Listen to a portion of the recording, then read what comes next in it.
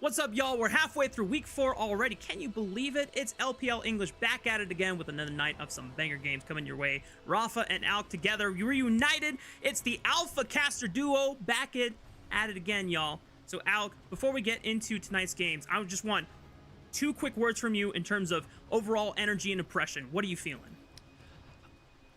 6, and that's 2 words. There you go. 6 and okay, well that's not really encapsulating the energy, but I think I know where you're going. But to remind everyone where we are at in terms of the standings, we're gonna go ahead and pull that up for you right now. Topping the chart is technically Top Esports 6-1 in the standings, but they are no longer undefeated, as we found out against their matchup on BLG this past Sunday. BLG are the only ones in Group Ascend that remain undefeated, whereas over in Group Nirvana, JDG still sitting at the top of the table, 5-0. And last night we got another clash between some of our Nirvana matches in NIP and Thunder Talk Gaming. I'm trying not to think about that series as a Leaf fan, and yeah, that series was great. Of course, we have Rafa on the show, so we do have to always mention EDG being undefeated over in that group. Sorry, Cubby, don't think it's going to happen. But yeah, I think we have a lot of fun stuff, especially with the 2 matches as a Group Ascend day here. And I think at the beginning of the year, if you would have told me the docket for today was going to be BLG versus JDG, I would have told you this is 2 super teams going at it, 2 teams vying to make deep runs in playoffs. But the last 8 months have shown that that's not all necessarily the case. Yeah, the evolution of this JDG roster in particular, as we'll get a chance to throw it up for you on screen. Obviously, at the beginning of Split 3, we had some big roster changes, with Klilov coming into the coaching role over CV Max, Xiaoshu and Top over Ala, and Wink over Missing.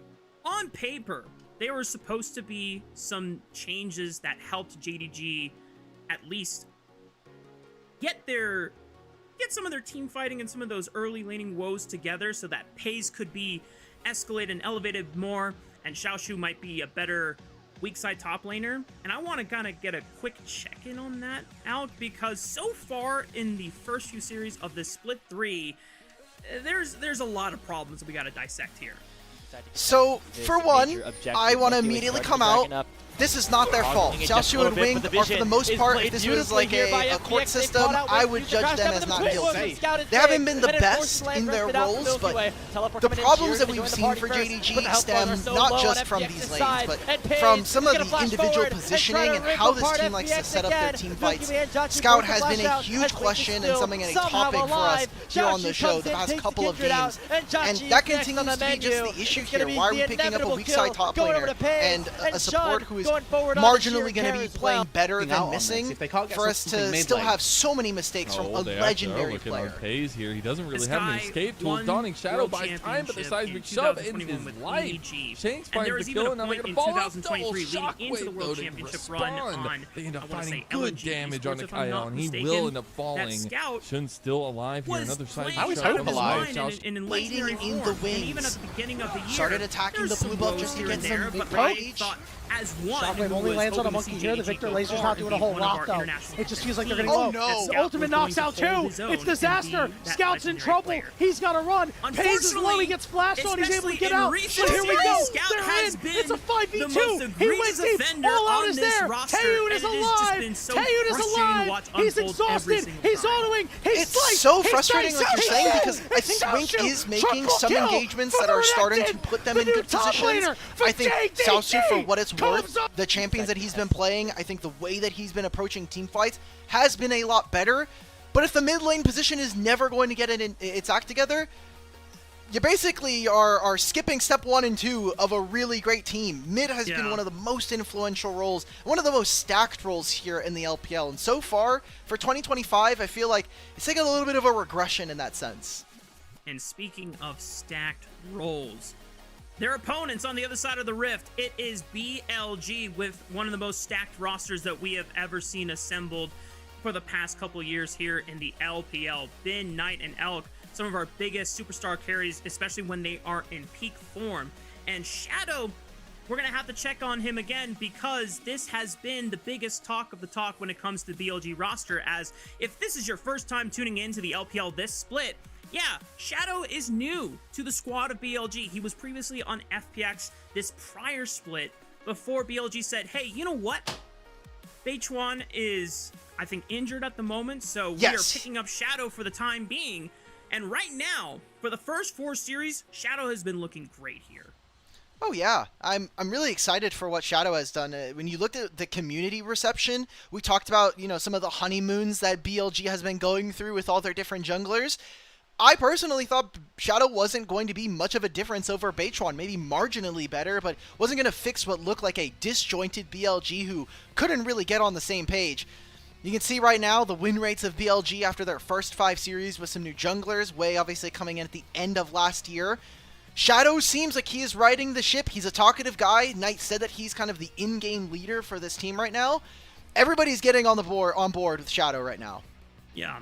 And when you see some of the fights that play with BLG Shadow in the lineup, I'm not going to lie, there's nothing super impressive or spectacular that Shadow is doing different than when Beichuan was doing for BLG in his first 5 series back in Split 2, or if you even go back to what Wei was doing with BLG last year in summer 2024. But at the end of the day, Alec, this roster is already stacked. You don't necessarily need a superstar carry jungler for BLG to add another person that wants potential resources for them. And especially right now, that's not necessarily the meta that you need to. There's a couple of junglers that you might want to put some resources into, but overall, if you've got Bin, you got Knight, you got Elk, you want to play for them anyway. You want to give your life first, if necessary, in the fight, so that those 3 carries can thrive. It's been really tough because we've seen BLG in the past have similar struggles where sometimes their macro isn't up to snuff, and that didn't matter which jungler they had, whether it was Sun or having Wei, Beichuan, or Shadow now. I just feel like this team is working a lot tighter. It feels like Elk is continuing to level up that consistency and be one of the best AD carries that we have here in the league. I think that the solo lanes are performing around the same level that we saw from them in Split 2, but it's just that coordination, the ability for them to actually find these team fights that they're actually going for. And honestly, I'm just excited, man. Like, I've waited for a BLG that can get as close to what we saw from them last year, and the first half of 2025 has been really painful to watch. So, if this is the form we're going to get, I don't care who it's with. I'm glad that we have Shadow, and I'm really glad that we're able to bring some wins home. Yeah, and because Shadow's been doing so well, I heard, a little birdie told me that there is an apology that is due. I don't know what all the Shadow haters. All of them. Be gone. Oh, okay. Yeah, there's too many people. We almost made this one for Beichuan, but, you know, there were some performances we felt, okay, Beichuan is still the Thunder Talk Beichuan that we had known and loved for so long. Shadow, I think, unrightfully was maligned after being brought onto this team. I was like, okay, what's the point? So, I want everybody at home, if you can, please fill this out. Why did you think that Shadow was going to be terrible? The media convinced you he was European. That might be true. We're missing Shun, Wei, or Beichuan. That's also true. You don't know LPL. A lot of you in Twitch chat have shown that that is true. So, if you want to go ahead and fill this out, show us your votes, whether in the Discord or on Twitter. We'd love to see your responses. And please, a moment of silence for our GOAT, Shadow. If I had to fill this form out, I definitely would be in the I miss Shun specifically box. That's fair. There.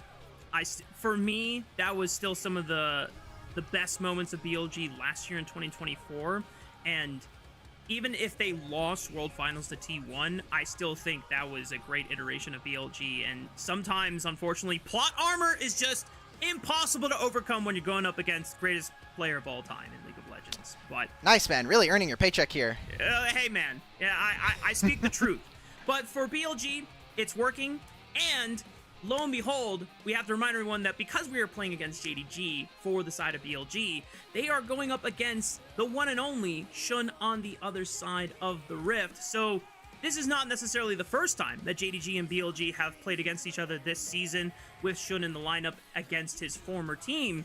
But this is probably the worst form that Shun has been alongside JDG all year, considering the prior 2 times that JDG played against BLG, they're both 2-0 sweeps against BLG. One time with Wei in the lineup, and the other time with Beichuan in the lineup. It's got to feel bad for Shun. Just, I think, a player who caught so much flack, especially in the early days of playing on BLG, with the roster that had Yagao. Eventually, he gets Knight as his kind of performer to play in mid lane, and that feels great for the team. Like you said, JDG now as a whole is really suffering, and despite the unbroken record that he has now, I feel like tonight, no matter what Shadow does, it's going to be a really tough uphill climb for JDG to be able to take down BLG. Yeah, and because it doesn't even matter who is necessarily better in the jungle, because BLG has something that JDG doesn't have right now, and that's an actual mid laner right there. Knight is playing out of his mind right now. Let me see if I've got his Zeke game was freaking crazy. He made Cream look like a bum on the Azir, and then the Aurora game after he picked up an MVP performance. I mean, I personally thought that Knight should have received MVP for the regular season last split. He didn't, and you know what? It's okay, because I think Knight is just going to pick it up this season instead. I don't have a scout card, at least close on hand. The close I can do for our Twitch chat audience, let's get some ZDDs spammed in chat, please. Let's get some ZDDs spammed in chat. Nice. Thank you. Pour one out for ZDZ. Pour one out? He's winning. He's undefeated. Well, anyway. Well, okay. Pour one out was poor choice of words. Pour one out in celebration of EDG, because they're halfway through a perfect regular season in Group Nirvana. Yep. I'm still on that train, by the way. Mark, we've gotta show some really funny pictures here, because Shadow, you know, continuing talking about our junglers, he's been a bit of a goofball. I think if any of our fans remember him from his time on Mad Lions over in Europe, this guy was always known for being a little bit of a wise guy, and BLG has been putting out some of their post-game celebration photos. I just really appreciate that he's willing to be silly, especially with how serious Ben and Knight can sometimes come off as. Yeah, I think Shadow is definitely bringing in energy that BLG definitely needed for this split, and when you contrast it to what anyone's Legend is going through right now, both BLG and AL are experiencing different effects of the very long international calendar, right? Anyone's Legend feels like they are burning out from it and need time to rest and recover, whereas BLG, with Shadow coming into the lineup after Beichuan, are feeling the second win and just as revitalized as ever. So it does give such a huge edge to BLG, who are on track to have a very, very dominant regular season. They have dropped a game here and there, but they have yet to lose a series. And especially with JDG's form, I don't expect that streak to end tonight either. We got a little bit of time before the walkouts and before draft starts. Mark, I want to pick your brain. One, we're on the new patch. How are you feeling about 25-15? I know we got a lot of support changes, especially in like Alistar and Braum losing 7 armor. How are you feeling about the patch? I mean, I'm going to be real with you. Nothing really changed in the jungle, so to me... What about Rek'Sai? Like that champ is fake, man. I tried, like, 7 different games.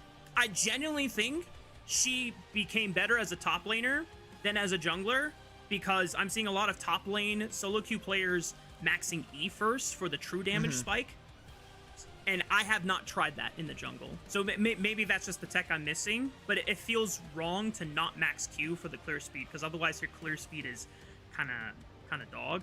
And all the other junglers are just better than her. Like, you still want to play Trundle, you still want to play Pantheon, you still want to play Zen, you still want to play Wukong. Vi is, like, still good in certain scenarios, right? And even then, if you like Jarvan, and then you'll just go to tanks, you know? It doesn't seem to me that any of our junglers here are going to be Rek'Sai enthusiasts, as much as I would like that. But I will say, Alec, to your point about changes that I did highlight, just talking to Cubby, I think enchanters have a bigger place now that some of our biggest tanks in the support role have lost a significant amount of armor now. But do you think that them losing armor has anything to do with the enchanters? Because almost all the enchanters do magic damage. So but you can harass with ranged auto attacks. Yeah, I mean, I think in theory this makes all of the AD matchups, the fellow like engage versus engage matchups, even worse, right? Because if you're going to be playing up against like things such as Lucian, right, as a Braum, or if you're going to be going up against even some of the Corkis like we've been seeing, that should hurt a lot more because they already have some shred. They have the ability to do a lot of damage, so stuff like that. And second question that I wanted to ask: do we think this BLG is going to have a similar performance this split that we saw from them in Split 2? Them getting top 2 is really impressive, even if maybe some of us didn't expect that happening. Obviously, Top Esports made a big fumble towards the middle of playoffs. Even a team like JDG, like we'll see later today, they got completely blasted out of last Split's playoffs. Is this BLG a top 2 contender, or are they, you know, more comfortably looking at like a top 4? I will say that BLG made top 2 last split with Beichuan, and I view Shadow as a better version and a more consistent version of Beichuan. So if they can do that with Beichuan last split, they definitely can do that with Shadow this split. So I think it's comfortable to say that BLG should make top 2, and right now are the heavy favorites just because they are playing the most consistently in their opening series of the split. They've only played 9 games out of 4 series, which is really impressive when you think about it. Yep. A really good showing so far early on into this split. So, kind of waiting. 25-15 has been fun. I personally really hate Yunara. I think this champion is kind of boring. It's fun to play. It's one of those AD carries we're probably going to see a lot of just because she is pretty fun, but not... I don't think she's very interesting to watch. She's way worse Zeri in that way. So, with Yunara popping up, because I've played against it now a few times, and her damage output feels insane, but at the same time, I feel like any of the times I have gotten beat by Yunara, I would have gotten beaten by any other meta ADC. So, to you, who is an actual ADC main, is there any, like, stark differences or clear identities that teams want to form around Yunara that they would not form around other marksmen in the meta right now? She needs a lot of setup. She has a fair amount of mobility. I think the range from her W is also pretty impressive, but she just wants to sit there and auto attack for a really long time. So less the same compositions that a Zeri would like, where a lot of the time Zeri would prefer to have an enchanter by her side. I think in terms of range, functionality of what she actually does, she is very close to Zeri. So let her have the front line, give her some ability to actually properly hit, and maybe you'll get to see some Yunara success. Okay. So, much like a hyper carry, a little bit longer range because she doesn't have nearly the same mobility as Zeri. She's really she's not like super long range. If I remember, she has like a 525. Yeah. So she's fairly short ranged for the most part from our other AD. She's 575, sorry. But still, she feels very, very low interaction. Yeah, because compared to things like, obviously Caitlyn, the big outlier, 650. Varus has what, a 625, a 600 range, or is he also 575? He is 575 as well. Okay, so yeah. So an on-hit Varus that happens to have a dash. Zeri's kit. She has Zeri's kit. Think about it, right? Her Q is an on-hit ability. Her W is a laser. And her E lets her dash or get more movement speed. And her ultimate upgrades her basic abilities. Yeah, fair enough. You know, her ulti allows her her ulti is just basically it's team fight mode. You are transcended, you are elevated, and you're upgraded for the next 15 seconds. So very straightforward. It's definitely the least complex champion that Riot has released in quite some time. And as you can see, you know, we've done our best to vamp and podcast until we get into the draft, but we've now seen both teams walk out. They have taken to the stage. They're at their desks. Again, to reiterate, BLG versus JDG.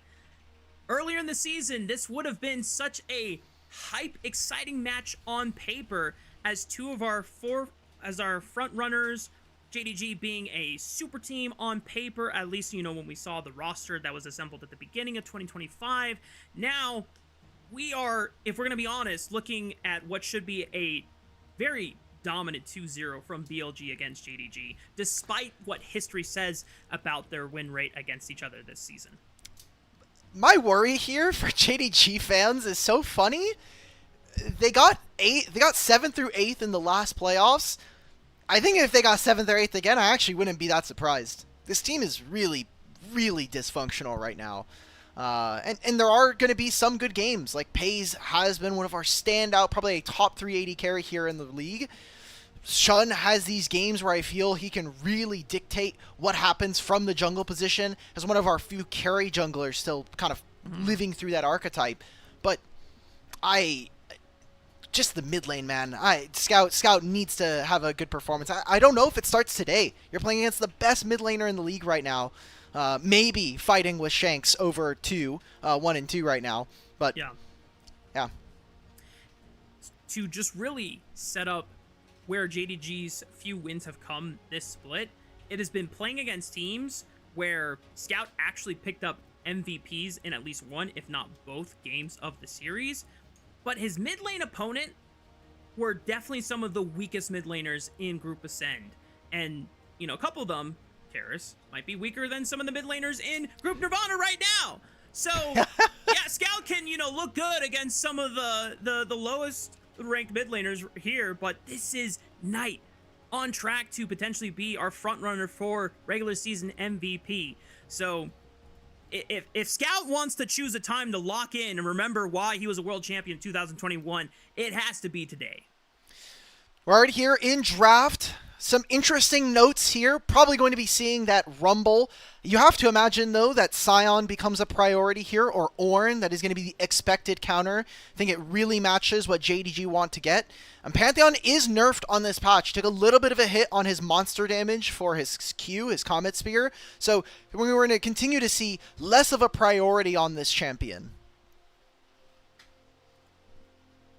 Still came out as a ban just to show that a lot of teams are still respecting the power or have not scrimmed enough with it to really get a feel of whether his clear speed has been severely nerfed as a result. BLG opting in for that first pick, Trundle.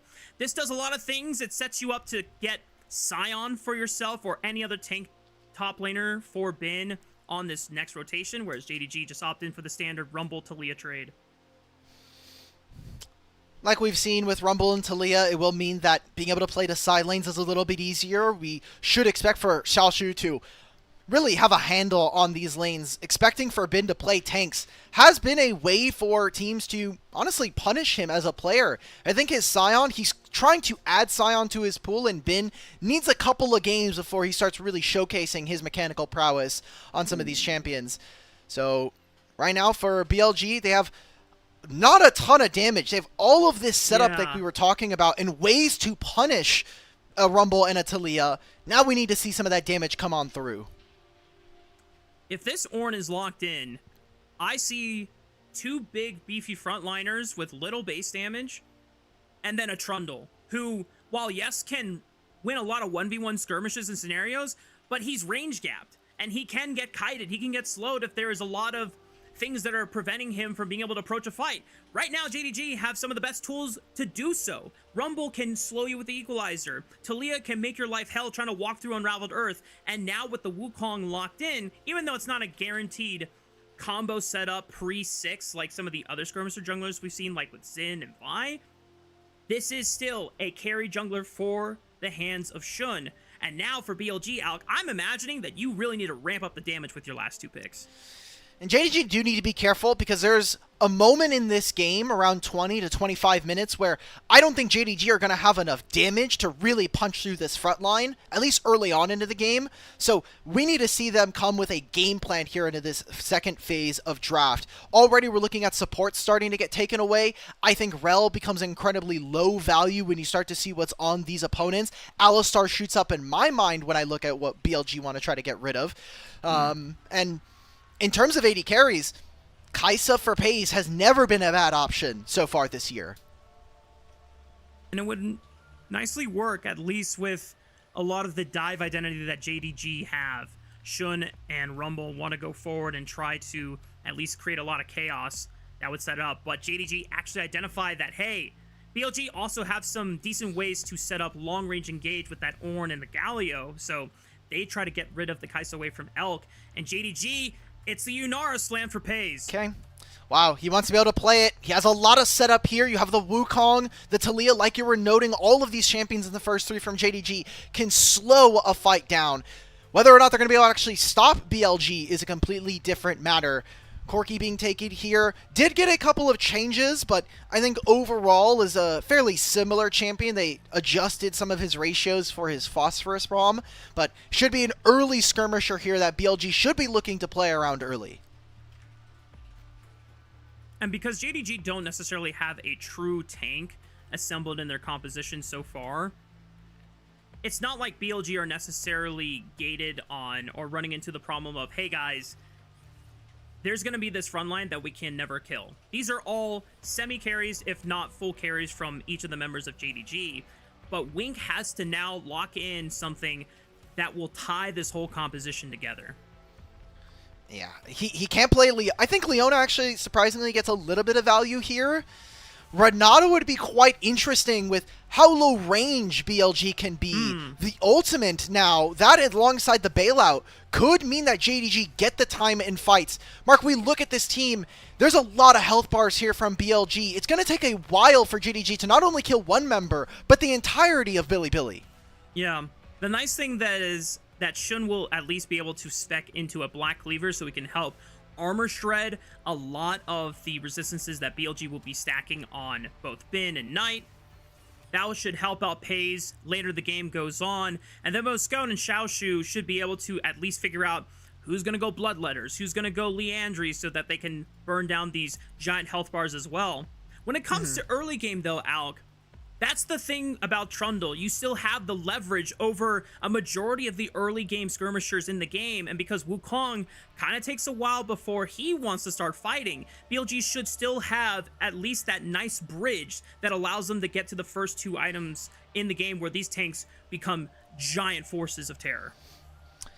My issue when I watch this game, or when I'm going to be looking for here in game number 1 of this series, is whether or not this composition from BLG is going to be able to properly move around the map. You have a Galio to be able to cheat. You have this Trundle who feels almost super powered with the lanes that he has around him. But can they actually execute on this? JDG have a ton of tools to be able to team fight. It's just about that mid game for them that has been a big worry. And that's usually where a lot of these games get decided, that we have seen in Split 3. You get closer to that second, third dragon spawn, the Otacon comes up, and usually whoever is able to get that big fight around that objective can take the whole game. Let's see how it all unfolds between JDG and Billy Gaming in our first match.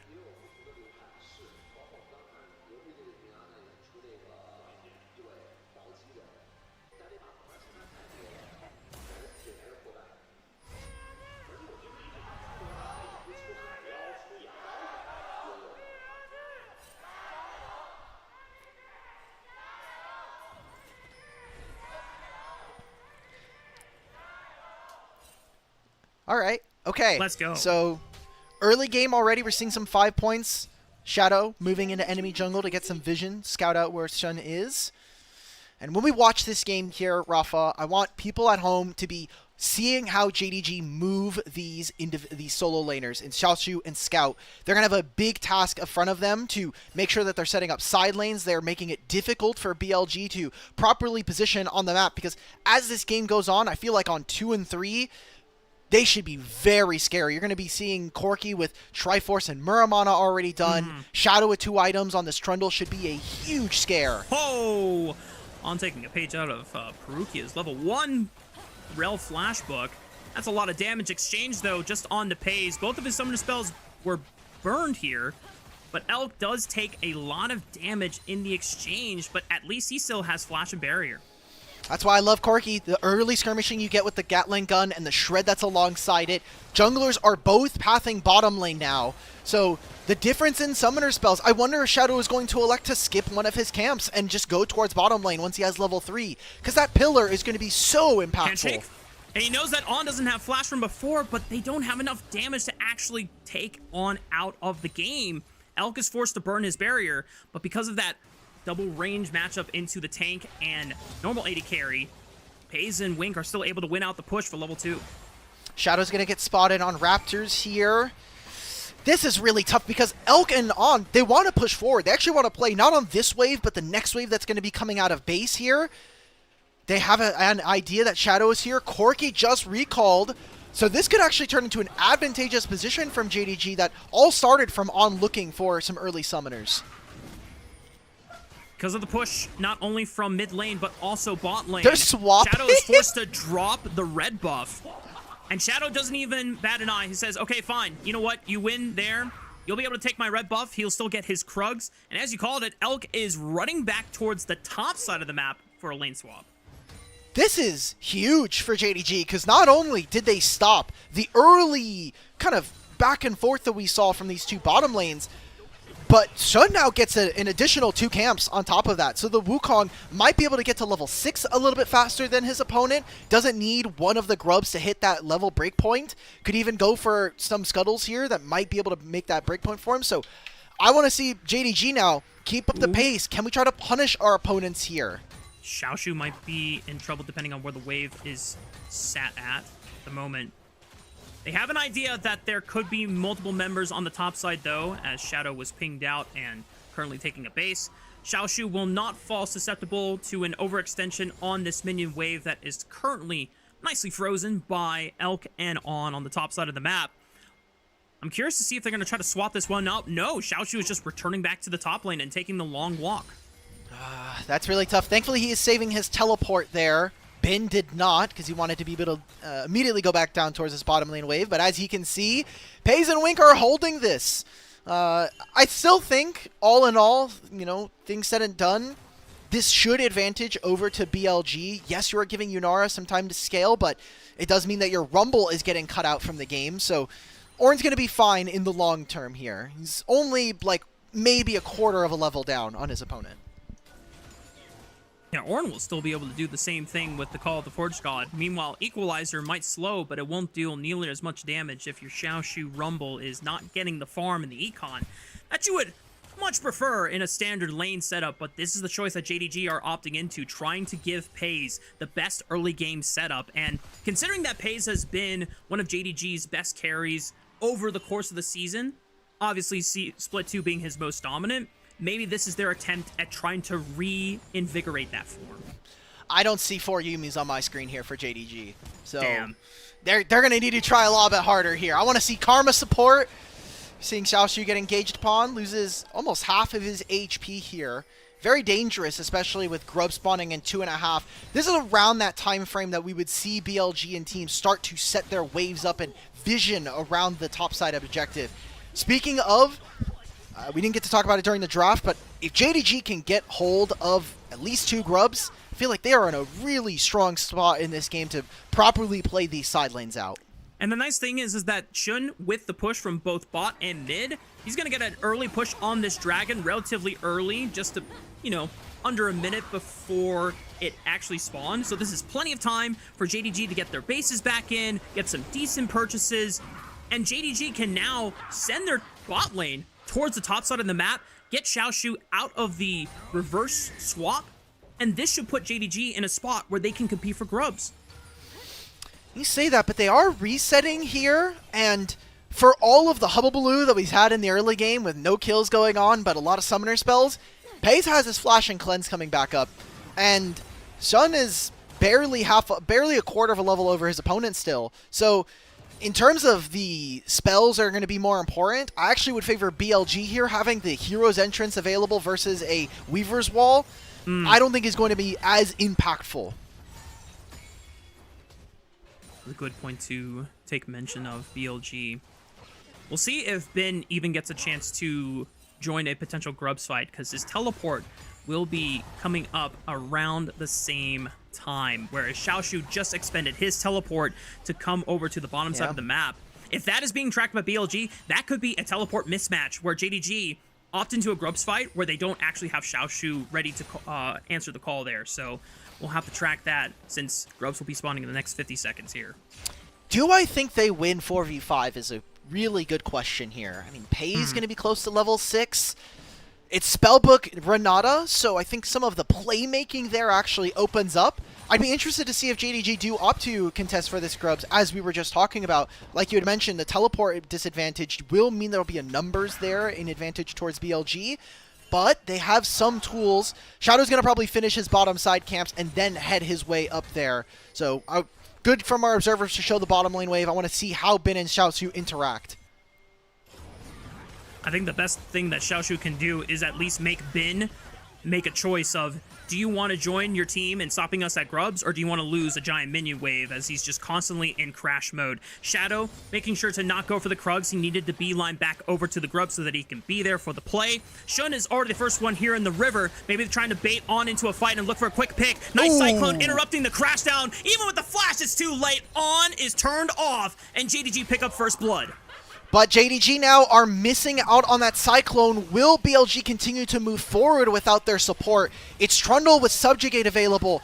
They're going to move away from there. JDG, I love the control that we saw from them in both of their lanes. I was really hoping the observers would show us something in mid, because Scout has been holding Knight under his turret for the majority of this laning phase so far. So JDG, they get those first 3 Grubs where they should have had a numbers advantage. A great punish coming out from them. Yeah, and it's all due to the early setup play from Shun and the rest of his bot lane being able to punish on there. Now, JDG will be losing out on a potential blue buff on the bottom side of the map. I think that is the worst case scenario, or the best case scenario there for yourself as Shun. You get your inner jungler spoke out there, bro. Your inner jungler was like, worst case scenario, I'm losing my blue for Grubs, man.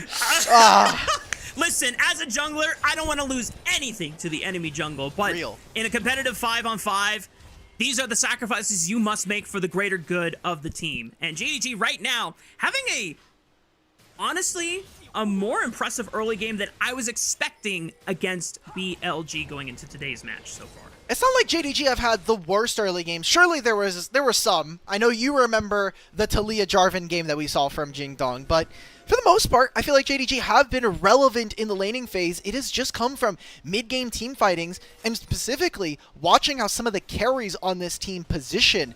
Pei's always really over-indexing because he feels like he has to 1v9 a lot of these games. Scout especially has had some woes so far. So we'll see how this game continues to develop. It's a small 1,000 gold lead here for JDG. And right now it's just some early game sparring. You know, we're testing, we're doing some test jabs to see where JDG and BLG are standing. Yeah, not really any major plays have come from the mid lane. No use of the hero's entrance, no use of the Weaver's wall. Bot lanes have returned to their true home on the bottom side of the map. As we're getting ready for the next objective coming up in the next 40 seconds. Once again, Shun is the first one here on this side of the map. Might get a chance to poach some chicken nuggets away from Shadow as he is currently traversing for the blue side of the quadrant, and JDG are doing a decent job of setting up vision control to make sure that BLG have a tough time of trying to contest them in the river here. They're holding this wave. I'm looking at top lane right now because both of our top laners are gonna have teleport soon. Scout needs to recall. Can they get this kill? Shun is trying to really hold the Cyclone, but because Shadow shows up, he is forced to use it, and Shadow will hold on to the Subjugate. This will be a good ulti advantage in favor of BLG. Meanwhile, bot lane 2v2, knowing that both the junglers are in the mid lane. Elk is losing a lot of HP here, but Pei's did have the Transcend to pull this fight off.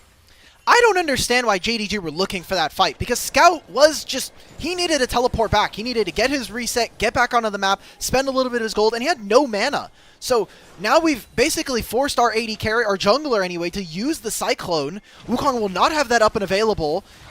BLG, though, suffering because their bottom lane have not found good trades. Subjugate has now popped. Weaver's Wall comes in, but the hero's entrance does as well. Wink tries to break up the fight with the hostile takeover, but they've lost their jungler in Shun, and Wink falls next. Like you said, Alk, no Cyclone means it's a lot more difficult, but here comes Xiaoxu with the equalizer, but just forces the flash out of Elk. But Scout answers with the flash of his own and throws a giant rock at the back of Elk's head. Call the Forge God already being used by Ben as he joins the fight, but this could be good for JDG. Just a way to flash onto Ben. He flashes and he still dies anyway. Scout is in a lot of trouble. Gets smacked over the head by Knight, but they answer back on a Shadow. It's an all-out brawl on the bottom side of the map. And the new top laner for JDG comes through with a magnificent teleport flank, gets the equalizer, the flash away from Elk, and BLG have been so aggressive so far in this game, but it has not panned out. The early level 1 from Elk and on, and eventually backfiring on them. Then this trade here of trying to force onto Pei's. They had ultimate advantage, and still BLG were not able to find success. We take a look at this replay yet again. I mean, the first part of this looks so nice, but Elk and On are half HP before this dragon even starts. Where exactly is some of that preparation and setup that we were looking for from BLG? And the whole team is just completely segmented from this point on. What benefits JDG a lot from this fight, because one of the big things that you called out was the Cyclone usage in the mid lane heavily impairs JDG's ability to try and take that dragon fight, but they forced it anyway because of the HP advantage. When we go back to live, Cyclone will be available, and a lot of these ultimate tools from BLG will not be available. So I'm pretty sure that JDG might have just taken the second dragon off of the respawn bases here. Boom. There we go. We come right out of the replay, and you just felt it. You knew as a Shun appreciator, you're like, I can feel him hitting the dragon. The smite, my hand is over my fellow F key. You felt his hand touch yours. He smited it at the right time. So it's going to be BLG in response, trying to get some turret plates here. I think I'm getting to that point, though, Mark, where at the first item mark here for BLG, where's the damage, right? Yes, it is a Triforce completed for Shadow and Elk, but I'm looking at Kanik, Rookern, what is going to, I assume, to be a Hollow Radiance coming out from the Galio. There is not a ton in being able to take down these opponents. Oh, here we go. It's the quota of Scout getting caught out here. He does flick them back, but he's got no reinforcements coming around anytime soon. Well, is this where it starts out? No, not yet. Not yet. That one, that was a good play from BLG to punish him. He doesn't have flash. We know he doesn't have his teleport. Let's go ahead and play on the side lane. There's nothing for Shun to be able to get on this side of the map, though. So it's just going to be him walking out and having to use the Cyclone. Watch at how much gold is going to be going over to BLG during this time, because I'm looking at Knight slamming this turret, and JDG barely getting any damage with their 3 grubs onto structures. And Rift Herald's coming up in the next 22 seconds, but Shun just used Cyclone. It's a big team fighting tool now gone for this potential fight. So BLG are going to have pressure on this bot lane turret, which needs to be answered. Shadow's going to quickly take a few chomps out of it, ensure that they acquire first brick off the map here. And that, I don't think that necessarily puts them at feats of warfare, because I don't remember who got. Well, it's already completed. So. Okay. The Rift Herald spawn G. Still. Maybe call the Forge God looking at Scout. He still does not have flash on this Talia, but thankfully for him, the Seraph's Embrace has just been fully completed and stacked, so he'll have an extra shield just in case if he needed it. But BLG wasting that call of the Forge God just to stop a little bit of the siege on the mid lane turret. That might give JDG the upper hand for this Rift Herald here. I see Shadow moving down to his bottom side camps. BLG thought that they had perfect position, and even if they did catch Scout there, we saw it right as the call of Forge God was landing. He finished his stacking of the the Seraph's Embrace. So he would have been a little healthier, a little harder to kill from BLG. I don't quite get the angle that they were going for, and turns out that JDG get every single one of the early objectives here. Both early dragons, all 3 of the grubs, and now a herald on top of that. JDG are eating good in this early game. Yeah, this is the best early game objective setup and control we have seen JDG all split long. And like you said before, it's not like a majority of their early games were always terrible. There were some that were good, even some of their losses. It does come down to the test of how well they are coordinated when it comes to the big mid-game fights, which is the 3rd Dragon Timer as well as that Otacon, which is coming up now in the next few minutes here. And JDG have not quite hit 2 items on a majority of their carries. Everyone is now at the 1 item spike, and because BLG has Trinity Force on both Shadow and Elk, this is where BLG should thrive before their front lines start become beefier and beefier. You know how bad you have to perform in a split that every time you do something good, we're like, okay, when's the bad thing going to happen? When are you going to throw the game? That's how it is. JDG shouldn't have sucked early in the split for us to be excited. Look at that pillar! Wait, what? What? The pillar was there while the animation of the charge was going through, so it just never goes through it? That is insane tech coming in from Shadow, and that saves them the mid-tier 1, which in the grand scheme of things may not mean all that much, but it allows for BLG to more comfortably move into these side lanes and escort players like Ornn and Knight here out of the side lanes back into their sides of the map. So a really interesting protect there from BLG, creative find to get back into this game. Now, Loki, I didn't even know that you could do it like that. I thought it would have to happen during the other part of the Rift Herald animation, but you know what? Shadow just showing that all of his time putting the Trundle Fries in the bag for BLG has paid off and being able to find these, small niche scenarios here. BLG now taking their 2nd turret off the map collectively, and JDG trying to fight for control. 20 seconds until the 3rd dragon spawns. So, we're at 18 minutes. We're talking about the dragon spawning soon. Let's think about where a lot of the gold has gone for BLG. Knight has now gotten 2 turrets with Trundle on side lanes. And while that's great for making this Galio really beefy and potentially difficult to deal with, JDG, on the other hand, are more comfortable with scaling, getting into this game. Now we've used this Trundle pillar, but Wink just gets to walk out. So, complete control of the summoner spells and the river here coming in from Jingdong. Nice use of the Bellows Breath from Bin to ignore the seismic shove. Keeps himself pretty safe from the clutches of JDG. And because Elk has the push on the mid wave, Pays is going to have to respond. So now Bin and the rest of BLG have control of the river. Scout might be caught here, forced to flash away from the call of the Forge God. And because Knight is now wrapping around on the right side of that blue quadrant, Scout can no longer approach from the safety of the blue buff entrance. JDG might just lose this dragon because BLG have full control. Why did they give up control of the river? You have Xiaoshu teleporting into the mid lane tier 1. That should have been JDG holding their ground. We'll have to watch. 4,000 HP on the dragon. Pillar already used. Weaver's Wall will separate some members here. On goes for the big engage. Hero's entrance going to be big. Right on top. Equalizer. A lot of damage onto the front line. But the hostile takeover buys some time. And it gives JDG a momentary numbers advantage. Who's going to get the dragon? Shun steals it from the hands of Shadow. Now he's locked in the pit. Still has a flash. Forced to use it over the wall. BLG, even with the first setup, lose the dragon. And now JDG are looking for stragglers. Elk might be in trouble. Shun trying to dash dash forward as Scout rejoins the fray with the teleport. Elk is forced to flash away as Scout now looming forward, looking for a seismic shove. But the rest of BLG had covered enough ground to get away from the hands of JDG.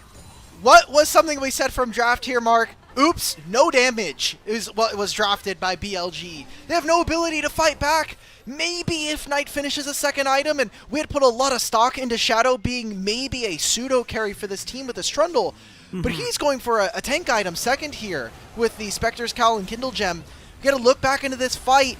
Scout completely separates the team, and then where are the damage dealers? Elks and Super Narnia, and this ultimate from Wink tears apart BLG. The front line is unable to properly walk up to JDG, and Shun flashes forward, uses the Q for the auto extension range.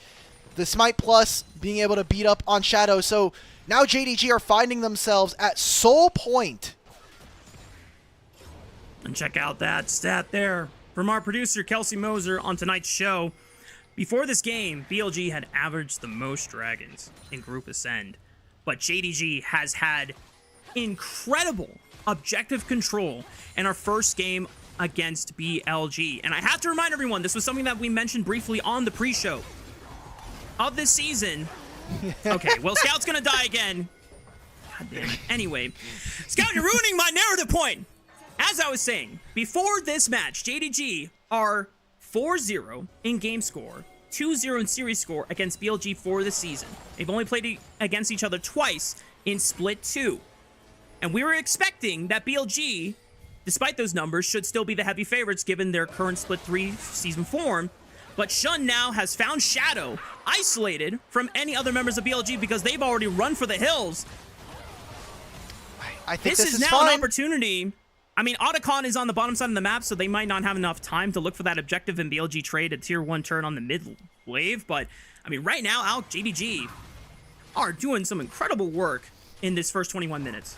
Yeah, I feel like for BLG there, it's unfortunate that Shadow does get caught, but that felt more like, hey, we're going to trade on one side of the map. We were able to grab Scout. We got the mid lane tier 1 for ourselves. It is more than likely that this top lane tier 1, if they want it, can go down. But JDG starting to slowly bleed a little bit there on the map. BLG willing to trade there. As we take a look back at this replay, how did Scout... I mean, Scout thought he was safe in his side. Okay, I can't blame him for this one. Yeah. This is just two tanks constantly walking up. A problem that we noted from draft was how are Rumble and Talia going to deal when you have a Galio that's walking at you? Even a Trundle in the side lane. We've seen this be a repeat play, and some of the source of only kills that BLG have gotten have been just trying to find Scout on a side lane so far in this game 1. And BLG now trying to set up in preparation for the Otacon, since that is the next big objective, with Cloud Soul coming up in the next minute and 30. And even though Scout has picked up the most deaths on his team this game, he is still finding ways to participate and at least contribute to the overall success of JDG when it comes to these team fights here. Pays getting aggressive in the face of Elk, forced to flash away. Wow, that was a lot of damage already. Pays is forced out of this fight, and Wink might be in trouble. Equalizer from Xiaoshu is going to try to break it up here, but the call of the Forge God for the response knocks Wink out of the park and sends the rest of JDG packing. Elk is going to look for any stragglers here, as Pays needs to ensure that he protects his bounty and does not give up that shutdown, but this should give BLG all the ground they need to secure Otacon. Otacon and potentially a dragon afterwards. That would be Soul in 40 seconds. They're investing the teleports coming out now. BLG make a massive pick from onto JDG. That could be a mistake that if we look at the end of this game with a BLG win, we'll be coming back to this moment here and asking, where did it all go wrong? A single pick there. And hey, if you're looking at this from the good side of JDG, they didn't lose very many summoner spells. Xiaoshu ends up teleporting into mid, and it seems like JDG still want to be able to contest for this dragon. Scout, please. Oh, thank God. Well, that is Scout Flash once again burned at the hands of BLG. JDG now in position to contest for this dragon, but BLG have been constantly marking that Scout without a flash is an easy target to pick off. how are they going to be able to fight this from BLG? You have no Call of the Forge God. You have no Hero's Entrance, not a Crash Down and a Magnet Storm from On. So the ability for them to actually properly fight this is really tough. JDG can still split up the fight with a Weaver's Wall. You can see that BLG are on the fly trying to problem solve their way out of this soul. The longer the BLG stall this take, the better it is for them. Call of the Forge God might come up in time, but now JDG realize time is of the essence. They're trying to burn this assist down. Shadow's in. Already used. Shadow is in the pit. They're holding the dragon at 5,000 HP. They want to wait for some of their big ultimates to come up. Look at that. 8 seconds on Call of the Forge God. BLG have done what they needed, and now this big entrance from the side of BLG, this big engage tool, can now be used again to force JDG out of the pit. And they're going to have to ask themselves, do they want to take this fight? He's already in. Hero's Entrance right over the top. Equalizer trying to slow them down, but Shadow secures the dragon. JDG, can they win the fight after? They've already lost Shun. It's a 4v5, but so many health numbers are low here. JDG will not be able to find a single kill off the back of BLG. And the slow specter of JDG Split is coming back to haunt them now, Alk. It comes at the mid-game when things start to go wrong. That looked very dicey there, and okay. I hate to talk about it, but Pace does no goddamn damage, bro. I saw him hit a knight who has no armor for at least like 10 to 15 seconds, and barely any of his HP was moving.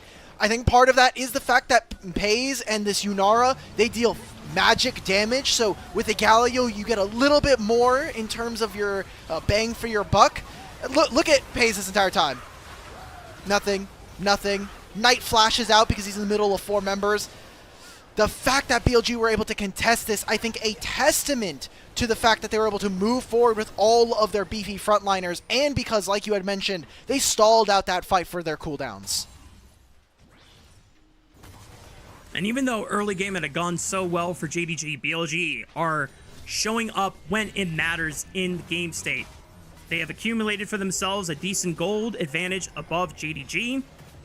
Yeah, they don't have the first 2 dragons, they don't have the grubs, they didn't even get the Herald, but the Baron is up, and BLG found themselves in a better position in the game where you have 2 items on this Trundle, you have 2 items on both of your tanks, you're almost at 3 items on this Corki, and even though we question, hey, BLG might not have damage, well, you know what? JDG don't have any real tanks either, Alec. So yeah, that's true. There's gonna be a point where the tanks are so beefy, and if your damage dealers on JDG cannot cut through these tanks, it just does not matter. Exactly. That's what we were talking about, right? Like, for JDG, it's a matter of can they outlast their opponents, and for BLG, it's all about a first-round punch. Can they use their health bars to kind of muscle their opponents out of space?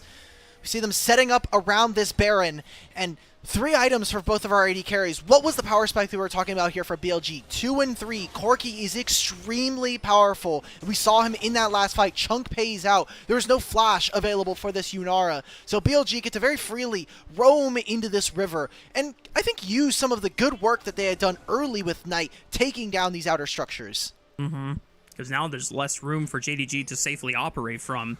I mean, look at how difficult it is for them to walk into the fog of war, into these river entrances and establish vision control. BLG are going to get to a point where they can start slowly bleeding the vision away from JDG and encroach that vision line further and further outside of their base. And then it comes to a point where JDG, it's no longer safe for them to enter that red quadrant safely, and BLG just have the free window of starting up the Baron or just continue bleeding these dragons away from JDG. Something that Yunara doesn't do very well, and I think we see reflected in the Runons there for Paze, is the fact that her wave clear is kind of piss poor. Compared to Corki, who just gets to use Q and then drop maybe a big one on top of the wave, it goes missing, and it allows for BLG to very easily push mid-wave, move into Fog of War, choke out the vision from JDG. And all they have to do, if they find maybe a pick here, obviously Baron's on the table, my eyes here, every 4 minutes, every 5 minutes, the dragon needs to be contested. It's a minute and a half now starting. The teleport coming down onto this Baron for Rel. Okay, it's just on getting back onto the map. On Sealed Spellbook, baby. Sometimes the teleports we see are like, oh, whoa, is there a play? Oh, okay, it's just support on Sealed Spellbook things. Understandable. And a nice thing here for BLG, they are not the ones pressed about trying to rush Baron anytime soon, which gives them the liberty to allow Knight and Bin push up on these solo lanes here, allow Shadow to steal more camps and bleed gold away from Xun, who, like we said before, this is a carry jungler for Wukong. And even though Trundle in this meta can operate better with economy than he did in prior seasons, we still think of Wukong scaling so hard off of each individual item spike. And the more gold you're able to bleed from that really takes away a lot of the team fighting power that JDG really need to have. Some of the power that Wukong gets is mostly from his passive. The Stone Skin giving you more resistances the closer you are to enemies, or if there are more enemies surrounding you, so I like that. We get into this game now, Rafa, and I'm looking at JDG's position. They need maybe one more item completed, either for one of their solo laners. Xiaosu looks like he's getting closer to finishing his Riftmaker. Scout with that Blighting Jewel might finally be able to punch through Shadow, Knight, and Bin. But the gold lead that they've opened up for themselves, and think about the experience as well, because BLG got the Otacon off of that bottom lane play, and because of that, they're almost a full level over all of their opponents. Knight right now is level 17. That's a big Galio, baby. And Shadow, because of the vision line that they had already established where JDG were being trepidatious in trying to approach the Baron, Shadow just solos the Dragon for free while Knight continues to put pressure on the bottom side of the map. BLG have complete control of the state of this game. And Pays, oh, I see what On was trying to do there. Trying to see if he could bait You felt the Pays flash into key, flashing. man. Yep. I felt it. Yeah, that's also one of the power points of Trundle. If everything else goes wrong on Trundle, you can press E. You know I can trust that you can press E, hopefully. And that means that someone like Pays has to use a dash or a flash, potentially. Scout, another immobile champion. Rumble has to use some of their summoner spells to get out of that situation. So Trundle's going to continue to be a big problem as the rest of BLG, despite not having the grubs, pushing their lane opponents around right now and making it difficult. We haven't had too much action as we've seen BLG slowly corral JDG to their side of the base. And because the game is continuing to progress further and further with these levels, even though on paper it says 3,000 to 4,000 gold lead, it's more like a 7,000, maybe 8,000 gold lead because of all the ornaments that have now come online for BLG. So at this point, it just feels like JDG are cooked. The stat difference is so massive in favor of BLG, it really does feel like the last nail in the coffin was unironically the fight before Otacon and them being unable to secure it. If they win this game, there's going to be a lot of question marks. A lot of question marks thrown BLG's way. So let's see, because we were talking about this draft as, okay, BLG got a lot of frontline. Can you maybe survive some of the early game playmaking? That hasn't necessarily panned out with how slow this game has felt. I mean, 14 kills at 32 minutes. Feels like an anomaly here. Oh my god. Decent pick on the On. Shadow's too tanky, but On is forced to flash Weaver's Wall with Scout, trying to make the pursuit happen. Teleport from Xiaoshu. Equalizer is good. On is pinned. He's going to get caught by the hustle takeover. It's now a 5-on-4 and advantage for JDG. Call the Forge God completely is not used by Bin because he is forced to run away. JDG trying to dig deep and pull a miracle despite being down so much gold. Pace takes a lot of damage, and JDG would have loved to start the Baron off of that pick, but they cannot afford to do so. Dude, Elk is just 1v9ing these games. This guy is Mr. Consistent this year. For a BLG that has been floundering so much, Elk has had incredible games so far this season. I think back to the first time we saw BLG versus IG in split number 2. That Elk game, or the Ezreal game that we saw from him, 40 minutes, back and forth, but he has like a 10,000 damage team fight. He has been so impressive so far, and considering a player that really wasn't doing all that much last year when we were talking about the Bin and Knight show being so incredible, I'm glad that Elk is kind of pushing forward and being the one Mr. Consistent guy for BLG. We definitely saw a lot of flashes of brilliance from him last year, but nowhere near the consistent day in, day out performances that he has been putting on, especially in this third split of the season where we're seeing a lot more pickoffs from On. And even with the support going down, Elk is still pulling his weight for the two of them as JDG trying to find their way through this river. The pillar forces Shun to use his clone just to dash back to safety. Call of the Forge God now looking for a couple members here, forcing the flash out of Scout. Pays dashes over the wall. Xiaoshu caught by the taunt, forced the flash as well. Hostile takeover. Catches only one on a bin. Maybe they can find a pick on the Shadow quickly, but here comes the hero's entrance. Shadow falls. Knight is going to try to turn this one around, but it's only onto the clone of Shun. Shun goes back in, has one more cast of the Cyclone, gets a Knight up in this Knight, but he's too tanky, Elk. JDG still cannot press forward their advantage, even with these picks. Pays is actually doing work in these team fights, but it takes too long for them to meaningfully make headway in this game. So we get another fight where a single player goes down, and then we reset 50 seconds before the Dragon. It has been JDG's sole point for the last 10 minutes of this game, last 15 minutes of this game, sorry. And they will always have the ability to make it happen, but they need to set up around this Drake right now. It's teleports coming in from On. Do they just trade this Dragon for a Baron? I'm not a huge fan of it, but you see the vision line that they're starting to set up from Jingdong? It is all darkness going into this river. And if anything, BLG have the first say on the mid wave, and they can just challenge JDG to potentially taking a lot of structures through mid tier 2, maybe even the inhibitor tower as well. Bin already taking up space in this red quadrant entrance. The rest of JDG controlling the vision, making sure that it remains dark. The minion wave in favor of BLG down the mid lane, but no one is escorting it because they value the Cloud Soul denial away from JDG. Big point we're watching here. No flash on Xiaoshu or for Scout. They are waiting for their ultimates. 8 seconds on that Weaver's Wall and 5 here for Wink. Trying to burn it down. Knight is forcing Scout away. Call the Forge God completely it misses. Unused by Bin, but they burn up Wink anyway. Shun trying to commit to the Dragon, trying to burn Bin down. It should go over. They got Scout, it. It secured the soul for JDG, and now they can try to turn the fight on his head. They've already burned out Bin. Elk might be in trouble. He's got the hero's entrance to back him up, trying to pursue Shun, but he was already forced to flash in the pit. Rest of JDG, if they can just live, this is a decent win for them now that they have the Cloud Soul on their side. Rafa, I won't lie here.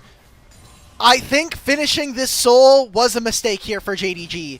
I think letting this game open up potentially for 5.5 minutes of a Elder on the cards, I don't like this. I really do not like this choice here coming in. I think for JDG, it's obvious you do want to be able to grab the movement speed that you get from the soul. We take a look back at this replay, and again, so many things going wrong. Wink stopping the College of the Forge God coming out from Bin, and then Scout making this impossible for Shadow to get into this. Remember, he used his flash on the top side of the map, so not an option here for JD or for BLG. And while they're missing some of that damage, that front line still living through a majority of this fight. Yeah. Again, BLG are still ahead in overall gold stats. Not just what you see, the number on screen, but also thanks to the ornaments that they've picked up for themselves. Shun has still yet to pick up a third item for himself, but the rest of his carries are picking ones up. Void Staff for Scout. Riftmaker for Xiaoshu. JDG are still trying to scale up and be strong carries for themselves, but BLG still remain to be such a giant wall that JDG have to break down in each of these team fights. And even if things are equal to each other, when you have gold being this close, almost 3,000 here for BLG, those Orin items might be the make or break point here for BLG. It's a little bit more tank stats. I think for me, the thing that is most interesting is that Shadow opted to upgrade his Spirit Visage, so he'll get some more magic resist, some more HP and ability haste, but he won't have necessarily that damage or maybe some more utility that might come from a Dead Man's Play or Trinity Force being upgraded. So we'll have to see how much more BLG can actually get, and can they allow Elk to, stand tall and win them a fight. And I do like that Knight has opted in for more damage-heavy items after his first two. Zonya's still kind of defensive, but the Death Cap, 4th item, that's a lot of AP now that is going to be coming through on this Galio. So it's no longer just a frontliner. It is someone that can threaten the backline if he gets on top of Pays or Scout. Baron is being burned down, already below 7,000 HP. JDG trying to step in and force them off of it. They maintain the leash. On trying to threaten him with a flank on the left side, but Xiaoshu is marking him. Call the Forge God coming through. Wink throws out the hostile takeover. Scout tries to throw up. Shun killed the jungler before it goes down. He got it! He steals the Baron! He steals another objective away from Shadow. Pays able to take out L2. JDG are pulling a Baron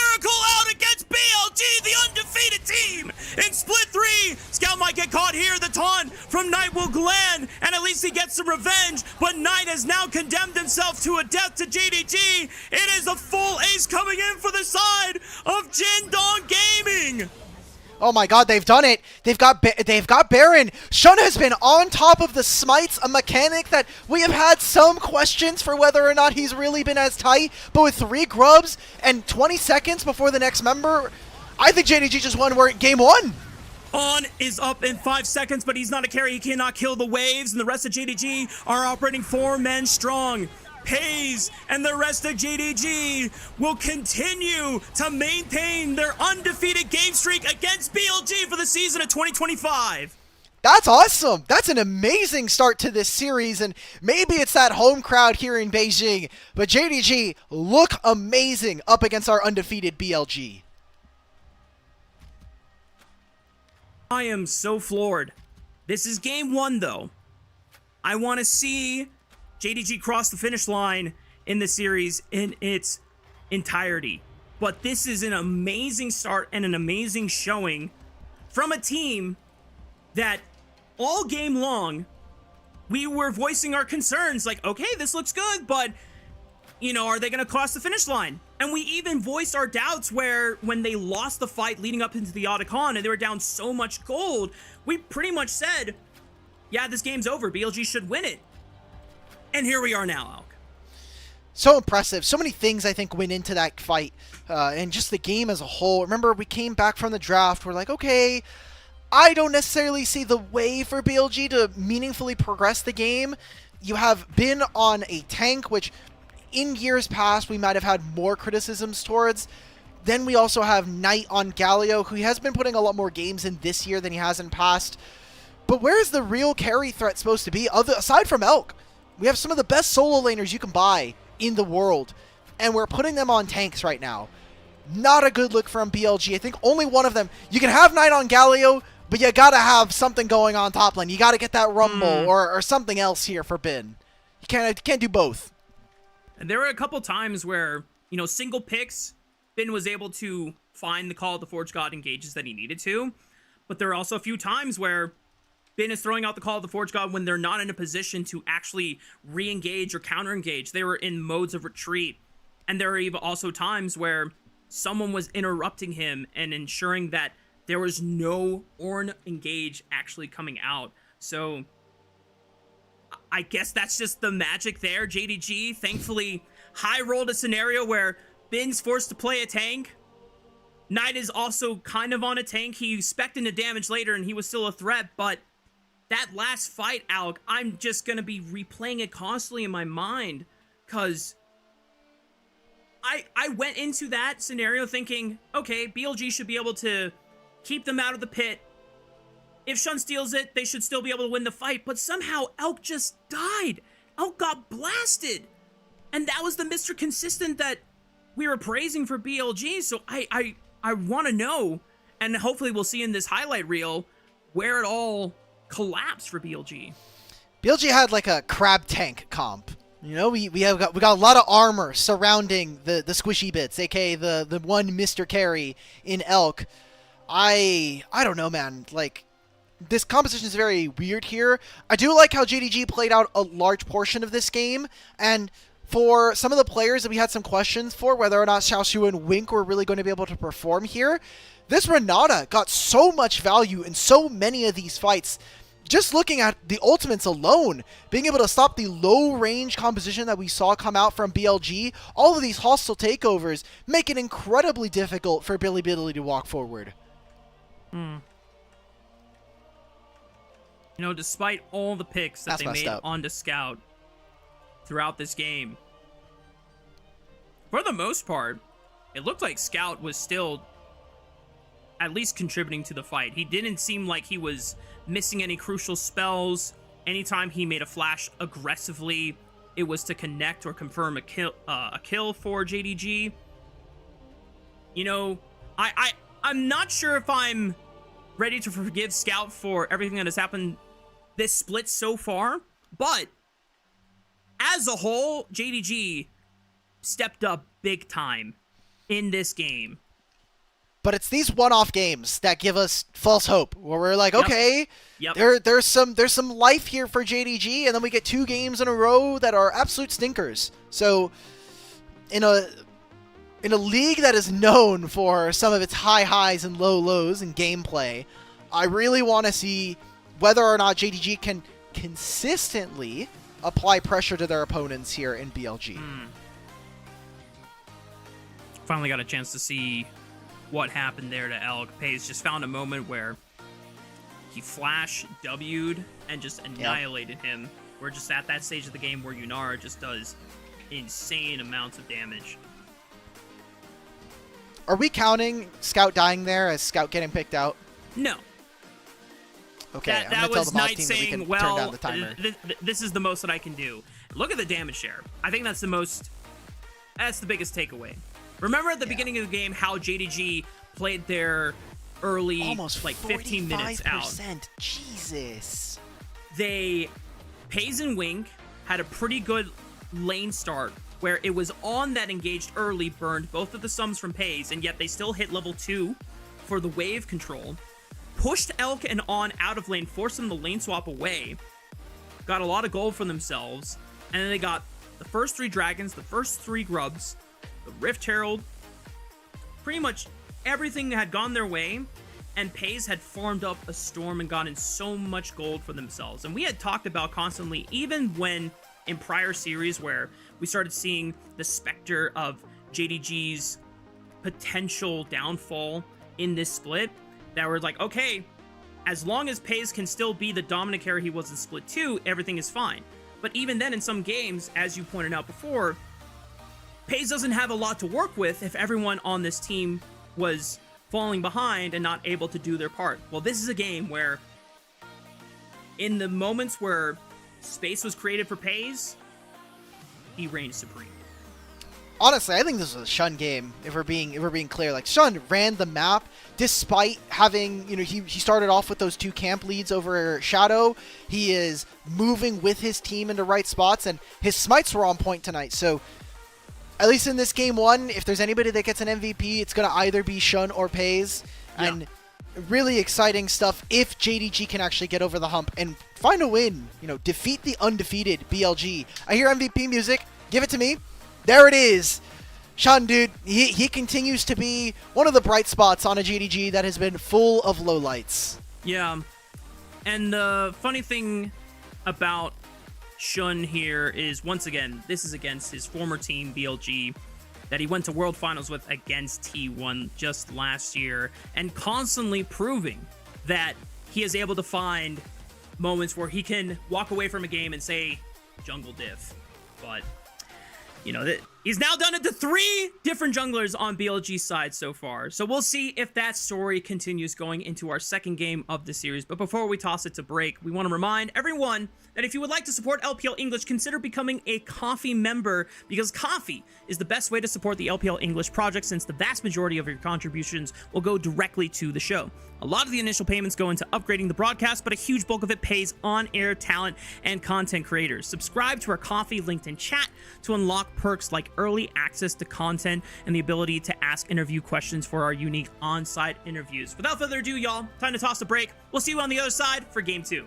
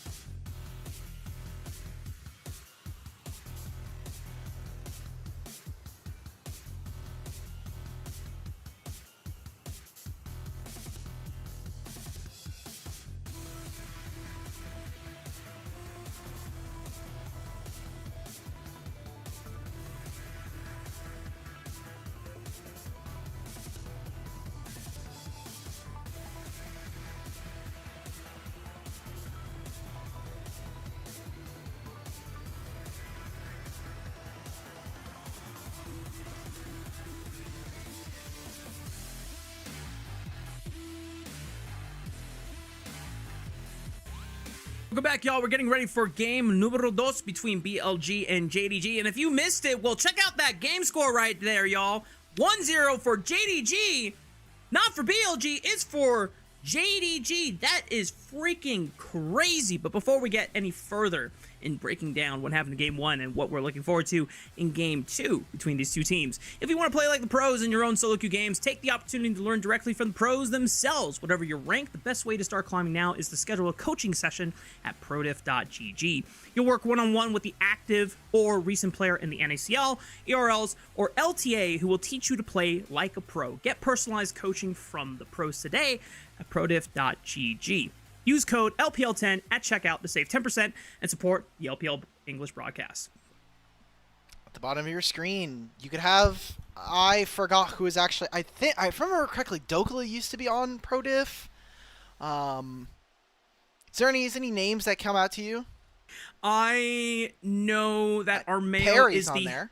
Armeo at least is the head and the brain behind prodiff.gg, who is a former pro on both NACL as well as LCS back in the day. In fact, I think Armeo played under our producer Kelsey Moser when she was still a coach for EG, and Armeo had come up after being promoted from Team Liquid Academy off of the back of 2 dominant back-to-back splits in the year 2022. So in terms of, I don't have a pro player. All right, list I'm looking at the names. If you want current LTA pros, I'm counting Zamudo, even though he hasn't gotten a game because he's getting scammed by Visa. You have, let's keep going. You have Dark Wings playing currently, and a lot of them are NACL players. So Bradley, Crimson, Levitate, Sajed, Phillip. If any of these names are ringing to you, Tomio, they are currently players that are available for booking. So, yeah, go ahead and use some of their products. They're really grateful to them to be able to sponsor the show. Hopefully, in a little bit of time, actually, we'll be able to have some segments with some of the pros here to help out during our live segments. But coming back to this game, Rafa, I know it's kind of tough. We are already into draft here with BLG going onto the blue side and then picking up Azir here for Knight. JDG answer immediately with the Xayah and Rakan early on for Pays and Wink. So this gives BLG an opportunity to look for their bot lane of choice to try and counter this matchup. They throw down the Nico for On, and will it be the Kai'Sa to enable the dive? It will. All right. So BLG have really strong lanes already showing up for themselves. The Kai'Sa, Nico to be able to help.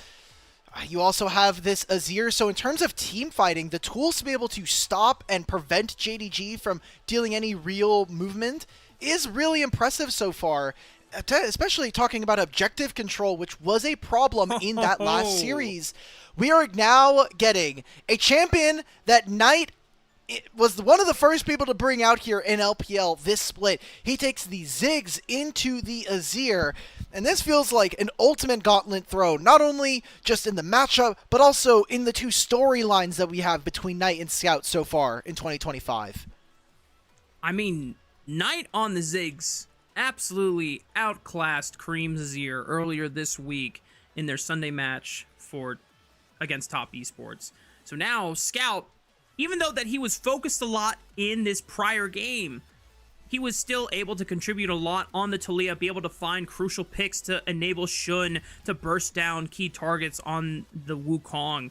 We'll see if now Shun can find a way to repay the favor and enable his mid laner to find those Mega Inferno bombs on targets that are easily locked down. Through the ban fades, it's mostly top lane, since both jungle and top lane have yet to be locked in. The Scion taken away from Xiaoshu, and Bessa and Poppy away from Bin and Shadow. There's no Trundle anymore, so those tanks get a lot more in terms of what you're actually able to get out of them. This is also Scout's first competitive game of Ziggs, so we'll see if he's been putting in some work on those scrims. He obviously did miss out on a match versus Weibo, which got rescheduled for the end of the season. Right now, what JDG do need is some way to kind of slow this game down. In terms of junglers, Skarner is really good into allowing Pays and Scout to actually get their damage, because Xayah and Ziggs are very conditional as to where their damage can be placed. It was a good call out by BLG to ban the Way of the Jarvan because the Mega Inferno Bomb would have benefited graciously off of any targets locked in that terrain-made Cataclysm. But Shadow goes for the response, seeing that Shun is locked in a tank jungler for himself, picks up the Sejuani, and Ben now has to decide what is his blind pick of choice. You've already spoken out about how tanks doesn't necessarily always favor Ben, so he's going with something a little bit more laning power in that Renekton. Honestly, if you're Xiaosu though, just pick K'Sante, right? Like, it's his most played champion aside from Rumble. It allows for you to eventually be a front line for the Ziggs, and you also have the Rakan that can stop any kind of movement here from BLG. I think this game comes down to our AD carries here, and specifically Elk, the ability to dive, get past all of that front line here from JDG. Whether or not it's going to happen is a different story, but I look at this composition, Rafa, and I see a bottom lane that really might just come down to whether or not On is going to be able to push their opponents in the laning phase. You have Azir versus Ziggs, which should go in favor of Scout. And even if Xiaosu does go down in this matchup, he's been really, really good at these kinds of styles where, yeah, hey, look, I'll sack 10-15, and by 15-20 minutes in this game, I'm going to be more useful than an enemy top laner. Yeah. It definitely benefits Xiaoshu this time when he's playing something like the K'Sante versus the Rumble, where we saw how proactive JDG were in maintaining advantage for Pays and Wink and sacking that of Xiaoshu. And now the composition aligns better. When we look from top to bottom on where these compositional strengths are coming online, JDG had a lot more movability in the early game. This time around, there's a lot more scaling factor when it comes to their jungle and mid duo. Okay, all right, let's get into this, Rafa. We've got one game at the very least before the end of this series, and for JDG, I like their composition, even if it is Scout's first ever Ziggs game. It's about whether or not BLG can actually execute, and I feel like they do have a lot more tools that kind of fit how BLG want to play, better than what we saw in that previous game. Yeah, Ben and Knight are not necessarily on frontliners. They're now on damage dealers. At least Renekton will be a bruiser, can always threaten to dive the back line. We'll see if BLG can put a stop to JDG's momentum here and reverse the curse, or if JDG will repeat history as we get onto the Rift for Game 2.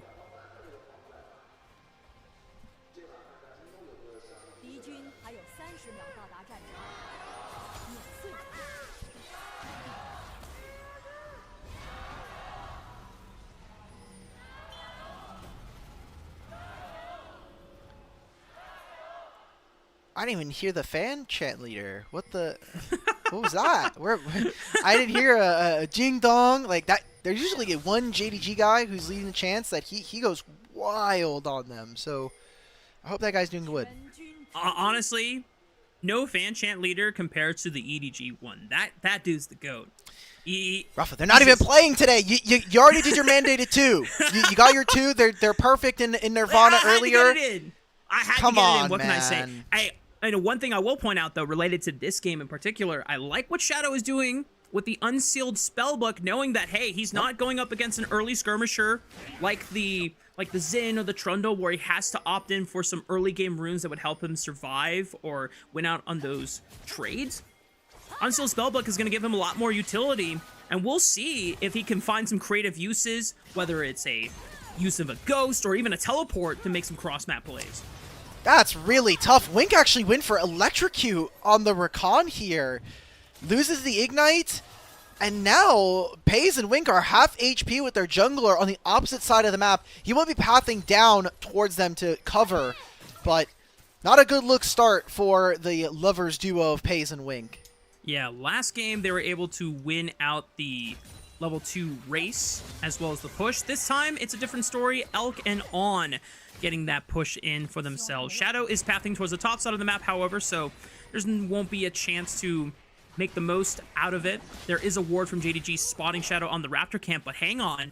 Is Shadow going to just go for a level 3 dive? But there is a ward on it, so they should know that BLG is looking for this early aggressive play. Well, Shadow is going to walk right over the river, and he has priority from his bottom lane, so Nico's going to move. We'll get spotted going into Tribrush here. Man, this gotta suck here for Sun. He's going to swap immediately. He knows. He sees the pings. He sees that they're rotating into his jungle. He's going to give all of this up and try to make something happen on the top side here. But Skarner's clear at level 3. Not super fast, so as long as Shun is, you know, kind of keeping him moving, he's probably only grabbing like maybe one camp here. Because look at Bin. Bin's about to shove a wave underneath the turret.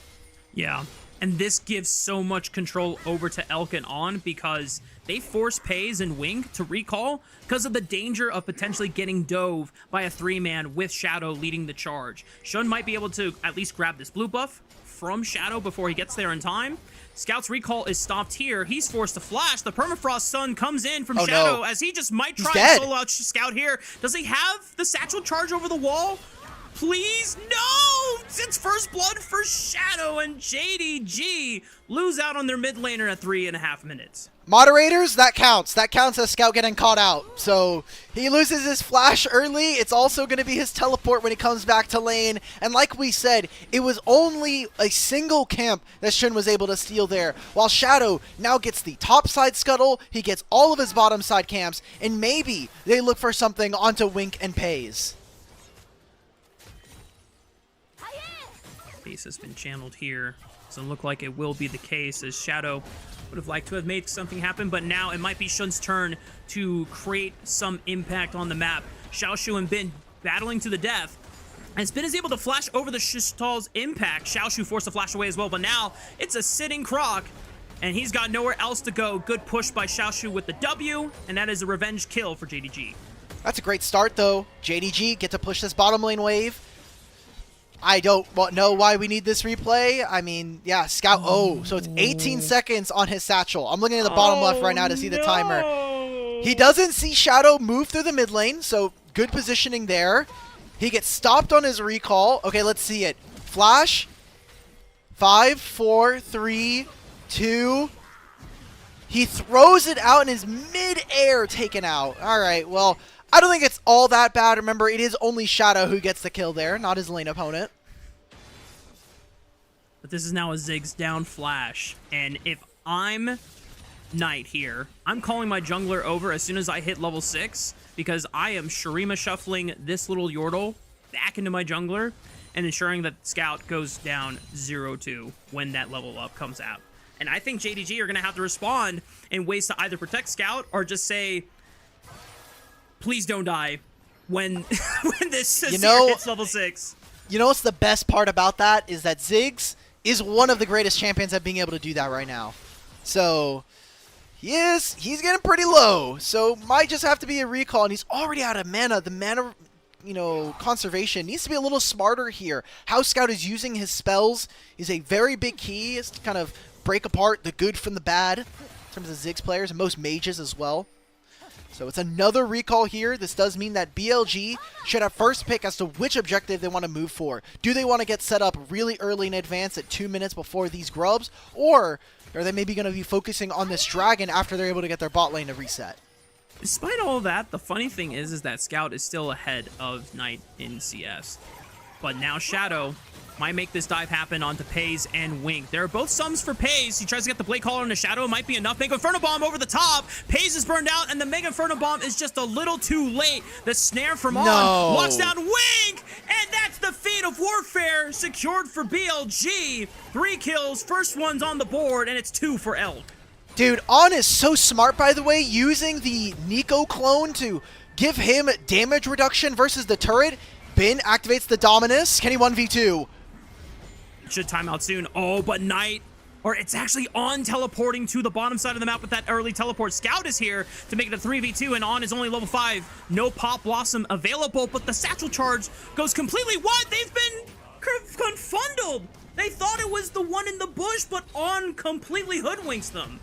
Well, BLG, they get feats of strength, or feats of warfare going on for themselves. They get a few more plates on the top side for Elk, and it is a plate now here for Knight. So the big carries for BLG, and Knight and Elk are getting a lot of gold for themselves and opening up a big lead. Oh, there goes On. Oh, okay. Well, On first hoodwink JDG, and then JDG hoodwinks On, so how the turns have tabled. Oh, Shun just completely goes wide with the impale. Okay, well, there's a lot of things happening in this escape too. Guys, we are giving Knight 3 waves in mid lane to himself and maybe more plates. What the hell is going on? I don't even care that JDG got another kill there. That is gold in all the right places here for Billy. And I mean, JDG, they don't really have a way to slow down this game. They're not even contesting for the first dragon. They're instead going to move their pieces on top side, look for these early grubs, maybe help Pays out in the lane. Xiaoshu going all out on the bin. He knows that the Croc doesn't have flash or dominus, but it's just not enough to threaten an all-in kill here for the K'Sante here. He has no vision, right? You look at the bottom side of the map there. There is no wards that are really proactive or help Spin, and he's been ganked twice in a row now. So, for all intents and purposes, he thinks that that Shun could be in the area, and now no mid priority means that Shun gets invaded. Yep, and Shun doesn't have flash from the fight before on the bottom side of the map. So this just means that the Golden Emperor himself can swoop on in, pick himself his first kill of the game, and ensure that JDG's jungle starts to suffer. Well, guess what? That's 2 jungle camps and going to be the grubs for Billy. Oh, man. JDG, what is going on? He had such a wonderful game 1. I'll be honest here. I think we can kind of see that Scout does not play Ziggs. There are a lot of telltale marks of a non-good Ziggs player. Bro has not been studying the APA VODs, I fear. A lot of people have not been watching the APA VODs, so don't worry. But like when it comes to APA Ziggs, this guy was the first one to bring it back into pro significancy back in 2024. So I'm just saying, APA would not lose lane this hard versus Scout right now. True. So another dive potentially being started up here. No all-out available here for Xiaoshu, but 3 grubs could be the turret. He pushes Shadow to the side. On is trying to take up the turret as much as possible on that cannon minion form. But Xiaoshu is able to stall enough time, at least for that first wave. But now Elk commits with the killer instinct. Shadow takes up the last turret shot. Doesn't even die. The dive is clean. And BLG extend their kill lead to 5. That's going to be the turret. That'll be feats of strength going over to Billy. Upgraded boots as well. Thinking plays on to Pays. Bin is really strong. Yeah, he forced Pays to Featherstorm there. And they can get the dragon. Wait a minute. Shadow and Knight. Oh my god.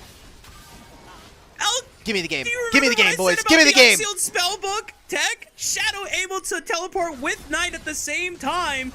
And they make the cross-map play happen. That's tempo gaming right there. Holy hell. You look at Shun now. Shun was trying to get this dragon. They thought with the 2v2 there that they could hold down Bin, but he's 30 CS up on his lane opponent. Xiaoshu has had some action go towards his lane, and while it has helped in the 1v1, so far JDG are losing out everywhere here. They just lost their top lane turret. They gave more kills over to Elk. And now on the bottom side of the map, this immediate swap over from the Summoner Spellbook that you noted from Shadow. He gets right back onto the map, takes the dragon from underneath Shun. This game is doomed at this point. Like, the counter matchup that we saw from lane is going absolutely nowhere. Where we can kind of look at the Wing Summoner or Rune setup here. I don't think it's been at all effective as JDG have lost everything on the map. Yeah, this is a completely disastrous start. And at least in game 1, when JDG made the comeback, they at least had the strengths of an early game foundation that they were able to build upon and still lean back on when BLG started taking over towards the mid-game point of the first time these two played against each other. But this time around, it's BLG walking away with a dominant early game under 12 minutes. And JDG, I don't know how they come back in this game at this point. I like the tools that JDG do have. If the gold were to stop climbing from here and we got a little bit longer in this game, I personally would really favor JDG's comp if we just took nameplates off. I think Ziggs is incredibly powerful against what Billy are showing. Xiaoshu does have flash and the all-out. Permafrost for the first stun, all-out. Takes him to the other side. Dodges the Glacial Prison stun, but is still relatively slowed. But the flash from Bin should be able to guarantee the kill. And it's the Call of the Meek to the face of Xiaoshu that brings him down. It's the inactivity here from JDG, though. Look at what else is happening. Knight is still slamming waves in mid lane. They're pinging onto bottom lane, but there's nothing here that Scout can do. So all Shun can kind of look around at this point is maybe I can walk around mid. I don't have any camps. A lot of them are being taken by Billy. Yeah, it's just so hard for Shun to get proper setup and threaten any of the lanes that are left, either in Knight or Elk on the 2 side lanes here that JDG had control over. If you try to approach Knight and you don't catch him with a flash impale, he just pushes you away with his ulti, or he flashes away, right? You look for Elk, he can hit you and reposition with a killer's instinct and dodge the impale. So it's just doesn't feel like any real ways for Shun, even though he has one of the best AoE ultimates in the game. It doesn't seem like he has enough setup from his lanes at the current time to enable and make those big plays happen. We're seeing all the gold going to the right places here for BLG. 2-0-1 for the Azir. Say goodbye to Pays. Jeez. Trying to farm by himself. Where are the rest of the members of JDG? They're trying to make an action on the top side. Plates are about to go down. And BLG are going to grab themselves more pushing power on this bottom side, giving solo gold over to Elk.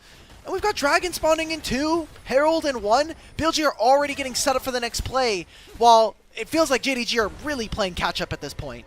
Yeah, and you can just tell how desperate they are. Where was how Scout? Many members they have to overplay to this side of the map. I mean, Shadow's going to answer just to make sure that Bin doesn't die in a 1v3 scenario. So Shun and Scout are now forced away, and Knight is now collapsing. Shun is forced to flash over the wall, but he still has a permafrost stuck on top of him. Glacial Prison will extend the CC chain, and Shun, all he can do is just throw out the impale, and it just goes wide anyway, since Shadow flashes back over the wall. Bin continues the fight. Knight is right there. Wink is trying to turn it around, but where's the damage coming through? Pays throws out the Featherstorm, looks for the Blade Caller next, but it's just not enough. They're too far behind, and BLG are wiping the floor with them, now looking for the last straggler in Scout, but this Yordle Rat's got nowhere else to go, and he's going to be sent back to the fountain.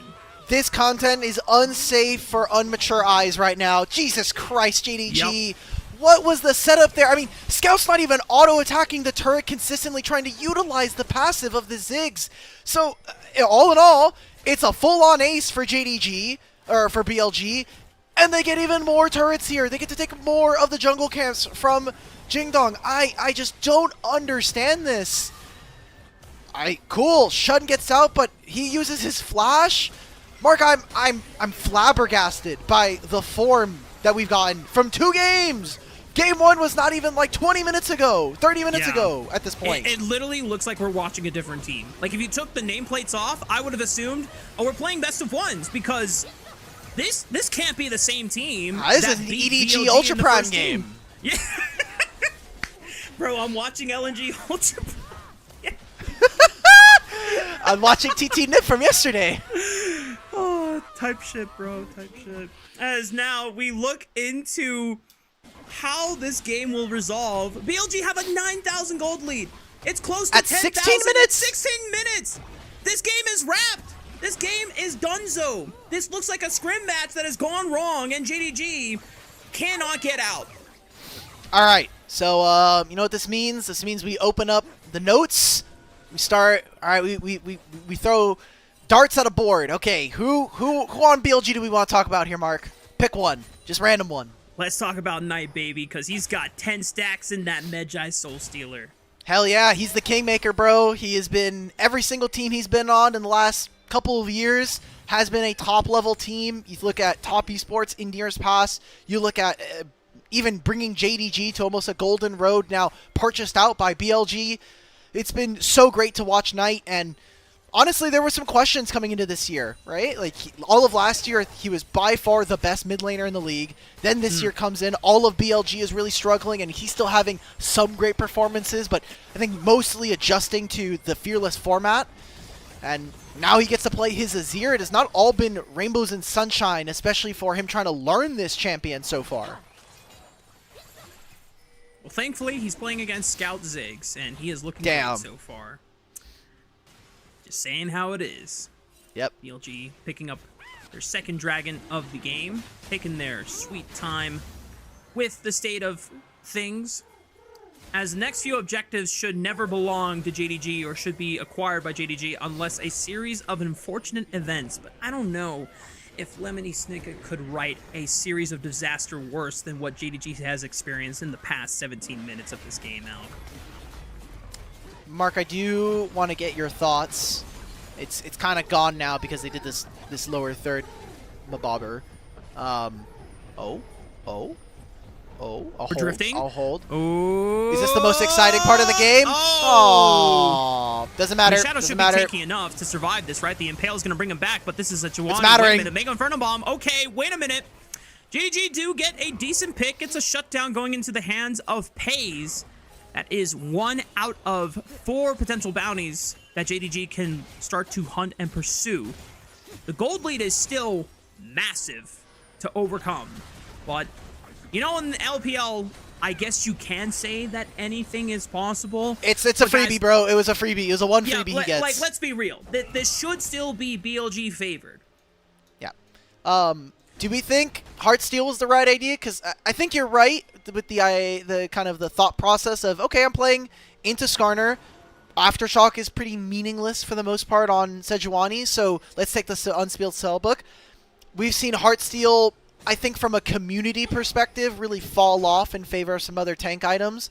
I know that the cheaper support like Locket of the Iron, Solari, some of those builds are getting pretty popular. Do you still like Heartsteel?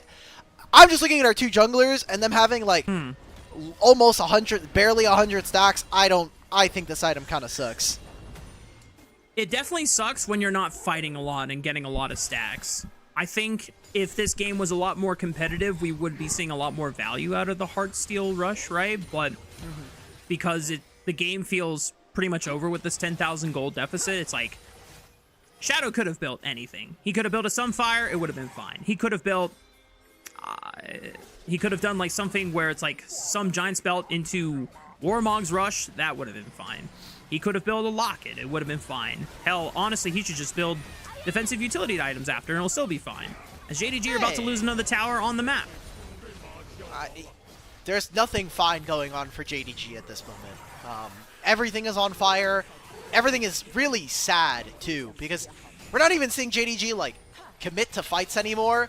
They're like, okay, we're in full farm mode. Everybody, if you can touch a wave, then that's good. If there are enemies nearby, run the hell away, because we are not fighting these guys. We lose every single skirmish. So, I don't know what else to do, Mark. The game is kind of cooked like we were talking about. It's going to be an Otacon going over to BLG. I don't even care if JDG get the objective bounty that is this turret. And guess what? Doesn't seem like they're going to get that either.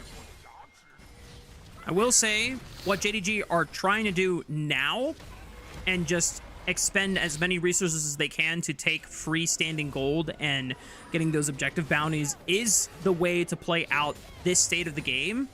The question is, you know, is it actually going to be enough? And just quite frankly, against a caliber team like BLG, in theory, it will not be enough, you know? But JDG, because they're still competing and doing the best they can from this scenario, are going to try. But BLG, now with Otacon secured, have a massive team fighting buff. Every fight is winning. So JDG are just going to be threatened and challenged at pretty much every single corner that they encounter for the next how many minutes it takes for BLG to close this game out. I think at all points after this, for the gold lead that they have, barring us going to 45 minutes for absolutely no reason, I don't see a point in the game where BLG are going to be weaker than their opponents.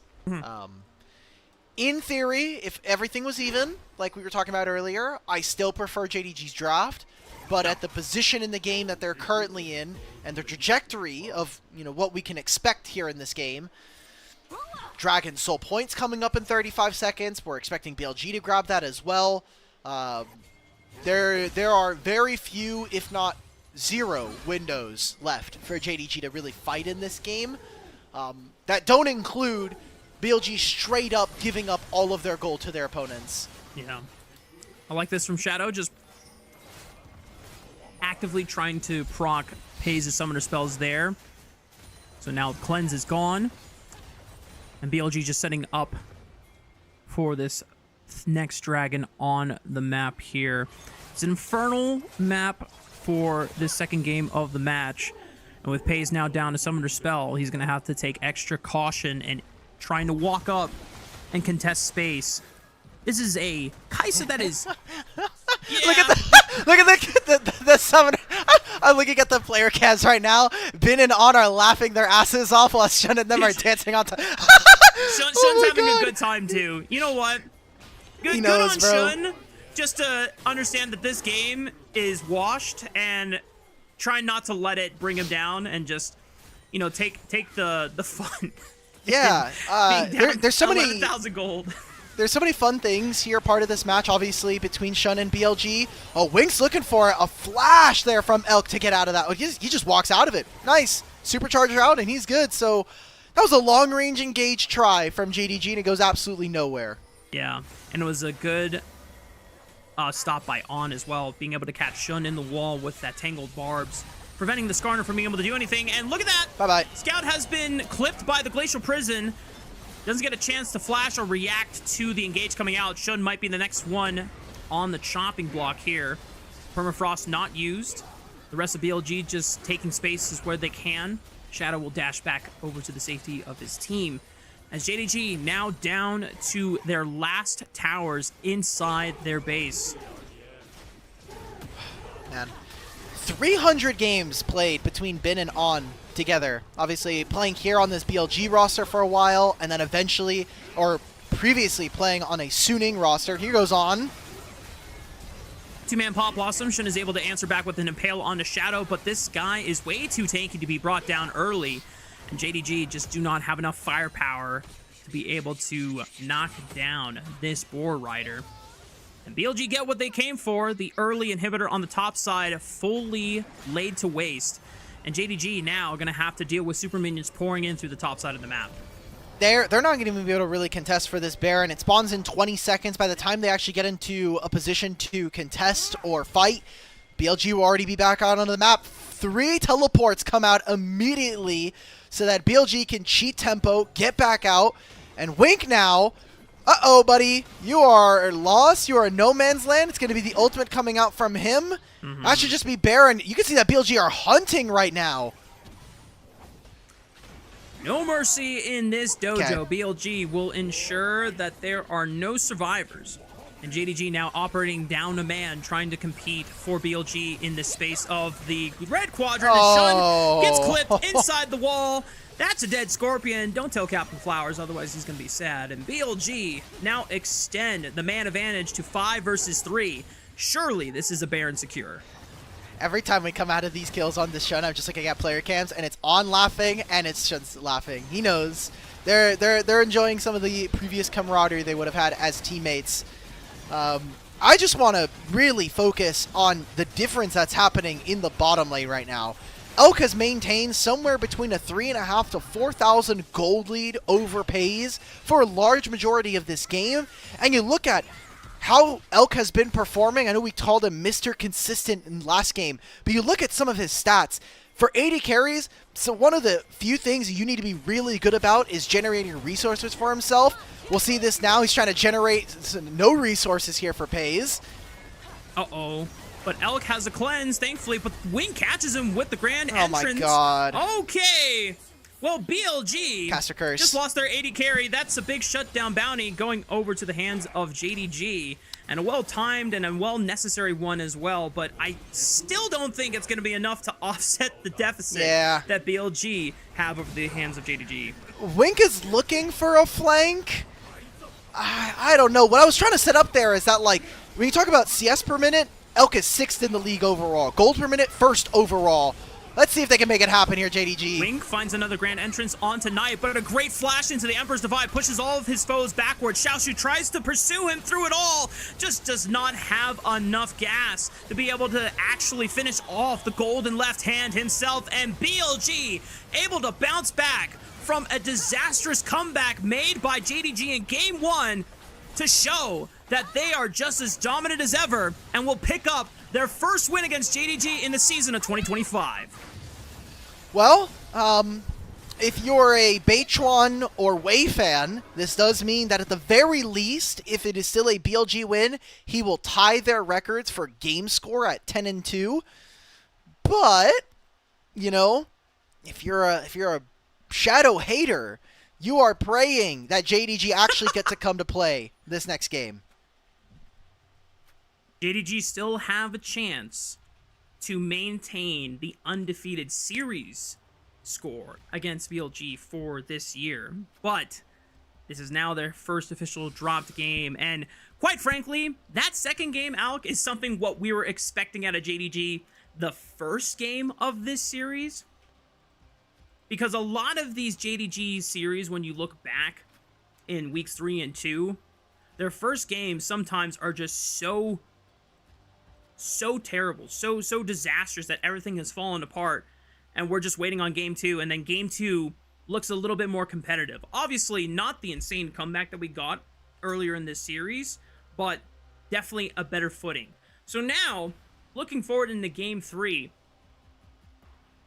I want to get you in the coach's seat, Alec, because you still say fired. Sorry. I still agree with Both you. these teams really hate keeping their coaches around. That is true. JDG, like you said, still favored the draft and nameplates off. And if the gold was even, you would take JDG's comp over BLG's comp any day of the week. So where are things going wrong for JDG, and what can they do? Not necessarily in draft phase, but just, talks from the coach to the players. What do they need to make sure is getting done in the first 10-15 minutes? Can I grab a prop for this? Because we have time. We're not doing anything else during this time. Okay, I'll be right back. Mark, entertain the masses. What's up, y'all? So we're gonna play a guessing game of what Alec is going to grab. If he's gonna grab a whiteboard, if he's gonna grab a prop of, like, I don't know, maybe an axe. Actually, I was just at Alec's house, like, 3-4 weeks ago during the week of MSI, and I know a lot of things he's got, and the only thing that's coming to my mind is a bunch of shoes, because Alec has a bunch of really cool shoes, but I don't know how that will factor into show and tell for what he will get. I see him coming up. What did you get? What'd you get? Oh, he's giggling. Oh, he's got something diabolical. All right, so let's do the setup again for this. So I'm the coach, right? Yep.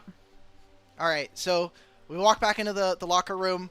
We're saying, okay, let's think about things that we need to be thinking about for game 3. I, as the coach, as Clear Love, I'm gonna pull one of my favorite EDG players, Scout, to the side, out of purview of his teammates, potential staff here at the JDG arena. Oh God. Oh no. You gotta get this shit together, brother. we gotta get this here. Hold on, let me do this properly. Let me just make sure I do this properly here. Oh no. There we go. Wait, there we go. Brother, what's this? First timing Ziggs versus Knight? This feels disrespectful. He's gonna have to ask Knight to how to play this matchup afterwards.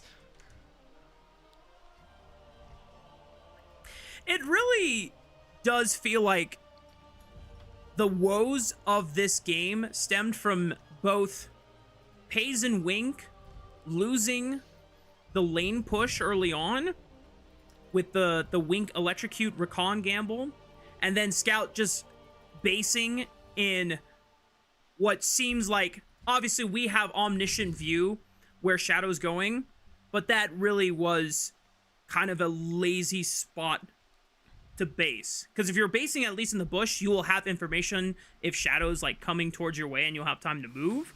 But he based in the middle of the river. I don't have as many qualms about where he recalled. The way that he generally piloted a lot of the lane. Yes, he had a CS advantage, but it was basically a single wave over his opponent. Also, yes, this lower third. Mostly, I think it is the theory and the actual way of playing out the rest of the game that I really disagree with from JDG and, as a extent, Scout. As this Ziggs, your entire job is roam around the map, get us 3 grubs in a certain way, generate priority in at least one lane, because you can outrange Azir in every single part of the matchup, and you have the ultimate to be able to not only fix side lanes, but also maybe impact into plays that are on the opposite side of the map from you. We just never saw that from Scout. We didn't see a lot of action from this JDG comp. I mean, even looking not outside of mid, the bottom lane, you have Electrocute and Scorch as Rakan. They didn't do anything levels 1, 2, 3, 4, and 5. Like, I didn't see anything from Wink and Pays. And they straight up lost the that kind of goes back to some of the roster construction that comes into this split. Yeah, it seems like there is just a lot of things that did not go JDG's way. And when that happens, JDG just is not in a position to understand how to come back from the brink of despair like that. Like we said in game 1, because the early game went so well, and then BLG took mid-game control away from them, they still had a lot of things to work with in being able to manufacture that comeback. Not the same case for game 2. As you can see with the MVP, Shadow, much deserved bounce back, since Shun had a electric performance, securing a majority of the objectives in game 1 and stealing 2 crucial ones away from the hand of Shadow. It's a nice way for him to step back up and not fall victim to Shun the way that BH1 and Wei did during their stints in BLG. But ladies and gentlemen, that does it for game 2. There are still many questions for us to answer in this series, and we're going to find out right after this break for game 3.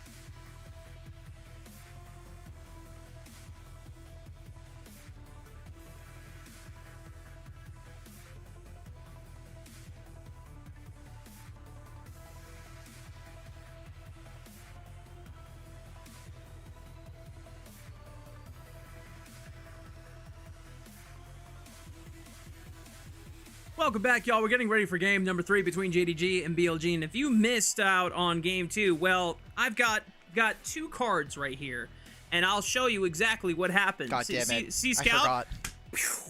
That's what Knight did. Bam. Knight reigning supreme on the Rift. Goodbye, Scout.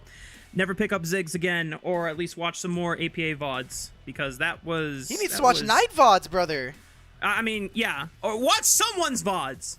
Watch somebody's VODs. We need to put honestly, the Ziggs back in the practice lab.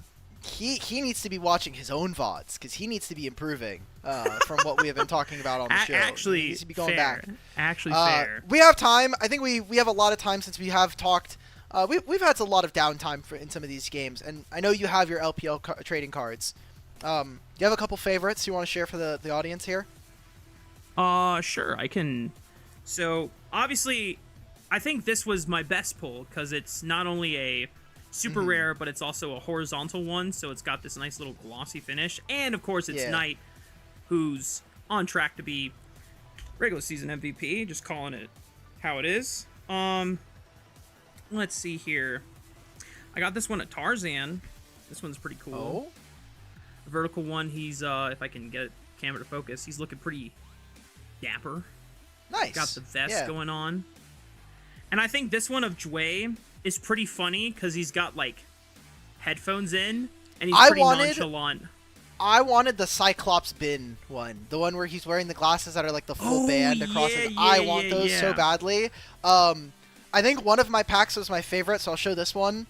One of my packs that I got had 3 Knight cards in them. Holy moly! And so I got 2 of the same ones, and this other alternate one of Knight.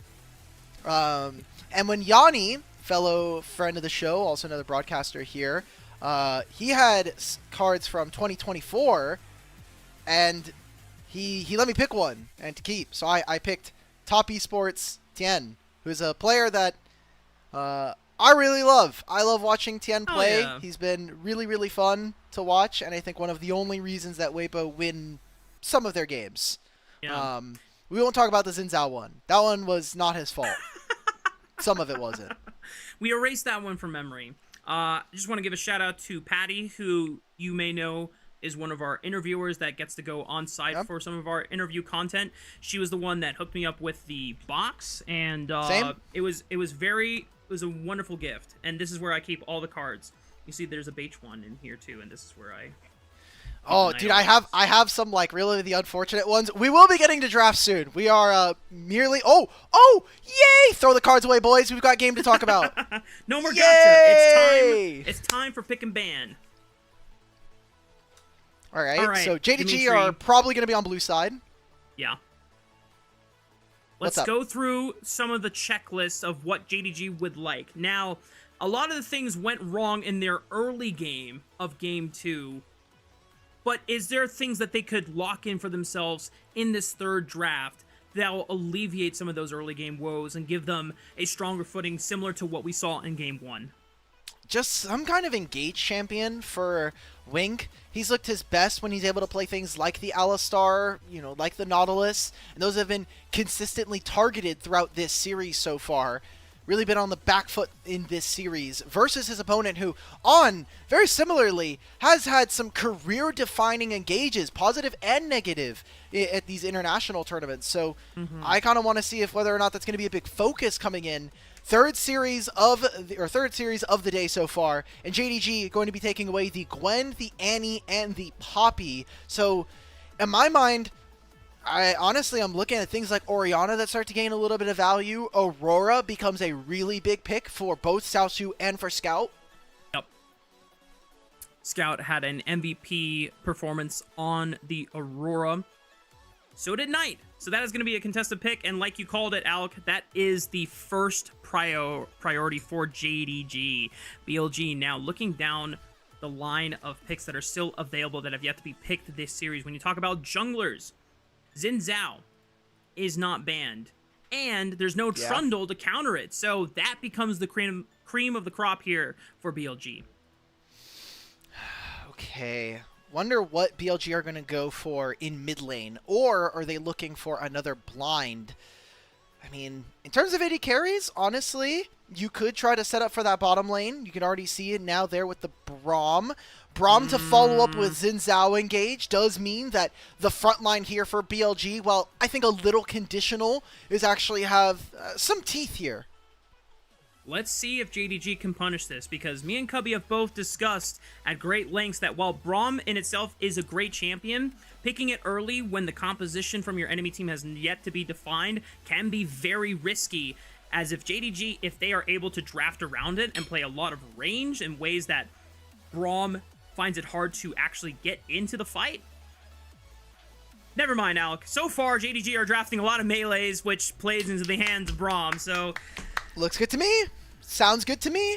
Well, this now becomes really interesting. So we can protect Scout here by throwing a few more mid bans at night. There's no Azir available anymore. Galio's already taken off the table. In terms of, I think, the control mages that are left, maybe there's a Victor, but that matchup is incredibly tough as well. So what are JDG going to be focusing on the back half here? You also have to start thinking about AD carries that FaZe will be able to play, as already we now have the Senna taken as well. And I imagine if you're JDG, you might want to put some bans toward Bin's way as well, since you've already locked in what is essentially a blind Mbessa. Yeah, the Renekton is not going to be available for this third game of the series, but things like, I guess, Bin Sion, just so that BLG don't have that guaranteed engage and front line, since they are only relying on Braum and Xin to start fights as well at the moment. And BLG might try to continue to diminish the pool of FaZe with another AD carry ban. Ezreal might be a good shout. I like the idea of Sivir. I don't know if she necessarily would have fit with what JDG are showing. Honestly, this just looks like we are probably just going to be taking Bin's Bin's champion on 4. But we have seen in past that top lane sometimes needs a little bit more of being able to see what the rest of JDG are going to have. Because if this is a bot lane that can get away with letting Wink or letting FaZe farm by himself, then I think suddenly there could be a lot of situations where some people show up top lane. Like the Victor call out here from JDG. That would have been a nice way to be late game insurance if Lucian and Xin didn't immediately come out of the gate swinging and getting that mid game 1 item spike rolling very fast. Ryze is a great way to still provide not only some of that control mage opportunity. As I say that though, we're going to change over to Orianna. Still a control mage, still can function and can still scale and be quite bursty with the shockwaves and being enabled by Xin Zhao diving into the backline. But this does mean that Bin will get R5 counterpick choice as JDG locks in Aphelios for FaZe. All right, this is more than likely going to be that lethality early game coming in from the Aphelios to be able to match with some of the early skirmishing that Lucian allows for you, but space control is going to be name of the game here for BLG. We have an Orianna, the ability to position alongside the Xin Zhao and really declare your ground. I think for BLG it is very important that not only do they get to objectives first, but they're actually able to push JDG off. Whereas you see this from JDG, and honestly, they have so many ways of being able to play early game through their lanes, and the amount of damage that they have up front feels like they have this pick, this dive that's available to them. Everyone can go forward on this lineup. Aphelios, not the most mobile AD carry, but he is willing to advance with the rest of his team, willing to...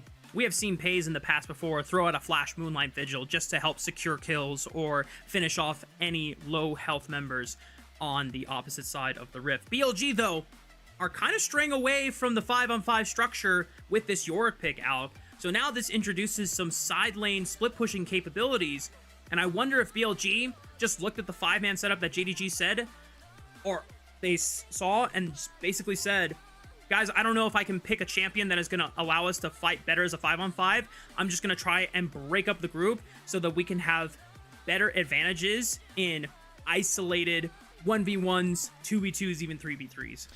Yorick just matches where a lot of Mbessa's power spikes are going to be. Just early game, he's really resilient. Once he hits level 6, he's a little bit more difficult to deal with just having the Maiden next to him. And even when we get into team fights, we've seen that Yorick is so strong because they've added more health bars to his his Dark Procession, giving him the ability to suddenly say, okay, if you do not have Flash as an immobile carry, you're stuck in this cage. And it makes it so much easier for BLG to snap onto one member, find that engagement. So players like FaZe, right, on this Aphelios, needs to be extra careful with the Yorick in the game.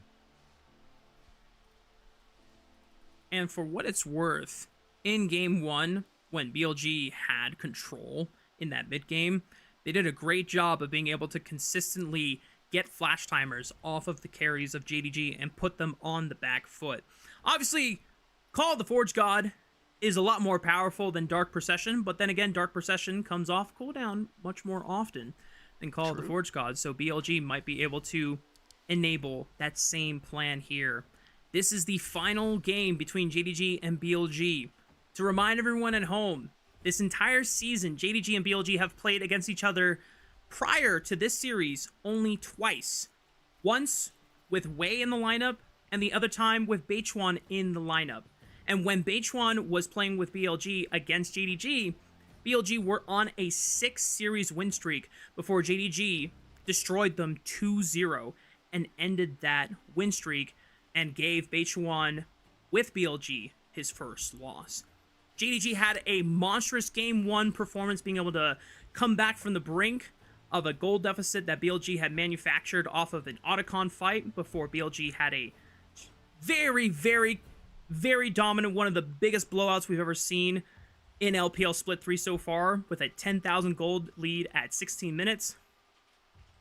I, more than anything, just want to see a very competitive game in this final one of the series. Please do not make it a game to Sean. I don't want to see Sean. Scout, I don't want to see any happiness off of you right now. You are back to the mines with you, okay? You are getting back in, plug in your keyboard, mouse, lock in, brother, because as a Scout fan, it pains me that I can clown you this hard on the show consistently. Yeah. Every single show, we come in, I'm setting up assets, or, someone else is doing the run of show, we're doing story meetings, and every single time it is, goddamn, Scout is playing terrible. Every time. It's annoying to talk about. I don't want to do it. I'm sure some of our other broadcasters don't want to do it, but it keeps happening, and it makes me sad, because this guy was on track to being one of the next homegrown faces for the league, having played in the LPL for so long, even dragging teams like LNG to Worlds multiple times. But this year is a huge damper on that kind of legacy. Yeah. I mean, for those that were not around in the early days of League, and when I say early days, I mean 2015, 2016, before coming over to the LPL, Scout was a trainee at T1 behind Faker. And we knew that Faker wasn't going anywhere anytime soon in that org. So Scout gets an offer to come over to LPL. I want to say EDG was his first team. I might be wrong. Would have to double check my history, but he comes over to the LPL. It was. And is nearly now here for almost a decade, Alec. Yes, he is a Korean native, but he is by far and away an LPL player. Oh, yeah. And just to see Scout's legacy go from this amazing high of continuously leveling up and becoming one of the best mids that LPL has ever seen in their league domestically, being able to give the LPL their 3rd World Championship with the EDG squad in 2021, to now this. Come on, Scout. That Ziggs game, bro. That Ziggs game's going to haunt me for a while. Like that Ziggs game, the Talia game he had that we were talking about and referencing. Yeah, the one that we were referencing earlier. There's a couple Annie games that I wish I could take back that I've gotten from him. Yeah. But then again, I just want to see better for this entire roster. And there are still, thankfully, moments where Scout, this split, has locked in. The condition and the caveat, though, was the mid lane opponent that he was playing against were severely less challenging than the one he is going up against today. But it still goes to show that Scout can pull out MVP performances. And One of the champions he did it on was Aurora. He's got his hands on the Aurora again this time around. We'll see. As you can probably tell, ladies and gentlemen, there might be a tech pause, guys. There might be a tech pause. Wait, that's game. That's game. That's the game draft pan. Give it to me. Show me. There we go. Okay, we're getting into game. Okay. No, okay, I could feel it. I could feel the disgusting herd of Twitch chatters in the back of my mind yelling at us. Why are casters talking so much? Start the game. If only we could, but ladies and gentlemen, gamers all over the world, I believe the game is ready to begin in just a few moments. We get a chance to look at the compositions one last time. Here we go. The final game between JDG and BLG.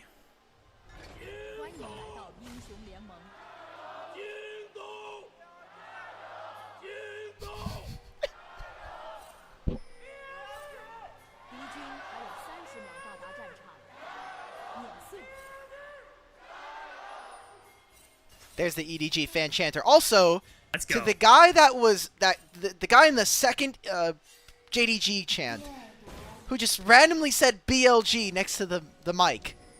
That's messed up, dude. Come on. Come on. Okay? Give them their moment. Have a little couth.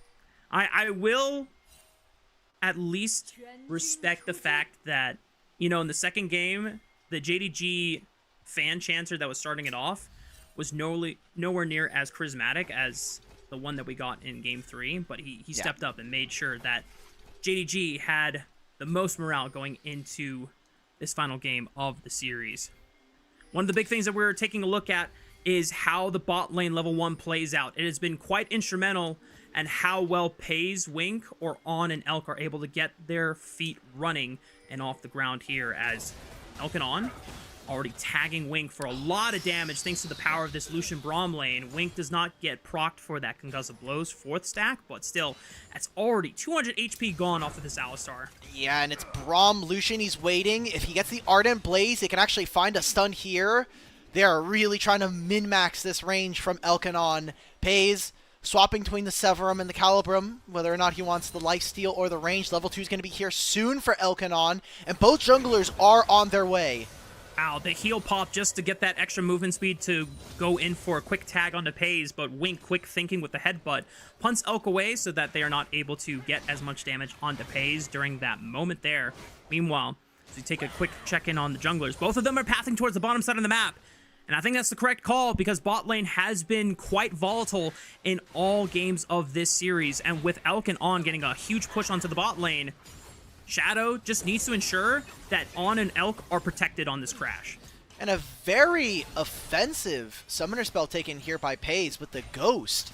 Wanting all of the movement speed does make sense when you think about trying to outrun the opponents, such like a Yorick or an Orianna.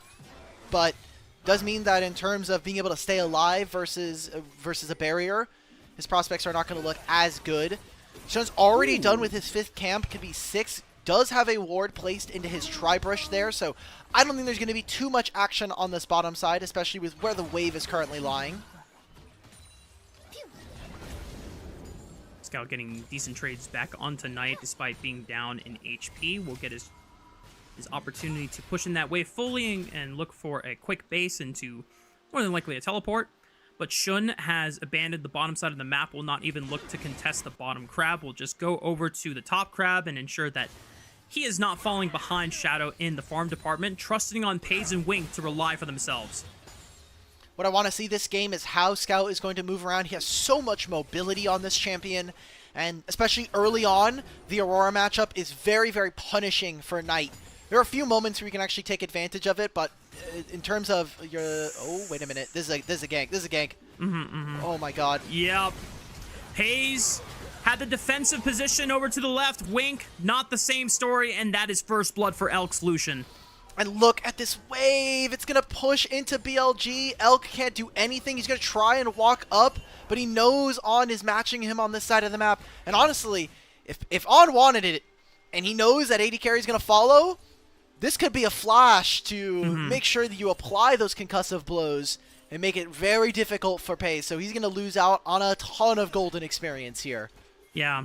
I mean, we knew that Shun had already made the conscious choice that he was going to path back towards the top side and not contest the crab, but it almost feels like JDG's bot lane needed to have Shun help escort that last wave pushed in, just because of the danger of what could happen. And now this is the repercussions of Paze and Wink paying for not having an extra man escort this wave.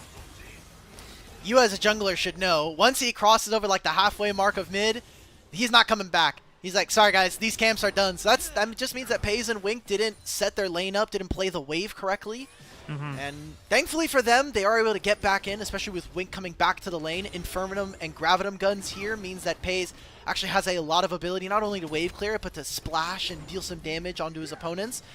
Now, junglers are spotted here. This could turn into a 3v3, and if that is the case, I do like BLG's odds with Xin Zhao and Braum interactions. Shun does avoid the Scryer's Orb Vision, avoids the Winner's Bite as well. Shun at least is able to avoid so many skill shots and effective damage. Wink with the Hex Flash was potentially looking for On, but this Braum has both Flash and Heal. I don't know if this is a fight you want to take. The Braum is going to get so much value in this fight. Shun already tagged with the Winner's Bite and the Concussive Blows. Wink could be the next target on the menu here. Shun finding a decent Vault Breaker onto two members there. Shadow and Elk are forced to retreat. Shadow already using Summoner Spell there, or it looks like it was actually On there. When did Shadow use Flash? I'm just looking at this now. It was so disjointed. He must have used it on the bottom lane play when they made that. Right. Yeah, when they find the 2 kills, he flashes forward to make sure that the Concussive Blows comes down and the knockup from the Xin Zhao. So all of that turns into JDG starting up the dragon. I don't know if this is real, but considering On teleported mid and is immediately moving up towards top side, JDG find a really good fight in the Tri-Brush that I didn't think was going to go their way. Yeah, I was definitely favoring BLG in that setup. As we talked extensively before, how powerful Braum can be in those skirmish scenarios where it's a bunch of champions stacked on top of each other, but JDG were just able to surprisingly brute force their way through. Now, Xiaoshu is forced to answer Bin on the bottom side of the map with his own teleport, being able to pick up this wave. As you called out, BLG shifting their members over to the top side of the map. Grubs is not spawning for another minute, but with the early push set up here and how well Elk and On have been able to navigate their lanes. Oh, Wink should be able to help Paze here and make sure that he doesn't get dove. Shun is walking up top as well. You can see it though, Shun doesn't know if his blue buff is being taken. He can't walk into this side of the map right now. Aurora's going to come over and cover, look to help him. But the state of the game is fine here for JDG. Yes, I think that they have some more early tools to be able to smash their opponents, but they got the first dragon. They're going to also look to contest for the first set of grubs here, or for the only set of grubs. Shun does have his level 6. I think as long as JDG can maintain a little bit of a lead, keep the game even, they're going to be okay with their spot here. Yeah. While Scout is down a little bit of CS against Knight, overall, he is still at least finding a way to keep afloat in this lane, not go down that much gold, and just making sure that he will still be a relevant threat as we hit the first item spikes in the next couple of minutes here. Grubs have now officially spawned. Shadow still on the top side of the map, whereas Shun took a base and trying to beeline back towards the top side of the map. He'll have access to his tunneler. Shadow will not. He's going to instead only recall now. This is going to be a late contest if BLG wanted. No teleport from either of our top laners. And Knight can move into this river. It's so tough because you can see the push and pull. JDG moving their jungler into position first, but BLG have their lanes in spots ready to go for this objective. Yeah, Knight, or I should say Scout, just covering Shun on this banana brush, but is going to try to sneak a base in, but now being spotted with the teleport, that is Shun now signal to say, you can no longer take these grubs, as now Shadow and Knight move into the river. I wonder if Shun could actually steal one more. His smite's coming up in like 20 seconds. If there's a fight that lasts for this long, maybe. Elk does kite away with the dash, and good flash by Shadow avoids the headbutt pulverized combo, but this might be Shun being able to grab the second grub of the game since Knight went back to the mid lane. Scout was able to cover, this time as the first mid laner to move over into the river. And Shun, I should say, is just going to be greedy with the smite, not necessarily needing it, since everyone from BLG is able to just give up space for it. So not bad, considering the state of things for JDG. We got to see that push and pull, and I'm glad we set it up beforehand. Just Scout loses the push first, so he recalls, he teleports back in. Knight and Elkanon move in, but they don't fully commit, which I think is probably the sin there that ends up happening for BLG, not helping their jungler finish the contest. I think that JDG are going to have a much easier time of taking grubs and fighting on these turrets with the range that they have and how some of their champions interact. But it's good enough. Again, a Yorick that has 2 or 3 grubs can be a problem on side lane, but side lane is also just not where it used to be. It is not as relevant of a threat. A lot of damage from Elks calling onto Wink, but thankfully the support is the one that absorbs it and not pays the AD carry, and Shun is spotted on that tri-bush. Shun will be able to at least push Elk back in a way, but On might go down here. Does have glacial fissures because he is level 6. He's also got exhaust and flash, and even Scout arrives towards the top side of the map, will give himself his first kill of the game and ensure the demise of the support of BLG. Knight is now here to cover, but Shun is going to look now for Elk. The shockwave is flashed by Shun. Well done by the jungler JDG, and Knight has no real response against JDG. What were they doing? Okay, so the start of that looks fine. I love that Elk backs up, but On stays. It's unfortunately does go down, but it at least saves the wave in theory for Elk, allowing for Knight to walk forward. But then the rest of that was a fantastic dive. They actually executed on the win condition that we set up for them from draft, which is use this Vi, use this Alistar to get underneath the turret and make it difficult for your opponents. So it turns into 2 kills there. It turns into JDG crashing that wave and getting some more plates for the Aphelios. And as you said, for JDG, these 1-item spikes for the composition that they have, if it's accelerated, this second Dragon contest point is going to be so much more powerful and favored for JDG. We have been taking a base now. I'm curious to see if they're going to invest a teleport to try to get him onto the bottom side of the map, whereas Pays contesting Elk in the mid wave. Shadow is now moving over to the top side because he wants to push Shun out of his own jungle. On is able to use the stand behind me to dash back to safety over to Shadow. That's a pretty big mistake there. I mean, JDG, they get control of the river, but Xiaosu just teleported bottom lane right now. So if Bin is able to find a safe recall... Pays is forced to flash. The Glacial Fissure just barely gets no one there, but it does come at the cost of JDG summoner spells, and BLG. They're going to be happy about that because it just might set them up for success for this dragon fight. But On is sitting on top of a ward. Wing is looking to re-engage. Headbutt, Pulverize, Volt Breaker right on top. On tries to flash away. Stand behind me to Elk. Now Shadow re-engages and he's got Knight in his back pocket looking for a shockwave. Has yet to use it. It's coming off cooldown. Doesn't even need it for now. Elk guns down the cow. And now Scout could be the next one to fall, but he's able to get enough distance between him and the rest of BLG. Grand scheme of things here, Rafa, I don't think it matters. You got a kill onto Wink, you got the flash from Pays. I think that is the most important victory there for BLG, because on the opposite side, Xiaosu pushed Bin around, who now gets his teleport to be able to match him on the bottom side of the map, and JDG still get alone time here to farm up their waves. Honestly, Scout with Electrocute and the ultimate, he could look here. If he overextends, Shun is in the area. Maybe. Are they going to look to engage? Yeah, they know. They have an idea that Knight was backing on that Pixel Ward. The flash from Knight, though, nicely used over that thick wall. Will get him back to safety. And he still has a shockwave to play with. Knight is at 50% HP. It might be enough for Knight to consider staying and collecting this wave. That's great. His jungler's on his side of the map, and what did JDG do during this time? They lost the flash on their AD carry, they got it away from the mid laner. Orianna can be very susceptible, and that Vi ultimate is going to be up in no time. So, depends on where they want to put their strength right now. JDG were looking to put more wards on the top side, which to me says that they're focusing on maybe getting level 11 on Scout before they fight next. And you do have the Herald spawning in a minute, so it looks like JDG are more focused on things that are going to open up turrets and make longer lanes for them. Yeah.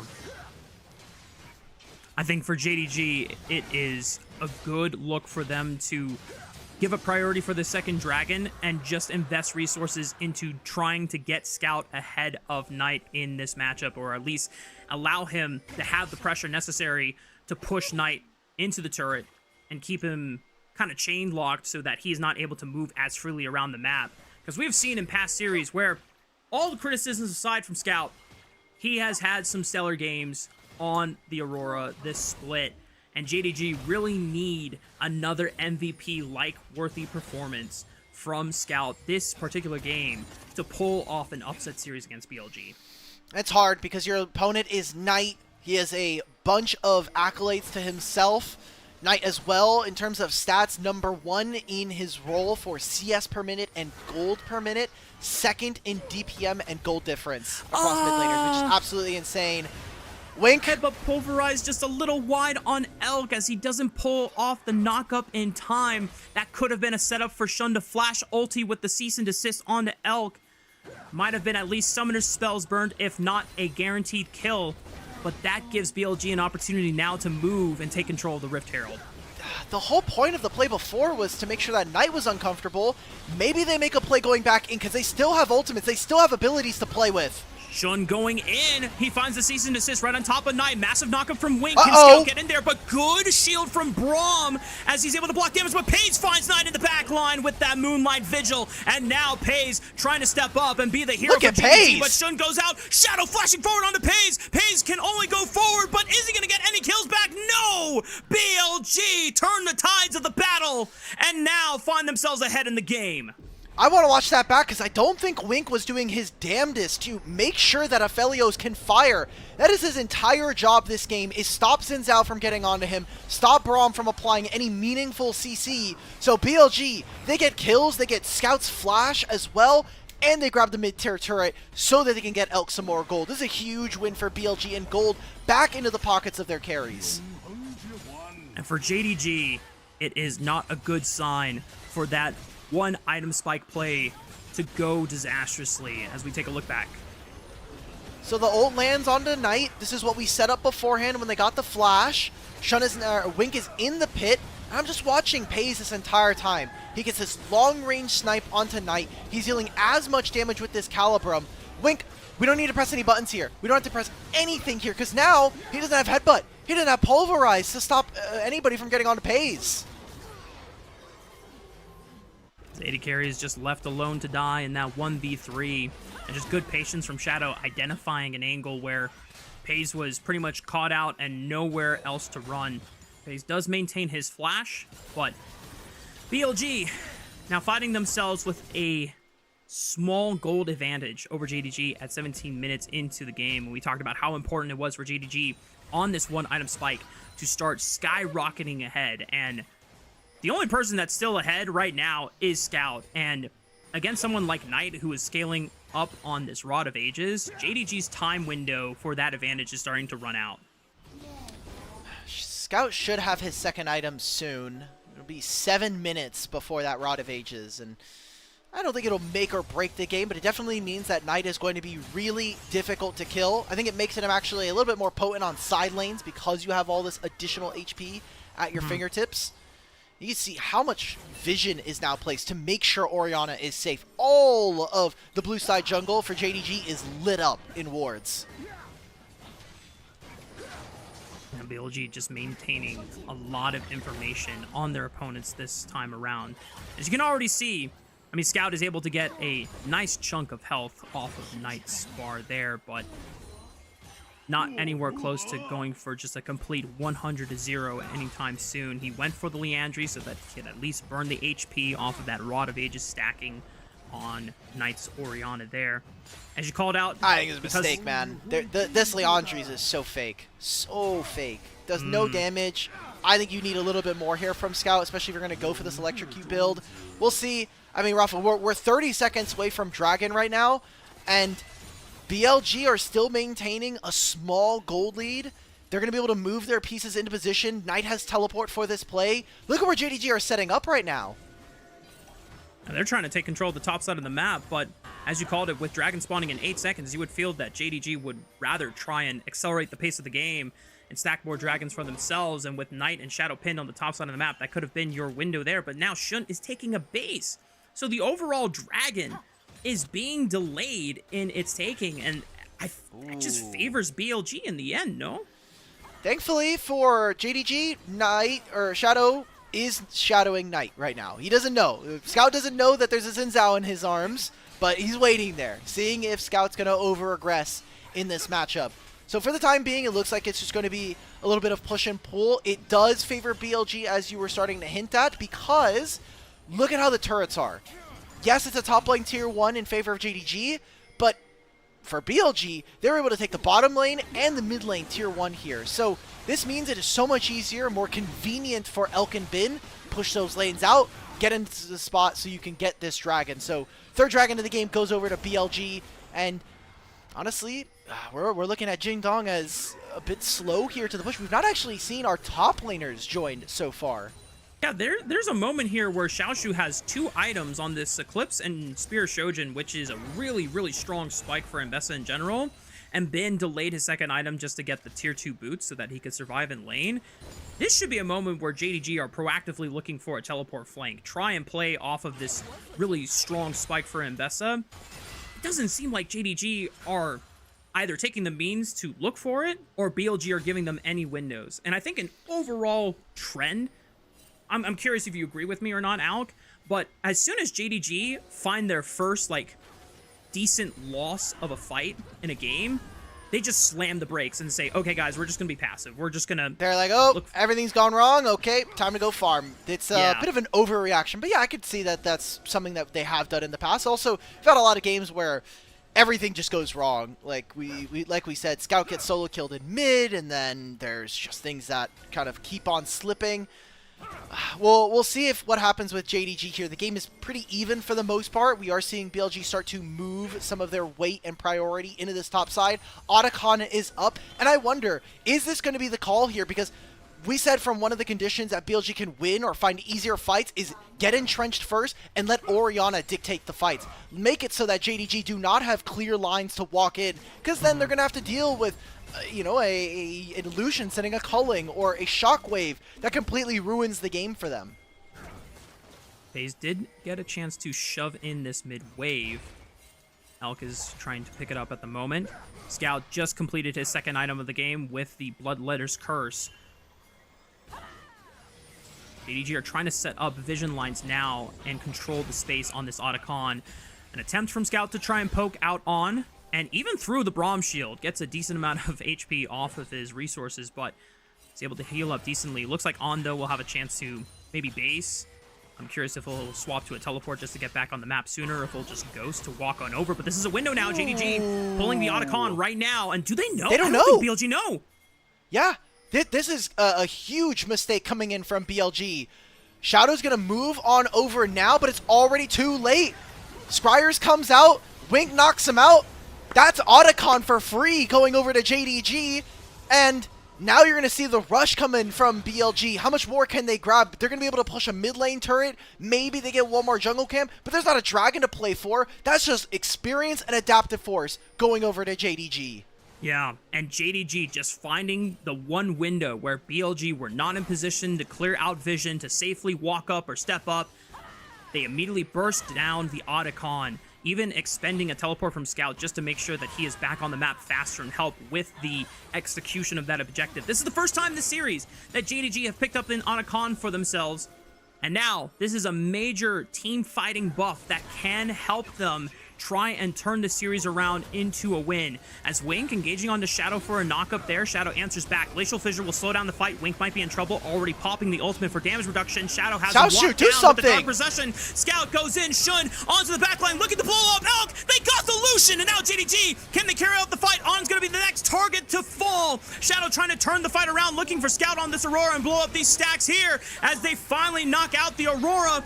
But Xiaoshu is dancing on the pitch of a triple kill. It's a 2v2. But Shadow will find Shun alongside Bin, and I don't think Xiaoshu can find a 1v2 in this scenario. He's got a lot more HP. He tries to fly. He's doing it! Looks for Shadow. Can he find Bin next? But he has to deal with the Maiden and the power of the sustain of this Yorick. Xiaoshu is doing his damnedest, but in the end, it's Giga Bin that stands over them all. And our former Royal Never Give Up top laners go at it in a duel. It is a verified quadra kill here for Xiaoshu, taking 4 members of BLG down and unable to do the rest. I mean, that was a really close fight. I was wondering when this Mbessa was going to get interested. BLG grabbed the dragon, and that was as close of a fight as it was going to get there for Jingdong. This starts with Early positioning from JDG. BLG are not at all in a spot to contest. Orianna is just now teleporting in, and a lot was used to get this Alistar. But I love the patience here, waiting for BLG to move forward so that they can use the ultimate from their solo lanes. And unfortunately there, Pays, because all of his teammates went forward on the dive, no one was there to help Pays deal with the fact that he was getting soloed out by Bin and the Maiden on the back half. And we look at this fight where it is literally so close that it could have maybe swung Xiaoshu's way, and he expends the flash to try and even the odds here, but just in the end, I think he didn't trust. He didn't trust here. So he did the E, towards the lane. If he just goes for the Maiden there, that's all of Bin's damage gone. So I'm willing to be wrong there. I feel really strongly like Xiaoshu made a small error, and by not getting rid of the Maiden, lost that fight in the end. This calculation could have costed JDG. They're still down in gold, but a quick pick on the On could at least give them a small advantage for this next dragon that just spawned. Hang on, Xiaoshu catching Shadow as well. There's no flash on the Xin Zhao. He tries to push him away with the Crescent Guard, but it was into the wall, so not that much distance gained. JDG just took 2 members off the map, and that's Baron. And that might be the honeymoon over for BLG, as now JDG get access to the Baron. They get 2 free kills off of that. The only thing that's going well, thank you to our observers, BLG grabbing the dragon at the same time. Yorick already moving into that, so that'll be Dragon Soul Point here for Billy. But JDG are winning fight after fight and getting it closer for their opponents. 2 of the biggest buffs now secured for JDG. One permanent, the other temporary, as we get a chance to look back at the 2 picks that gave JDG this momentum shift in this game. On doesn't have flash because he has it actually traded for teleport, and this right here is the access difference. It looked from our point of view when we were watching it on live like that didn't land, but Shadow gets tagged, that opens up the Baron. And let's see what JDG can do, because they still have 2 grubs. They have the feats of strength completed as well. But how much can they actually get done on the side lane right now? Because you look at this, they're just now going onto this mid-tier 1. It's going to be a single turret earned during this play, and they'll still have 2 minutes after this Baron subsides before that dragon spawns. Yeah. For BLG's sake, they are now on Soul Point. And Chemtech Soul is a lot stronger these days than we might have remembered it earlier in the season. And it will favor a composition like BLG in the hands of fighters like Shadow Xin and Bin's Yorick. But JDG have the momentum on their side once again in this game, and it is so crucial because of the stakes of what a win in this series could implicate for the rest of their season, and the hope that is desperately needed for this JDG roster. I like this positioning from JDG. Move in between your 2 side lanes. Work from mid into bottom lane. Once you have that wave pushed out, then you can move back. Kind of shift between these 2 in priority. Scout's going to catch this mid wave, and he has teleport to answer. You see that BLG do not want to give up space for free. Let's contest some of our jungle camps for Shadow. And let's make this a more even game. We wanted a competitive one here in game number 3, and I feel like it's delivering. We're getting JDG winning fight after fight, but it still feels like BLG have so many chances in this game. Now the rest of JDG pushing up on the bottom side of the map. Scout pushing solo into the mid lane. BLG getting a little scary, trying to jump onto Shun now as he tries to walk away with the concussive blows fully stacked. Knocked up, Shockwave connects as well. Shun is deleted from Summoner's Rift, and Pays is going to be next. The flash away, what for? The concussive blows stack up anyway. They lose Wink in just a flash, and just like that, Alec, everything goes wrong for JDG, and BLG severely interrupted the teleport with the displacement. Xiaoshu at least will take Elk off the map, and Scout tries to take a tier 2 turret off away from BLG as well. But man, that is disaster for JDG. Shun walks up too far, gives them multiple kills in a row there. And a very cheeky dark possession from Bin. Cancels the teleport as we had noted. Now we got the teleport from Scout. I think this is very fake. He's trying to clear the minion wave. What is this? You're just going to die? There's not a minion wave to really clear, and Scout might have just compromised his position, forced the flash as well. And just like that, Scout loses both summoner spells to not really gain anything. We should have just saved this. They need to chase them out right now. I'm going to be honest, though, Rafa. I feel like Wink is not playing this Alistar at all how he's supposed to. You're so focused on trying to find engage after engage, but you need to be healing for your team. You already have the primary engage coming in from Shun. Wait, just let the rest of the BLG members walk into your front line. Take a look back at this play. Baze has to walk back, which means Shun's not allowed to be in this spot. Gets canceled on his Vault Breaker. And then Baze is just trying to fire, but there's too many things in his way. For Wink, brother, you need to be peeling for your AD carry now. This is way too late. And it's nice that Xiaoshu gets a kill. I honestly don't care about this part, but I feel now BLG gets so much leeway back into this, because not only do they win this fight, but then they also get the turret on bottom lane and both of the summoner spells away from Aurora. There are key spells no longer available for JDG. Yeah, it is quite frustrating, as any JDG fan will tell you, to see advantages seemingly be thrown away like this. But BLG, they are dominant for a reason. They're able to find these windows to punish. Xiaoshu might be the next one, forced to flash away. Shun sends it, but does he have any follow-up? Not really. He tries to flash away, but he still ends up dying. And BLG finding Scout. He uses the weirding to at least buffer through the shockwave and force to use Between Worlds to get out of harm's way. But BLG will now have guaranteed control of this soul. Oh, man. I'm conflicted. I feel like the two wolves inside me are barking at each other. Because on one hand, I really want to be excited for BLG. I've been such a fan of this team ever since they really got that core of Bin and Elkanon. And then, like, they're doing well. They have a kind of a weird season, but this honeymoon with Shadow has looked so good for them. And on the other end, I've got JDG, who I really want to be excited for, because not only as an org have they been so dominant in years past, but now they have one of my favorite players in Scout joining the roster alongside Paze. This should have been like a match made in heaven, but it has just been such nightmare fuel, honestly. It really does feel like this roster has so much potential, and it is being squandered at some of the most crucial moments in these games that we're getting in Split 3. We had seen specters of it in Split 2, and even a little bit in Split 1 during the group stage. But JDG had managed to go all the way to a 3rd place finish in playoffs in Split 1, to then a disappointing finish at 7th and 8th place in playoffs this prior split.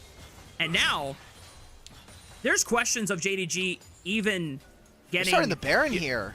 A buy into playoffs for this split, and they're going to have to face a team from group Nirvana as BLG. Now, starting up the Baron, they have completely taken all the vision away from JDG in this river. There's just no chance to get into the pit. That Baron's gone. Remember, all about entrenchment. How are you ever supposed to walk up through an Orianna ball here as JDG? You need to force the issue. They're already late on the mid-wave. BLG are going to choke them out of this game.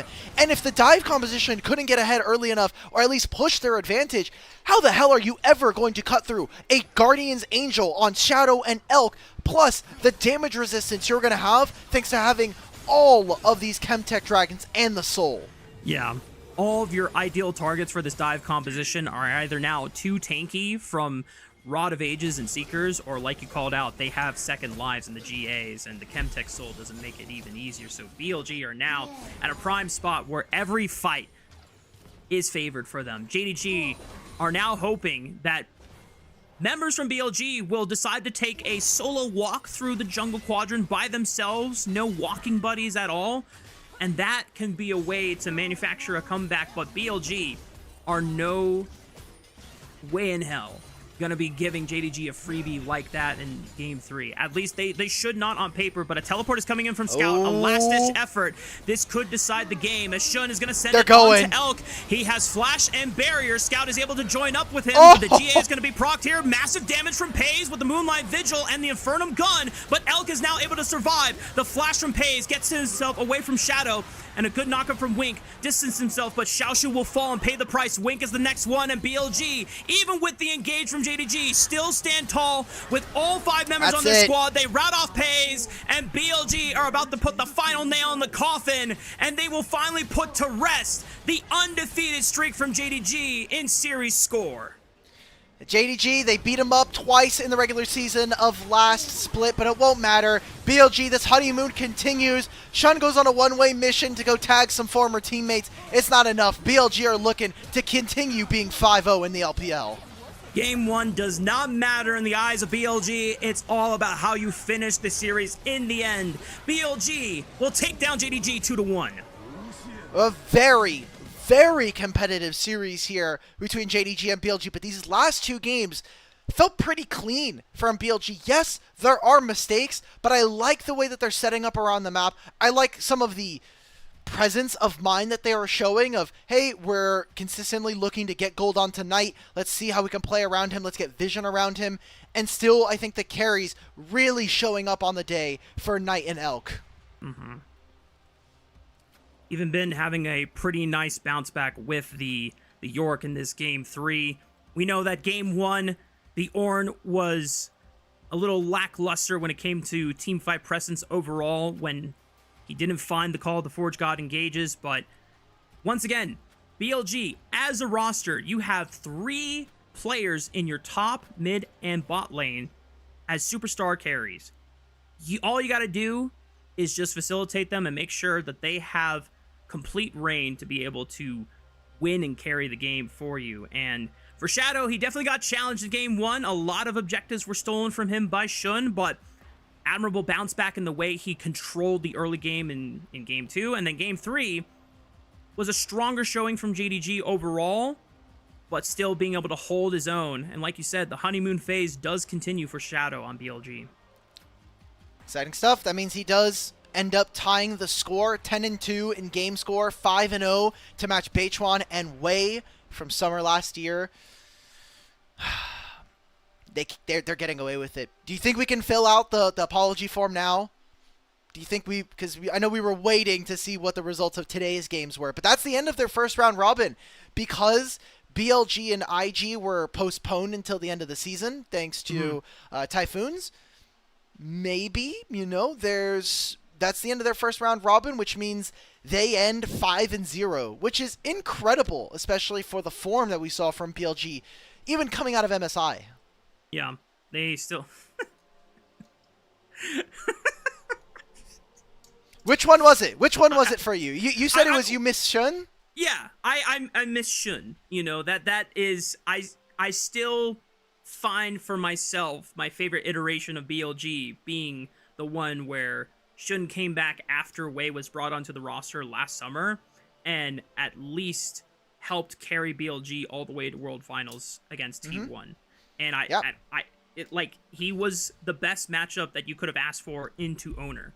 There was a reason why Shun was asked to step up in that moment. But, Shadow is doing what the team needs him to do for this current split. And, I'm gonna get pinged. I'm gonna get sent a certain gift from Mr. Alk Battery himself in the text chat. But there you go. I got it ready. Go ahead. Yeah, Shadow, I apologize. You have completed the first 5 series undefeated so far. I am wishing you and BLG the best of success going forward. And as long as they maintain this dominance going into playoffs and into the international stage, and at that point, I don't care. I just want to make sure we are sending the best version of BLG to the world stage later this fall. And don't worry, for our next series, we do have AL versus IG. So by the time Worlds comes around, we might even get BLG JJ. Who knows? Who knows? Oh man, I have been hearing that pop around, and I'm a believer of it if certain other conditions fall into place. But at the same time, it would feel unfair to Shadow that he has yet to drop a series with BLG so far just to get replaced, if that is how, things traverse in this, potential timeline that we are spinning in the mouths of others in the esports community for IG keeping Wei, dropping JJ and BLG looking for a buyout of some sort, but that, you know, that is casting a story yet to be told that may never happen, you know? Exactly. Yeah, I mean, I know Cubby's been really excited for BLG 10 to happen. Not happening, buddy. And this was a very convincing series for BLG. I will say, while I think some of the same hang-ups that we have seen from JDG still exists in this series, Scout with some misperformances, I think in general the team not having as clean of an execution of some of their drafts. If I can get this form of JDG, I am fine with them ending 5th. The problem that I have is I have a really strong feeling that this is probably going to be the best we'll have from JDG all this split versus real teams here in Group Ascend.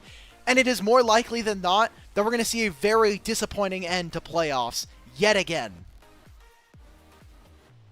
The way things ended for them in Split 2 playoffs was already a severe underperformance given the state of their regular season games in Split 2 and the overall conversations about how well Shun and Pays were playing in their role respectively, that many people in the community, including myself, were nominating them for first All-Pro.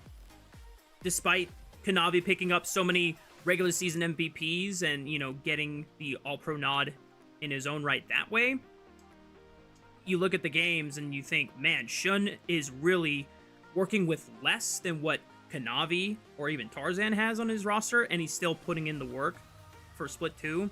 You saw moments of that in that game 1 where he's getting all these objective steals, he's working with his team to create miracle comebacks, and Pays truly was one of our best performing AD carries in Split 2, but overall the Split 3, it has just been much more difficult to get that same kind of results on stage given what JDG are looking like right now.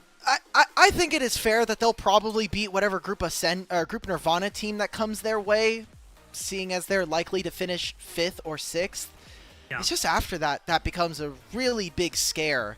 And in terms of something even going further than that, because we do have regional finals afterwards, championship points do not look good for JDG. They got 10 in Split 1 because they made a pretty high finish. They were able to end 3rd, 4th in that split.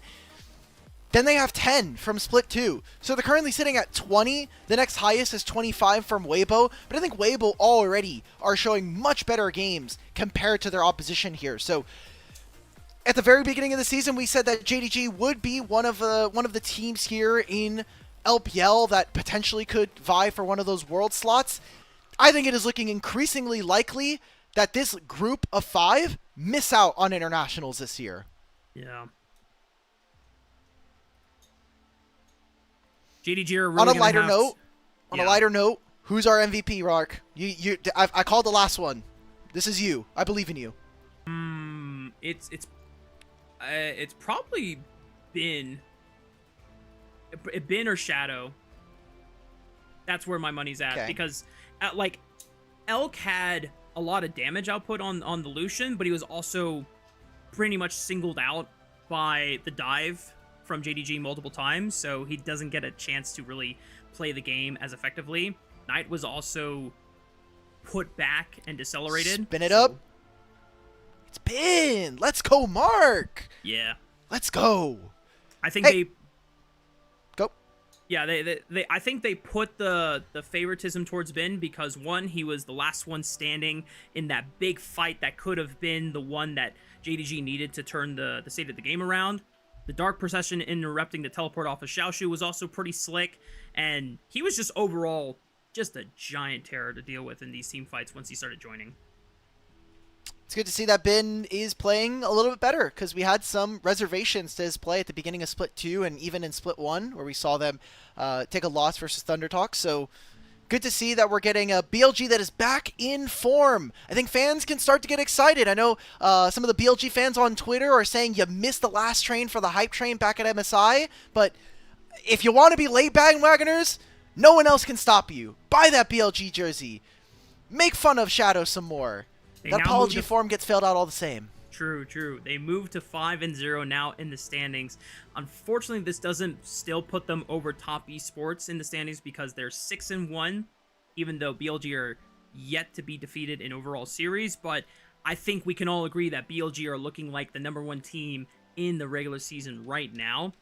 And that means BLG are going to be the favorites to take the title when we get closer and closer to that playoffs run, if nothing else changes in the course of the trajectory. But we still have another series for y'all tonight, and two of those teams, if they can level up their performances, might be some of the challengers that we expect in that finals match when it comes down to the final gauntlet. It's Anyone's Legend taking on IG right after this break.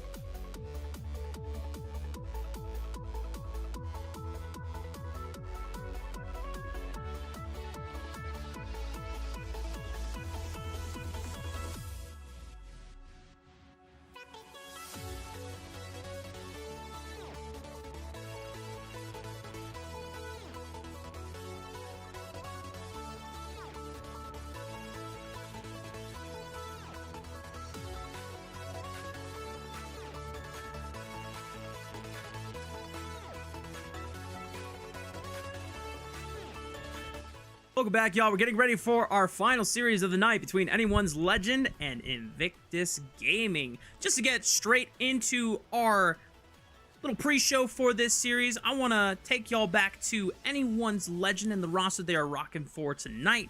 Just to remind everyone, it is Flandra, Tarzan, Shanks, Hope, and Kyle. Now, despite their massive triumphs in Split 2, Alk, being able to hoist the Org's first ever LPL Championship title, Shanks' first ever title, and Tarzan's, of course, multiple first titles for a few players on this roster, their Split 3 has not looked nearly as dominant as their Split 2 end did.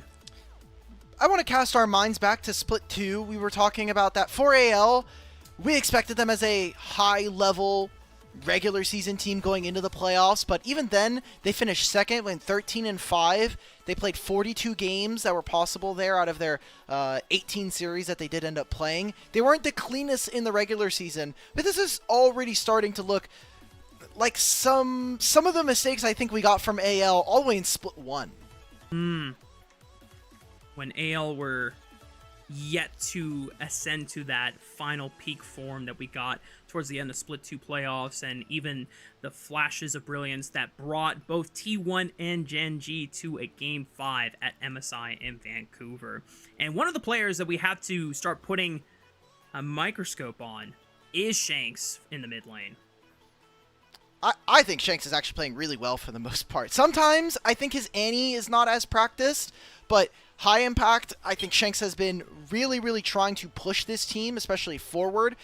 And that comes as a surprise, I think, to a lot of older LPL fans, because they'll remember Shanks as a middle-of-the-table mid laner who, on WE rosters, had never really worked or went anywhere. It's kind of disappointing to see him play there. And now on a roster that I think does play a little bit more around their mid lane, I feel like the problem for Shanks is sometimes, unless he's on Yone, he doesn't always have the biggest way of starting fights or looking for engagement, so he always feels like he has to over-index or move forward where he doesn't necessarily need to get things done for his team.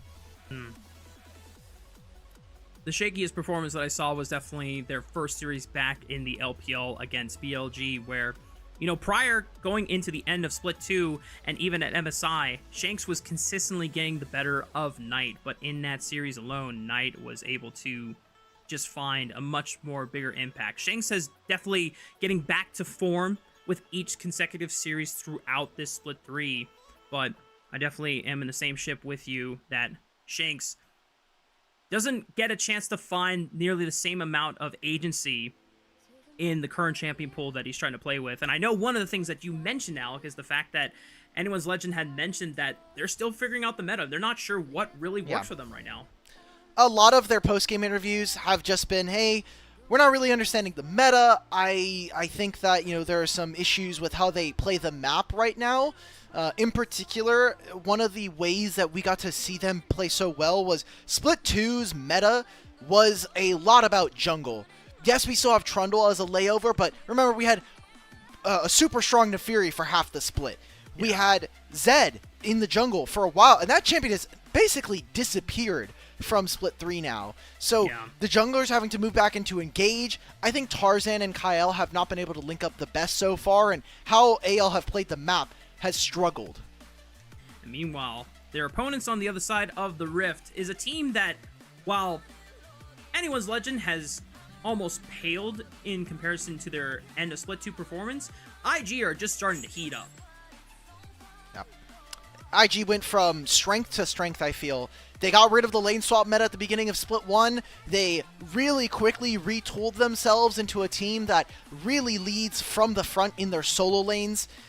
Wei coming into this roster, though, has popped up a couple of questions. I feel like, mechanically speaking, he's not all that different from JJ. I feel like in times he's actually performed worse than JJ in that manner. But so far, the team is just working around the Shy playing incredibly well around team fights, and Rookie, who, if he gets a little bit of attention in the early game, can take over in the series.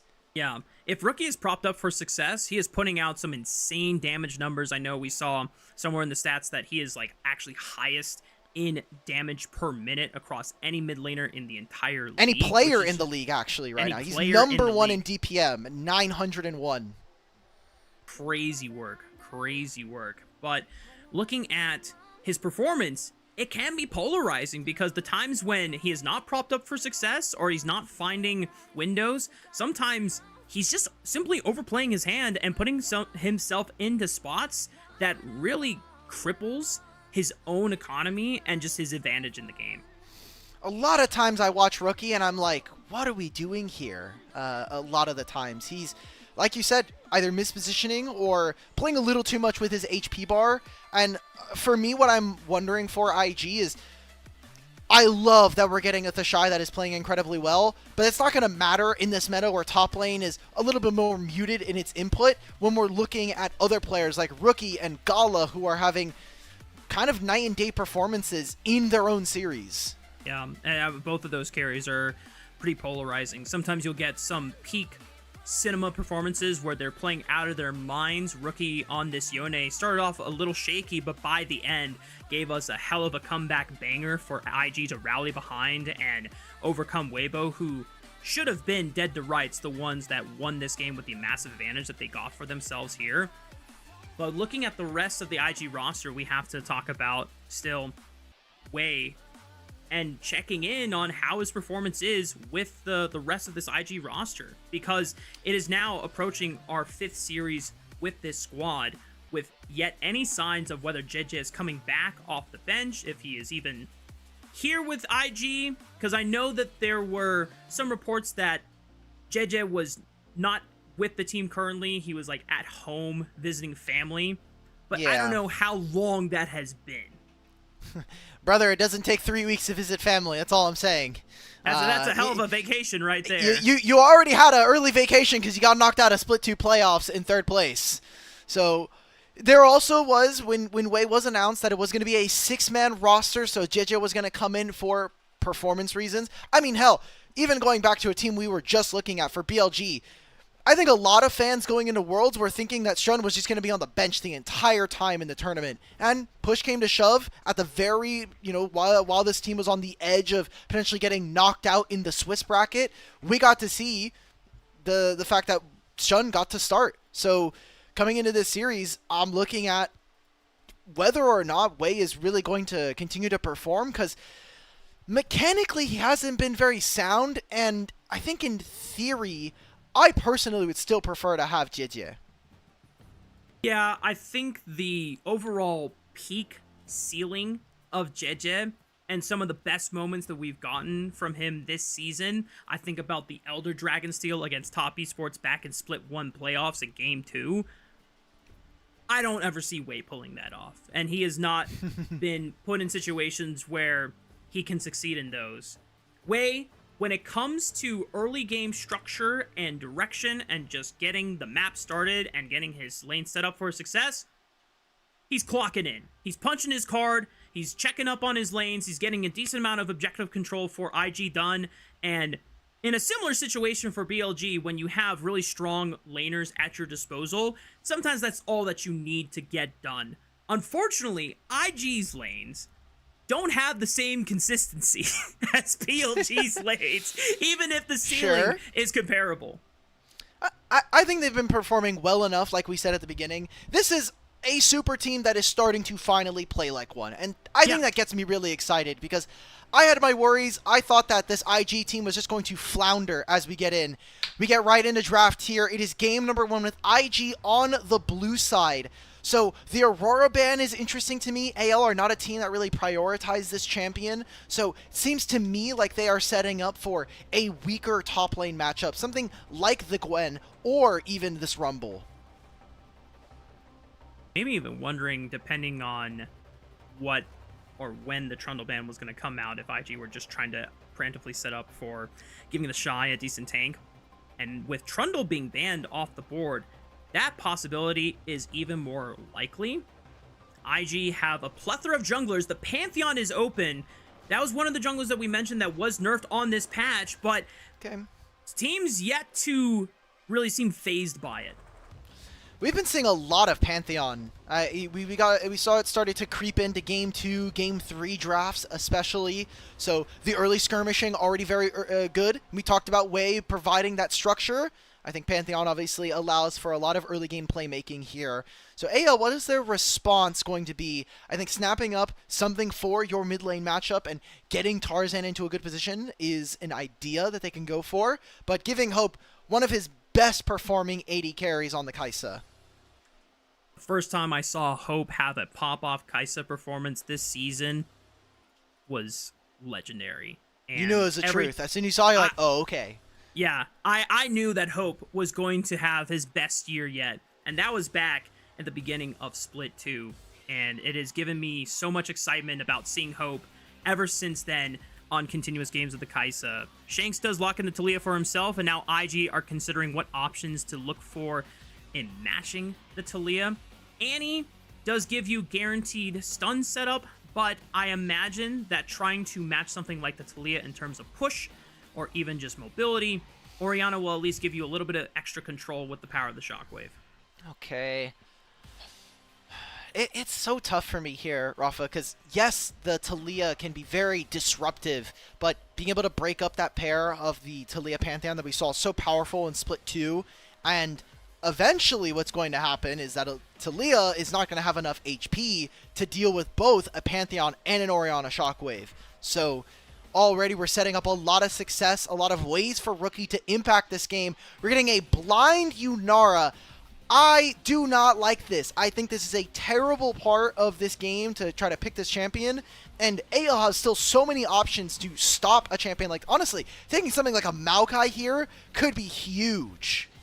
Wukong works too. Tarzan just opting in for the Monkey King himself, gives him that carry agency. As you mentioned, one of the big key factors for anyone's Legend potentially struggling this split is just the lack of overall effective meta junglers that are carry junglers in their own right. We haven't seen any more Nefiri. There haven't been any real angles for Zed to operate as safely in these drafts. Wukong is pretty much the best thing that you can hope for. And for the second round of pick and bans, it's all about now trying to diminish the support pool as well as the top lane pool. So Rumble comes out. In my mind, I would be thinking about other champions that the Shy has been able to pick up. Yorick becomes really interesting because both him and Flandra still play it. Ornn and Sion, in my mind, Flandra is undefeated on Sion this season, or this split, and so on 4 could be really interesting as a way to give yourself some frontline, right? When you're going into an Orianna Pantheon, how are they ever going to deal with this kind of champion? True. like the out. Those were some cute cats. The call out with the Alistar though is nice. Just trying to find ways that Mako will not be able to have reliable engage and setup, since so far your methods of going forward is a flash Pantheon stun carrying the Shockwave from Rookie's Orianna. Rakan also denied, and anyone's Legend just going to slam down the blind Sion, and now it's up to the Shy on what he wants to use as an answer into the big tank. I'm looking at this from AL. They have the ability to get into the backline, dissect what could be a really tricky situation from them. You have the Sion who can walk forward and get all of your plasma procs applied with that unstoppable onslaught so that this Kai'Sa can dive alongside the Taliyah, creating terrain. There's not a lot of mobility either from IG, so a pick from Shanks could be very deadly. And for IG, they want fights to go really long, which I think feels weird, especially when you have a Pantheon and you have a Kai'Sa on the opposite side. It feels like, to me, they're kind of at an odds here. Mm-hmm. Overall, IG range is relatively short. Yeah, Yunara has, not the shortest range compared to like a Kai'Sa, but Kai'Sa has insane mobility and repositioning with the Killer Instinct, so 575 versus 525 will not matter when the Kai'Sa is dive bombing you, if the dive is enabled from anyone's Legend. With the Ornn answered from the Shy, that gives them long-range engage, non-committal engage, so if things don't look good off of the Ram knockup, they can always just back off, and anyone's Legend settle with the Nautilus. So when we're looking at both of these compositions here, Alec, standard team fighting 5-on-5, more so probably though for anyone's Legend, because this dive bomb identity is so cohesively strong, whereas IG... Yeah, not like so much. Yunara's gonna help if the fight goes long. You do have a really strong first punch. You have to imagine with all the champions that IG have, finding that first pick or two should be relatively simple because outside of the Scion and the Nautilus, it's not all that much resistances coming on through. Maybe on 2 items, Shanks will be a bit tankier thanks to him having the Seraph's Embrace. And so I need to watch, when we talk about our 2 mid laners here, what is the Taliyah going to be able to accomplish here? Because the ultimate should be so game warping that an Orianna cannot interact. A Yunara should not be able to interact with AL. Would really love to see anyone's legend be proactive with this Taliyah, as it has been such a hotly contested mid laner this entire season, almost ever since the beginning of Split 2. As we start heading on to Summoner's Rift, it's going to be a battle of 2 of our teams that we expect to be contenders for the world stage in just a couple months' time. Contenders for that finals match against who we expect to be the favorites in BLG. These 2 teams have to really start bringing it their best as we start heading in to the second round robin of our Rumble stage. Ladies and gentlemen, get those Gyos out ready to go, because it is anyone's legend taking on Invictus Gaming for game 1 of our final series of the night. 4 seeds for Worlds, and AL and IG look like they are ready to go to Internationals. But AL are stumbling right now, and you need to see them up their consistency and bring us back to that Split 2 form. What the hell? Wei already lost Flash and almost all his health. Huh? Huh? Well, that is not good for IG.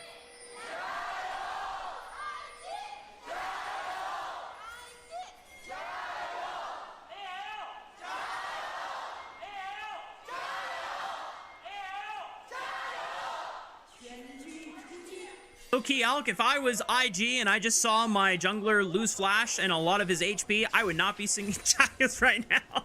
Or maybe you're even more encouraged to be like, it's okay, it's okay. Oh, we got a chance to see what happened in the picture-in-picture. Oh, Kael with the max range hook.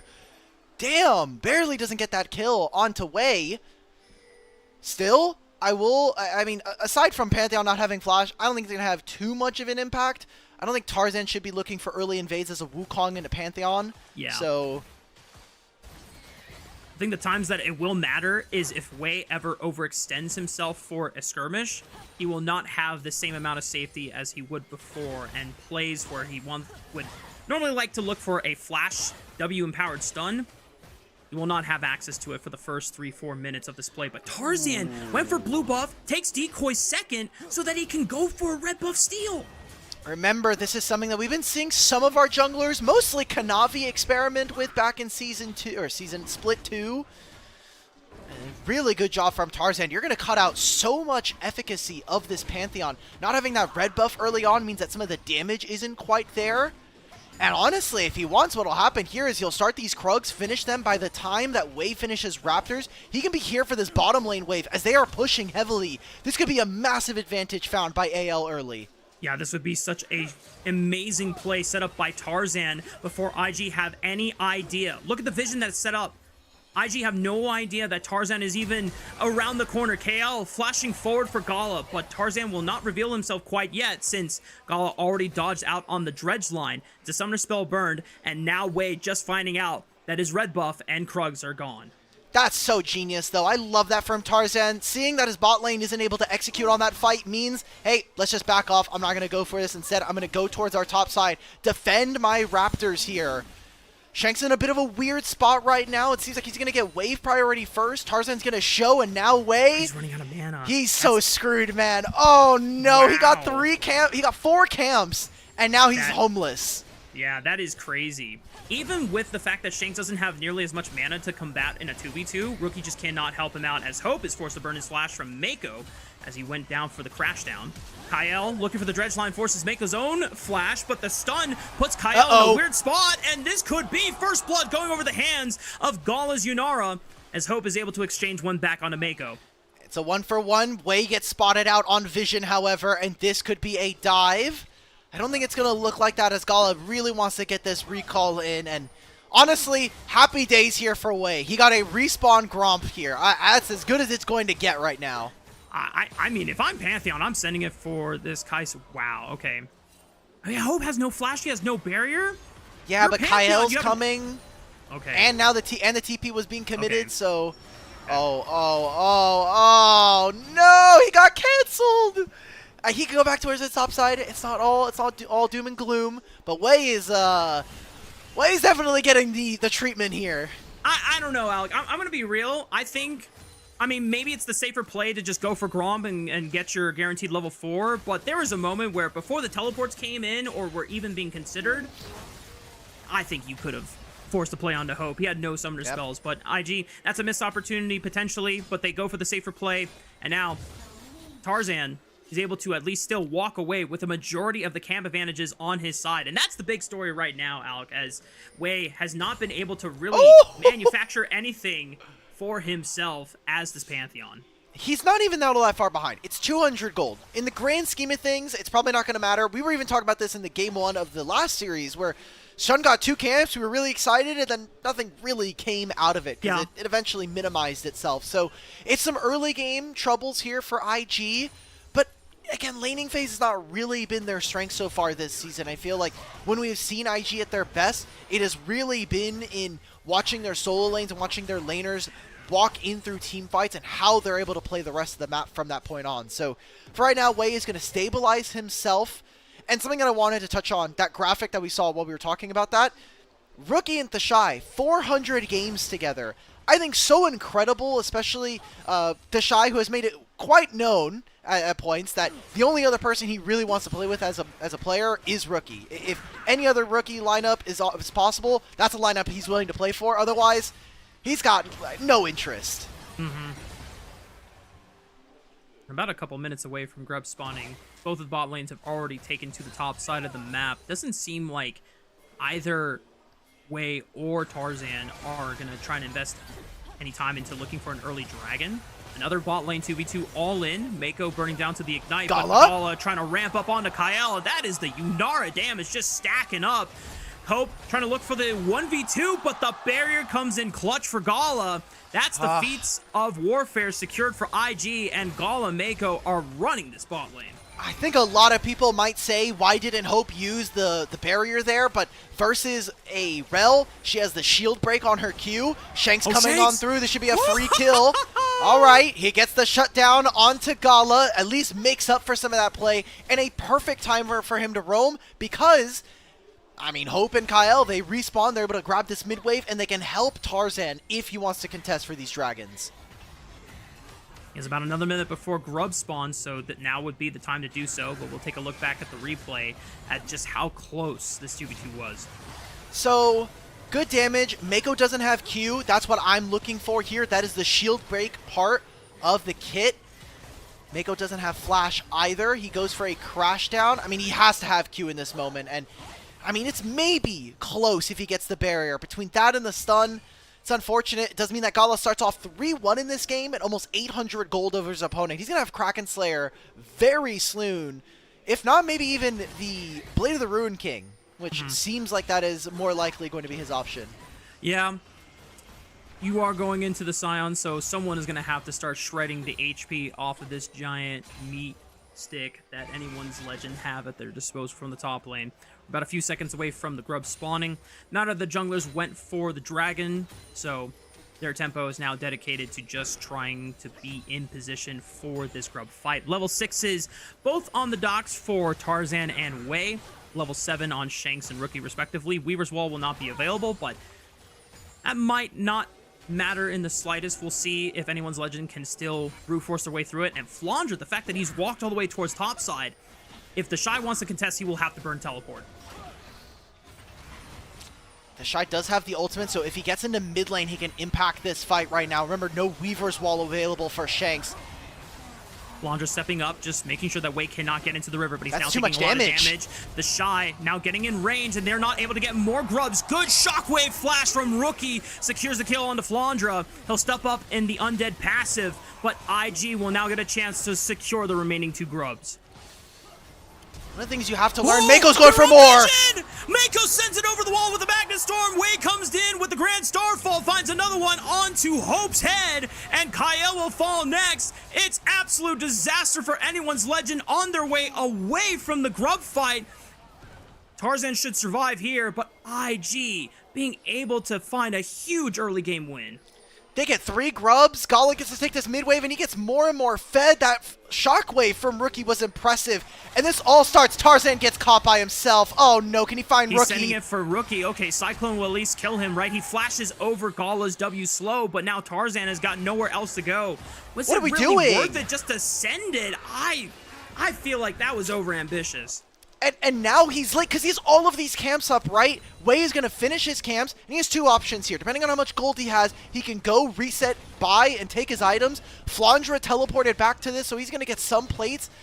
I think a big mistake here from AL, and one that started with Flandra there on the Scion. An important task or mental thing you need to be taking into consideration when you are playing frontline is when you are allowed to take damage. When and how much damage you take as a tank, because you're not building Warmogs a lot of the time. Health is a valuable resource. Thankfully, as a tank, you usually have a lot more than your teammates, but that right there, Flandra loses, again, a third of his HP bar before the fight starts, and suddenly now AL have to retreat from the pit. And what's nice about the setup here, we'll take a look back at the replay, actually, before I get into the point, but you're right. I mean, Flandra is taking all this damage, and Anyone's Legend are not even focused on finishing the rest of the grubs, and by this time, it's just too late. I don't get it. The rest of this fight is really well played by IG. It's a free kill, right? And then they're on vision, so a great collapse from the rest of the team. Even the Shy using this Call of the Forge God to be a little tricky with it. I don't get it here from AL. This is more of those poor decisions we've seen from them coming into Split 3. And one of the cool things that, as we go back to live, that gave IG the advantage for that Dragon there. The Shy didn't have to use the teleport. He just went top lane, answered the push of Shanks, whereas Flandra was forced to use the teleport on the bot side of the map. So IG could always threaten to have the Shy move first cross map, as now he still retains the teleport spell, whereas Shanks just used his own to try and keep the Shy locked into this lane on the top side of the map. We'll see if IG can find a window to get a really proactive play going. Although, this just might be... Wait, hang on. What's up? I think the Shy is just going to teleport bot side. Okay. Yeah. Mark, I gotta ask you as a jungler, man. How frustrating is this game if you are Tarzan? You stole 2 of his camps, and I know you specifically would hate this. You steal a bunch of his camps. You think you outplayed him, and now... We're 12 minutes into this game. Enemy team is 7-3, and they got the first dragon, the grubs, the first 3 kills. What the hell happened? I mean, the frustration was definitely spelled in Tarzan's attempt to just send it for Rookie and even flashing forward just to guarantee the kill, because to me, you make those plays when you feel like, I need this kill shut down gold, otherwise the game is lost. And if you're feeling that desperate early on into the game, when there's still plenty of time to have your Kai'Sa scale up, have your Scion scale up as a giant meat tank, have Wukong scale up and get stronger and stronger with each item spike, it just feels like Anyone's Legend has lost a lot of the belief of their ability to turn things around. I mean, look at the gold lead. It's not that big. Like, Anyone's Legend need to calm down, but IG... are just very content with the state of the map that they're given. Gala is decently accelerated, Blade of the Ruin King, and a 1,000 gold advantage over Hope's Kai'Sa. So we'll see how the next fight plays out with the Mountain Dragon coming up in 3 minutes here. And thankfully, Hope's Kai'Sa is very good. Very, very good. It is Yunara, so some new champion diff may be coming on through. But we do expect that AL are going to have really strong team fights within the next maybe 5 minutes. They are hitting those item breakpoints like you had talked about. Shanks about halfway through his Seraph's Embrace here. This could be a spot where they make the find. Kyle and Hope are on the way. Ooh, they baited Rookie and Mako in. Being able to pin them in that tri-bush, well played. And the rest of Anyone's Legend have just surged on over to the top side. Flandra even TPing to make sure that that play goes well for them. And just like that, Anyone's Legend are able to bounce back and stabilize the gold advantage. IG, and specifically Rookie, had pulled Mako away from Gala. Gala, you're in mid lane. You'll be fine for yourself. I need our support right now to hover me on these waves so that Talia doesn't make a side lane play. Well, guess what? We overextended, and now both of us end up going down.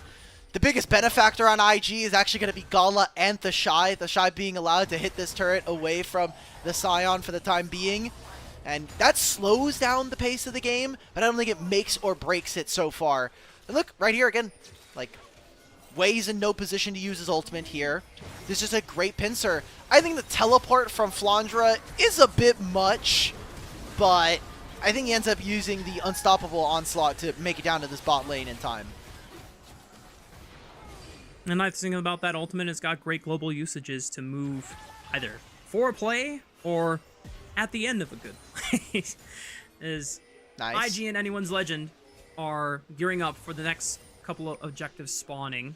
Rift Herald in 7 seconds, Mountain Dragon in about a minute's time. IG currently have decent amount of numbers on the top side for this play, taking check of Summoner Spell. Everyone on IG has their flash aside from Mako. Same thing for Anyone's Legend. Our two mid laners with the tier items, they will unlock in the middle of this fight.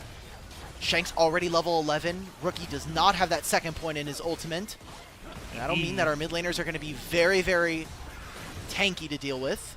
I mean, Wei secures the Rift Herald. Shanks just TPs for a reposition. Here comes Flandra on the choo-choo train. The Unstoppable Onslaught does not connect. And now the Shy flashing forward. Kello, the Forge God, onto multiple members. He's stalling the backline while the rest of IG reposition here. But Anyone's Legend still have enough gas in the tank. You saw Hope fly right on in, assassinate Gala, and Hope still survives as he flashes backwards. Wei went for the big play, but doesn't find revenge for his fallen ADC. And the rest of Anyone's Legend cleaning up this fight. It's a 5-0 ace for Anyone's Legend. You called out Hope. I'm calling out Shanks, man. This guy put work onto the back line and completely disrupted IG's ability to get into that. Their setup for that fight was very sloppy from them.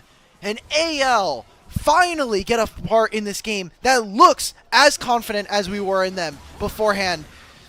You have Rookie not really putting down the ball in a great spot, so he's not stopping anyone from AL. And watch Shanks throughout this fight, constantly throwing out walls, flicks onto multiple members, gets Mako first, finds Rookie in the back end of this, and all of this Unraveled Earth just completely makes it impossible for IG to ever play.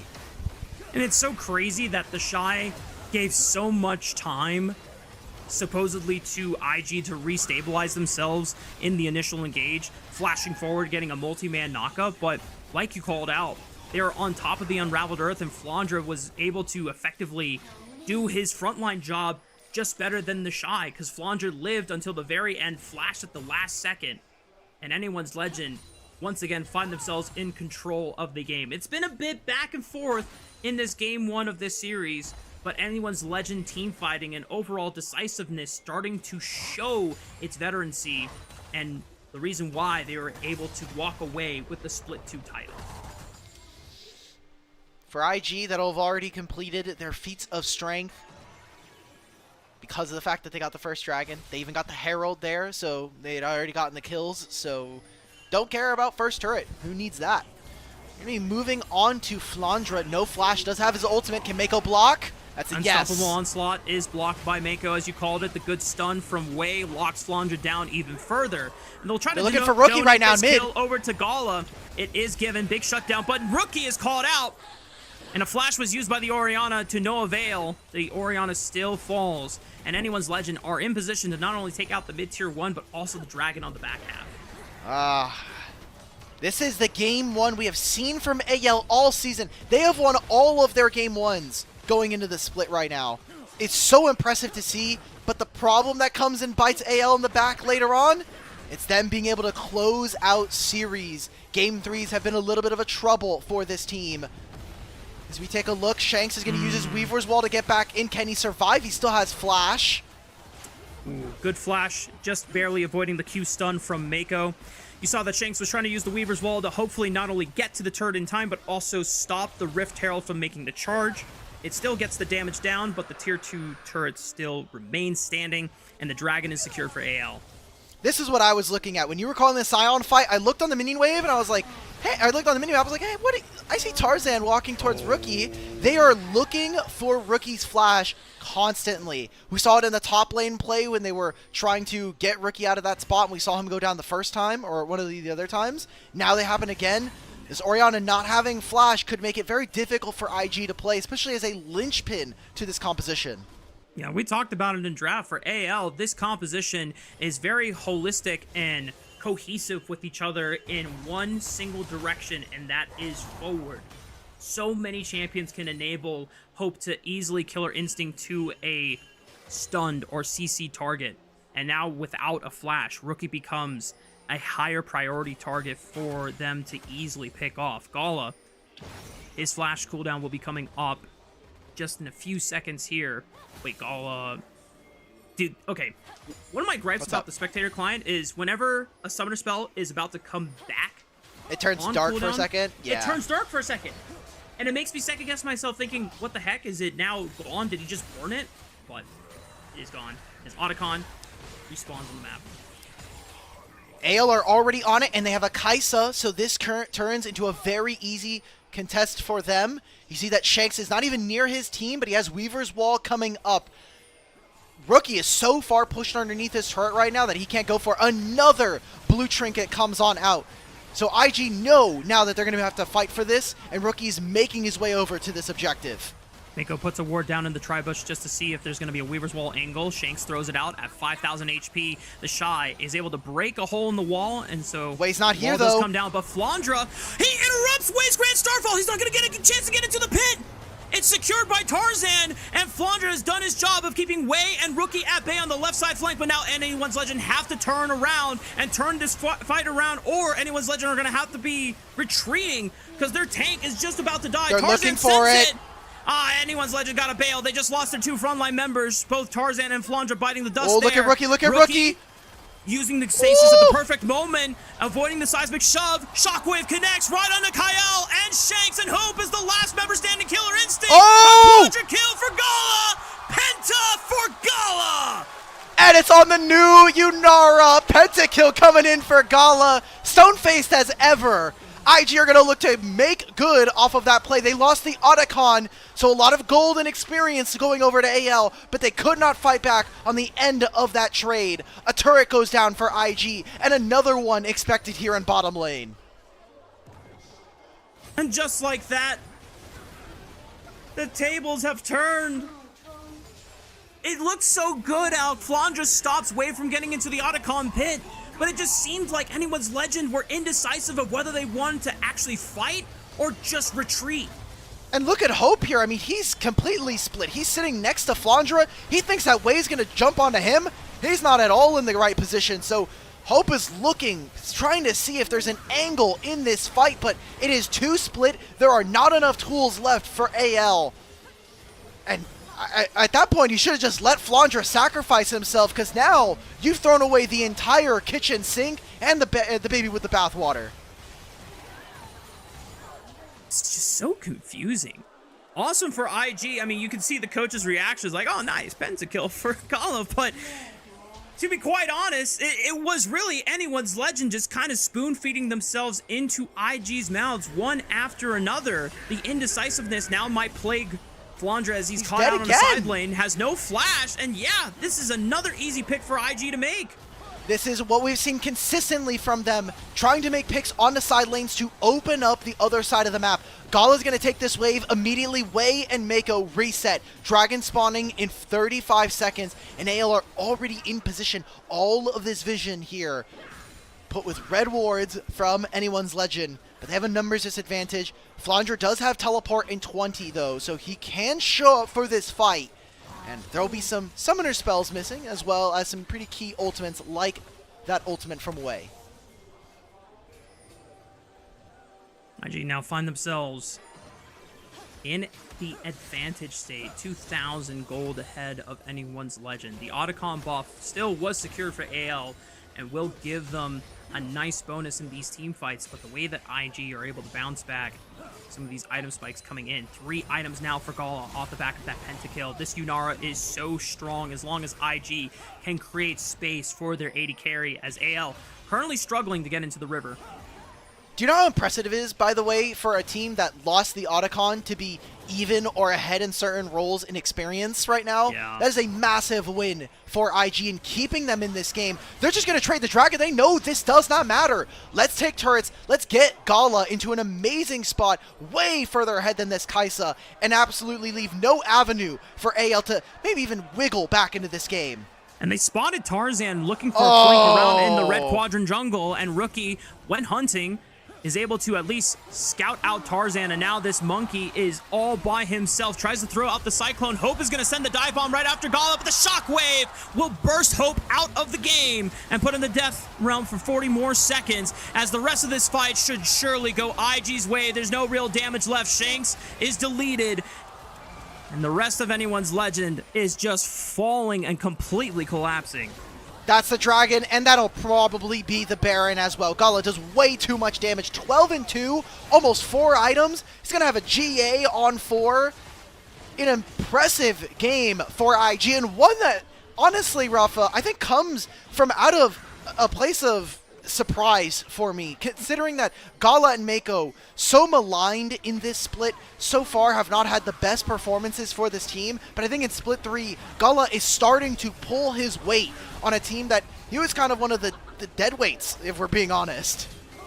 Gala aligned with, hang on, Tarzan might be in trouble here. Oh man, just get the Baron, bro. Just what is going on? I don't know. AL look tired. They look confused. And we've been giving them so much credit. They'll make it to playoffs. They'll look good later on. They just have played a lot of games between Split 2 and MSI and coming back home to the LPL. But at this point, they might have to make a play-in series. Okay, well, Kyle does have Smite. It's a 600 Smite versus a 1200 from Wei, and he's Pantheon, so he should have an easier time to secure this, but there's a lot of damage coming out from Flandra. He's out of range. Hope and Shanks. Shockwave, he's in range! Shanks! It was 6 HP! And he gets the last hit on the Baron! And all AL have to do is just retreat, but Hope wants to continue fighting with Killer Instinct, finds the kill on Mako, but now Hope has nowhere else to go. He's forced to flash over the wall, but Rookie will look to follow, but the Blast Cone saves Hope! And anyone's legends still find themselves fighting back in this game. Wei moved back over the wall to get out of that position, and if you have to Shy in the area, he can break a section of the Taliyah wall. Huge mistake coming in from AL. Yes, they still grab the Baron, but Rafa, look at who's alive. Who is going to use this Baron? Kai'Sa, Kael, and Tarzan. I don't think it's enough. 6,000 gold is the advantage over to Gala at this moment. The observer's showing us why Tarzan was caught out in the first place. He has been continuously in deep enemy territory, just trying to counter jungle and continue maintaining a farm advantage and looking for ways to accelerate his power spikes. As we look back at how close this was, I saw 6 HP. Yep, and look at Shanks here. Gets him over the wall. Wei flashes over this pit. He's not in range to smite anymore. What the hell is Wei doing? What? There's no jungler, and even if there's a spellbook smite, I am confounded by Wei in this game. A lot of early jungle pathing went into him, thanks to Tarzan, like you had noted. And now we're back. It's maybe a pick on a Mako. Tarzan's trying to sneak out, should be fine for the time being. Dragon spawns in 2 minutes. And IG, they need to slow it back down. Let's bring it back to what worked for us for the last 20 minutes. You can see the panic that came from Wei's character model. As soon as he flashed over the wall, he's like, oh crap, I need to smite, I need to throw a Q, but he shorts the Q, doesn't hold it for the extended so that he can try and execute it with the extra bonus damage you get. Oh my gosh, that was so close. Wei being able to barely recall. This game has been definitely a game of all time in LPL, and it's one of those bangers. As Wei sends it with a Grand Starfall, instantly gets cycloned and knocked up. Wei might be in trouble. The seismic shove, turret falls, Wei falls. Anyone's legend now find themselves 5-4 on the map. Okay. If IG were to lose with Yunara's first pentakill, I know we've been focusing you as a jungler, but as an AD carry player get a pentakill and I'm 15-2 and we can't win this game, the locker room, I'm going to just be silent. There's nothing I can do. I did my job. Where's the rest of my team right now? Wei getting caught out, a few mistakes, and they're really small, right? We're 20-14. It is a 2,000 gold lead here for IG. I think the crux of the matter, and maybe something that they might have to revisit going later into this series, is the dragon control. It's 2 dragons to IG. It'll now potentially be 2 dragons if AL are able to secure this, and them not being able to get all of the dragons early on might have spelled doom for them, as this allows for AL to have more time into this game, the grace of being able to scale. Yeah, despite all of the shortcomings that Anyone's Legend have experienced this game and some of the fumbles they've given over to IG in the mid-game as well, they are being given windows back into the game and ways for them to hold on and get back to a point where they can overcome IG in the 5v5. As this dragon is about to spawn in the next 10 seconds. No flash on Rookie, no flash on Gala. These two are high priority targets for Anyone's Legend to blow up in the blink of an eye. And IG say, screw the dragon, we're going to try and use this wave pressure and just push all the way into your base. Okay, here we go. IG have a little bit more, those 2 grubs putting in overtime. Another situation where I think IG are playing this part of the map fine. They recognize that there's no point of a soul. There's no threat of that potentially happening for at least the next 10 minutes. So let's take more structures that'll open up the inhibitor. And there's a Baron spawning in a minute and a half. IG can litter this dragon, or litter this side of the jungle with wards. At least take away some of these jungle camps and start to starve Tarzan out of this game. Really, really intelligent stuff coming in from Invictus to hopefully get them back into a spot of contention. Yeah, now they'll have super minions pouring in through the mid wave. That should guarantee priority for any of these objectives coming up. Baron spawning the next minute and few seconds of change. We don't have another Ocean Dragon for quite some time, so this would be the big focus of the objective here. There's still a GA that Anyone's Legend have to take into consideration when looking to dive bomb Gala in the backline with this composition that they have. But I have seen some atrocious things happen this game, Alex, so this game is still in anyone's ball court here. So I'm looking right now for kill records because Gala being 15-2 is really damn impressive. MSI last year, for only looking at tier 1s, Pays set it on his Kaisa versus Aphelios. He went 28-2. The closest one for the LPL I can find is LDL 2021. It was TTH. He got 23 kills in a single game playing Kaisa versus Draven. So I want to see it. I want to see if we can get... I think we can maybe ask some of our historians to try to pull this while we are on the show, because he's getting close to that record. And I think there's at least one fight left in this game. Weaver's Wall coming out, trying to split up IG members on the Baron Pit, already at 5,000 HP. Tarzan walks up, still could be in range. IG have to decide. Ooh, the flash from Kael does not land the dredge line on the Gala. He just sidesteps it. 4,000 HP now on the Baron.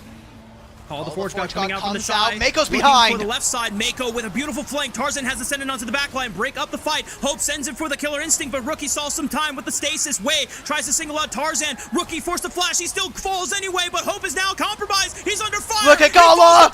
It's a triple kill for Hope, but now the Yunara gets to thrive and survive through it all. Anyone's Legend, all depending on Shanks and Flandre to carry out this fight, but the Shy on this one horde more, is about to ram his head straight through Shanks' his face.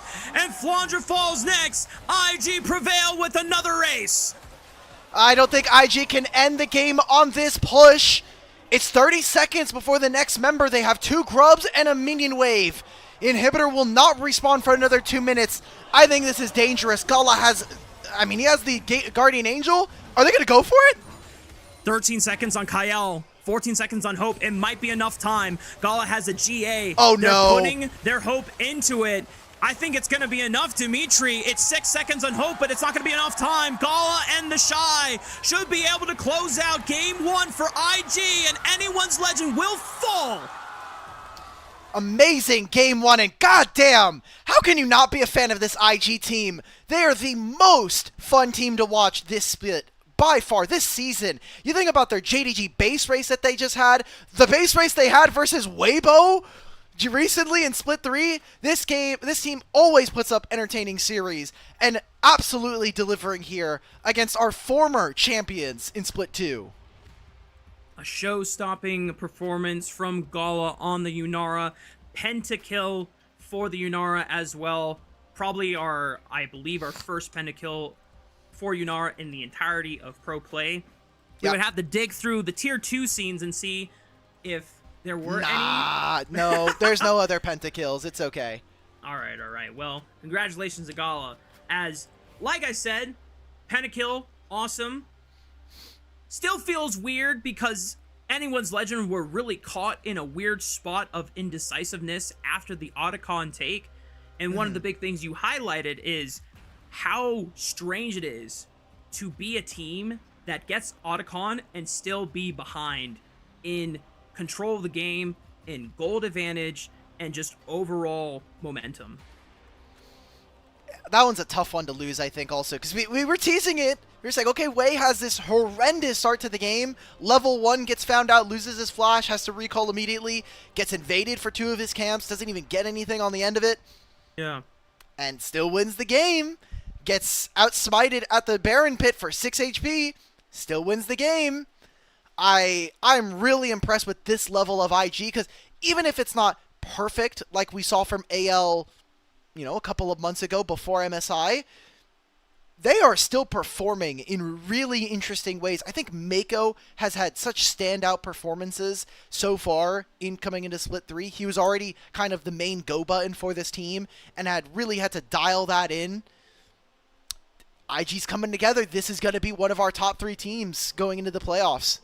And it's nice you shout out Mako there, because he had some really clutch engages that propelled IG into a state where they were momentarily in control of various points of the game. I think about the snap engage on the 2 members of AO that were backing the Tribush after the Grub take, being able to propel themselves and control that early game, which is where that initial blue part of the graph you see there. Then obviously the dip was Anyone's Legend manufacturing a decent comeback. But then once again, it is Mako finding the flank as the Rel in the fight around the Baron Pit.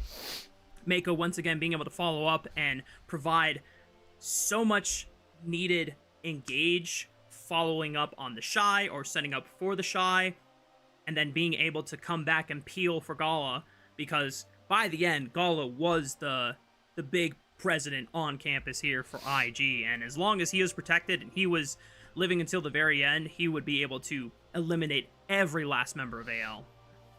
I'm just watching Gala in this fight. He's just hammering away at Flandra. And even Hope with the heroics on the Kaisa, it is not enough to bring home a victory here in game number 1. And I misspoke earlier. Previously, before last night, AL had won all of their game 1s regardless of the rest of the series. I forgot yesterday they lost game 1 up against Top Esports. And here again, either way, that is broken with IG winning game number 1. And just looking from start to finish, I think more coherent than their opponents. I feel like AL, I don't know how to describe the feeling of like IRL lag, but this team looks disheveled. They're not making coherent plays around the map. The reason why we saw them so good in split number 2 was even if they were getting hands diffed in a couple of their games, couple of their series, they were always the more intelligent team. But if you're self-proclaiming as not understanding the meta and you're still getting hands diffed, that's not a good look for a team that we have a lot of expectations for. Some of the hallmarks of this team were their understanding of how to approach and create pincer angles in these team fights. Having Kyle approach from one side of the fight, Flandra from another, or Tarzan even from another angle, and having them happen simultaneously so that it creates so much disruption that it naturally just creates space for both Hope and Shanks to act with free will. And that was just not happening a majority of this game. The couple of times where Anyone's Legend are able to find victorious fights, it's actually just from IG fumbling. And it's just very concerning, because what happened to the team that we saw take a championship title at the end of Split 2? All the creative angles that they were able to just really come up with and coordinate well, and now it just seems like in these moments where they're undecisive, they're just unsure and lacking confidence of saying, hey guys, we're moving forward as a unit. Hey guys, we're retreating together as a unit. There's mixed calls. Yeah. Something that's really funny too is IG has not been able to beat AL since spring of 2024. It's been almost a year and a half since they're able to take just a single game win. They have beaten them all year long here in 2025. Even last year's lineups didn't find as much success. This is the first game win that IG have been able to take over AL in a really long time. So I think impressive enough. And while it does come at the expense of a defending champion, I think it's just so exciting for IG as a team that we're looking to be top 3, top 2 in the league potentially, if they can kind of level up their game and beat the demon that is BLG in top esports. As we take a look, Gala earns our MVP. I think once he got that pentakill, barring them like absolutely blowing up this game, Gala was meant to earn this MVP. Yeah. The pentakill kind of guarantees you getting the MVP vote there. It's a bit of a freebie, yeah. Yeah.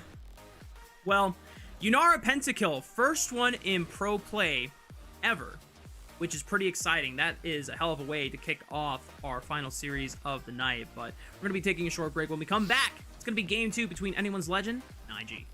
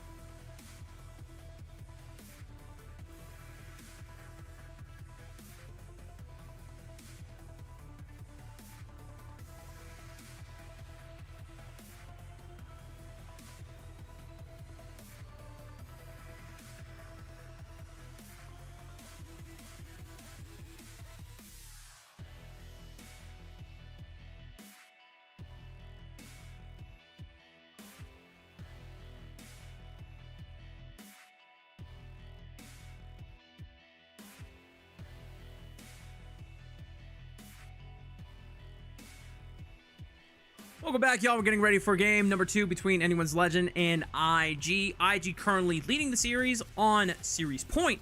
And Anyone's Legend, even though they were able to be competitive with IG, in the end they stumbled and fell to the power of Gala's Yunara. If you missed it, we got our first Yunara in Yunara pentakill in pro play. There you go.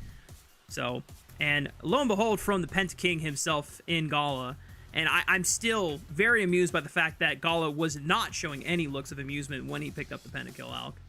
That's just how it goes for Gala, a stone-faced killer, as we called him there. So, going to be exciting to watch how the developments here, if AL are going to get swept by IG, which we haven't seen all season long, or can AL actually mount a comeback? But even if they do, I'll be honest here, I don't have a lot of confidence in this team with how they're looking recently. Yeah, well, it might seem like that Anyone's Legend are going to need their pro players to step up and make that pro diff. Speaking of which, if you want to play like the pros in your own solo queue games, take the opportunity to learn directly from the pros themselves. Whatever your rank, the best way to start climbing now is to schedule a coaching session at prodiff.gg.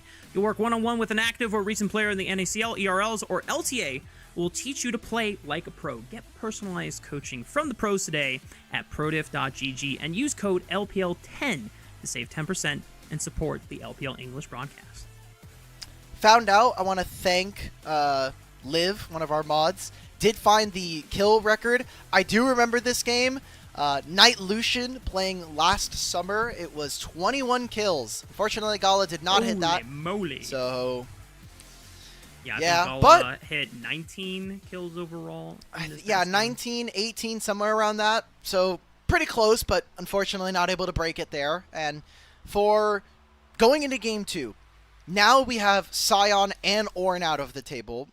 Surprisingly, Flandre did lose on his Sion, which I think is pretty impressive considering the fact that he was already 100% win rate on 2 games going into Split 3. Now we're more likely to get some of those more funky matchups, especially for a player like the Shy and Flandre, who have very unique champion pools.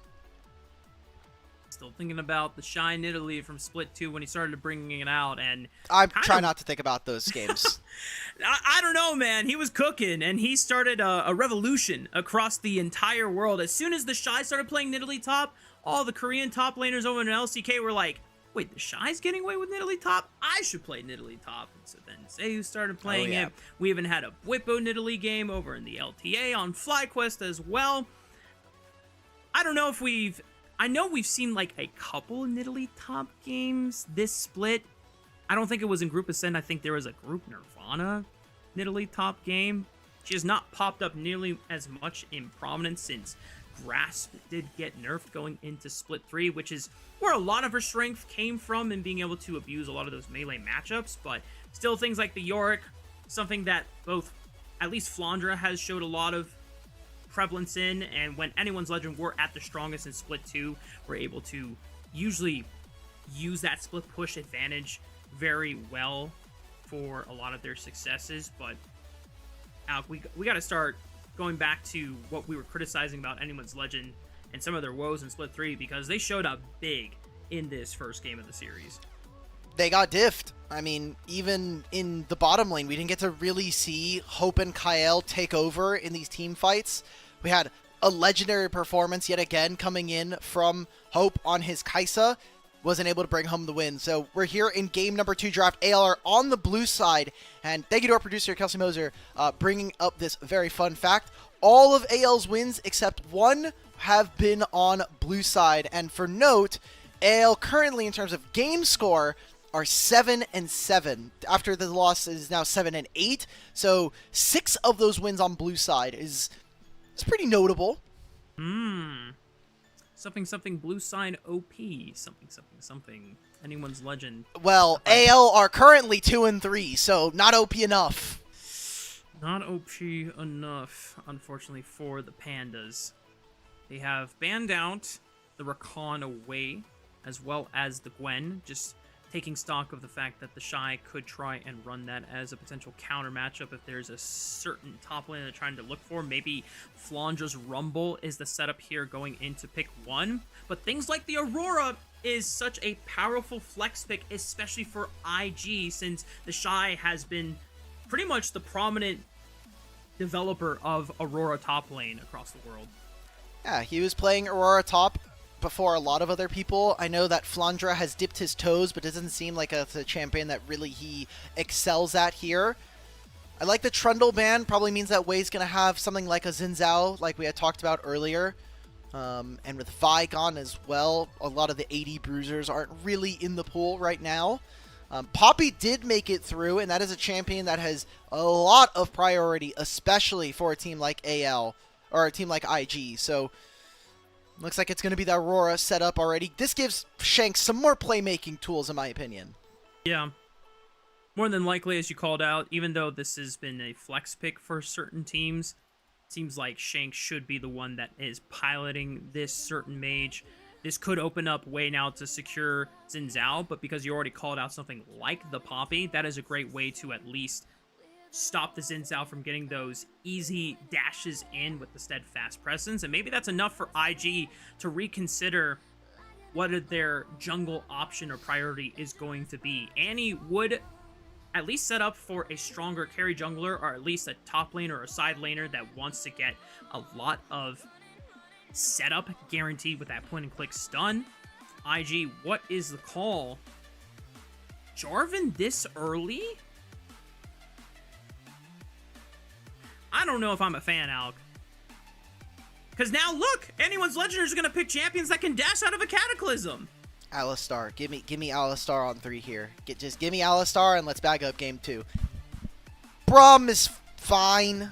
It helps block with the steadfast presence and stuff. So, with his unbreakable, I think it's fine. The 2v2 is obviously going to be a little bit stronger here for Hope and Kyle. Maybe we get to see them work a little bit more. AL showing a lot of flexibility because we don't even know if this Aurora is going to be going into mid lane. It's a great matchup into the Annie, but if it opens up for a different play, we see this Rumble now coming on through. Flandra could take it if they see maybe a different angle through mid lane here, where IG, very easy here, Rafa.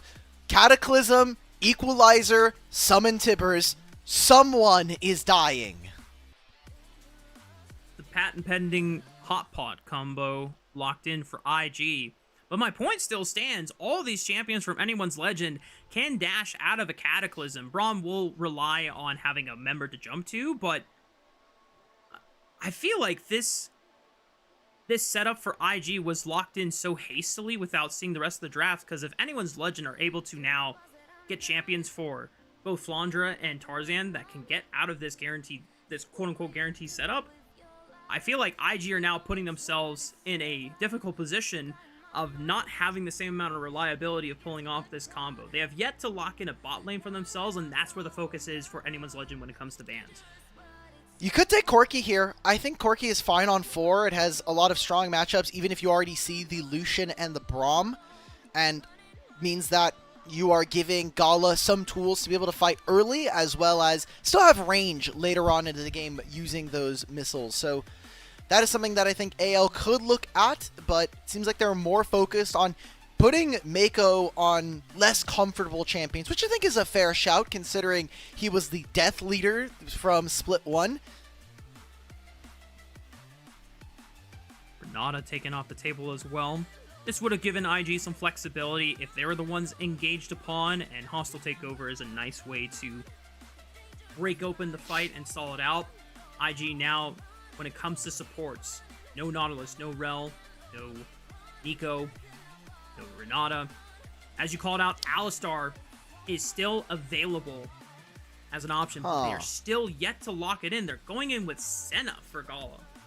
This means that Mako needs to be attached to him, and I am worried here, Rafa, because yes, Senna should be able to farm by herself. In the early game, it's going to be a little bit more difficult for Mako to get out of lane, but IG are looking to just smash in the early game. They want to try to play on level 6. They want to play on their first 1 and 2 items so they can be aggressive up against their opponents. AL going for, I don't want to say it's a scaling strategy because you have Aurora and you have this Lucian early on, but they are going to be very, very tanky come 2-3 items.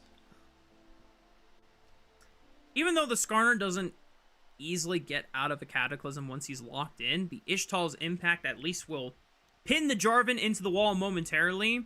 Maybe it's a nice way to turn the fight around and look for a nice Impale setup off the back end of it. But Mbessa, another champion that has a lot of mobility, very hard for the Jarvan to necessarily lock down, can also reposition with the public execution. And IG, considering their support option, they've hovered over a few. But as you called earlier, Alk, Alistar seems like the winning formula here for IG. I think Alistar is actually extremely BIS here. Like, best in slot support you can get at this moment, if he plays it right. Remember when we were talking about Wink?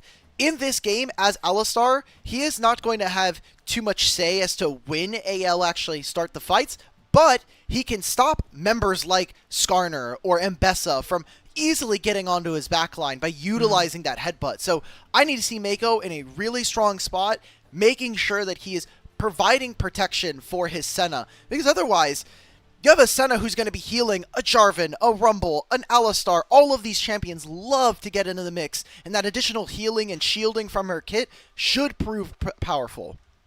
The nice thing for IG's comp is a majority of these champions do spike on that first item. The Malignance for the Annie, the first Sundered Sky or Eclipse if Wei wants to be a little bit more aggressive for the Jarvan, and the Liandry's for this Rumble. Level 6 power spike's going to be super strong for this composition, but not to take away anything from anyone's legend. As you called out before, the Aurora and the Lucian will have enough of that early game agency to help Tarzan bridge into the later stages of the game, where he will be a super beefy Skarner. We'll see if anyone's legends carries can give their overall team enough time to get to that later stages part of the game, or if IG will just try and run them over in that mid-game spike when a majority of these champions do come online. But here we go, y'all. IG on series point, leading 1-0. Anyone's legend. Can they make the comeback, or is this an IG series to close out?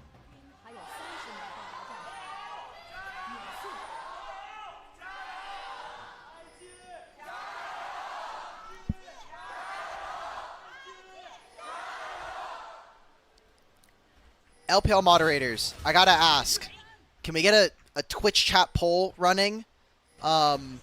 Because Kelsey is telling me that BIS is not a thing. People don't use it. People don't. So I want to ask the fans, do you know what BIS is? Let's start there. Like, best in slot, have you heard of it before? And if not, let us know in the chat, and then I'll have the moderators come on through.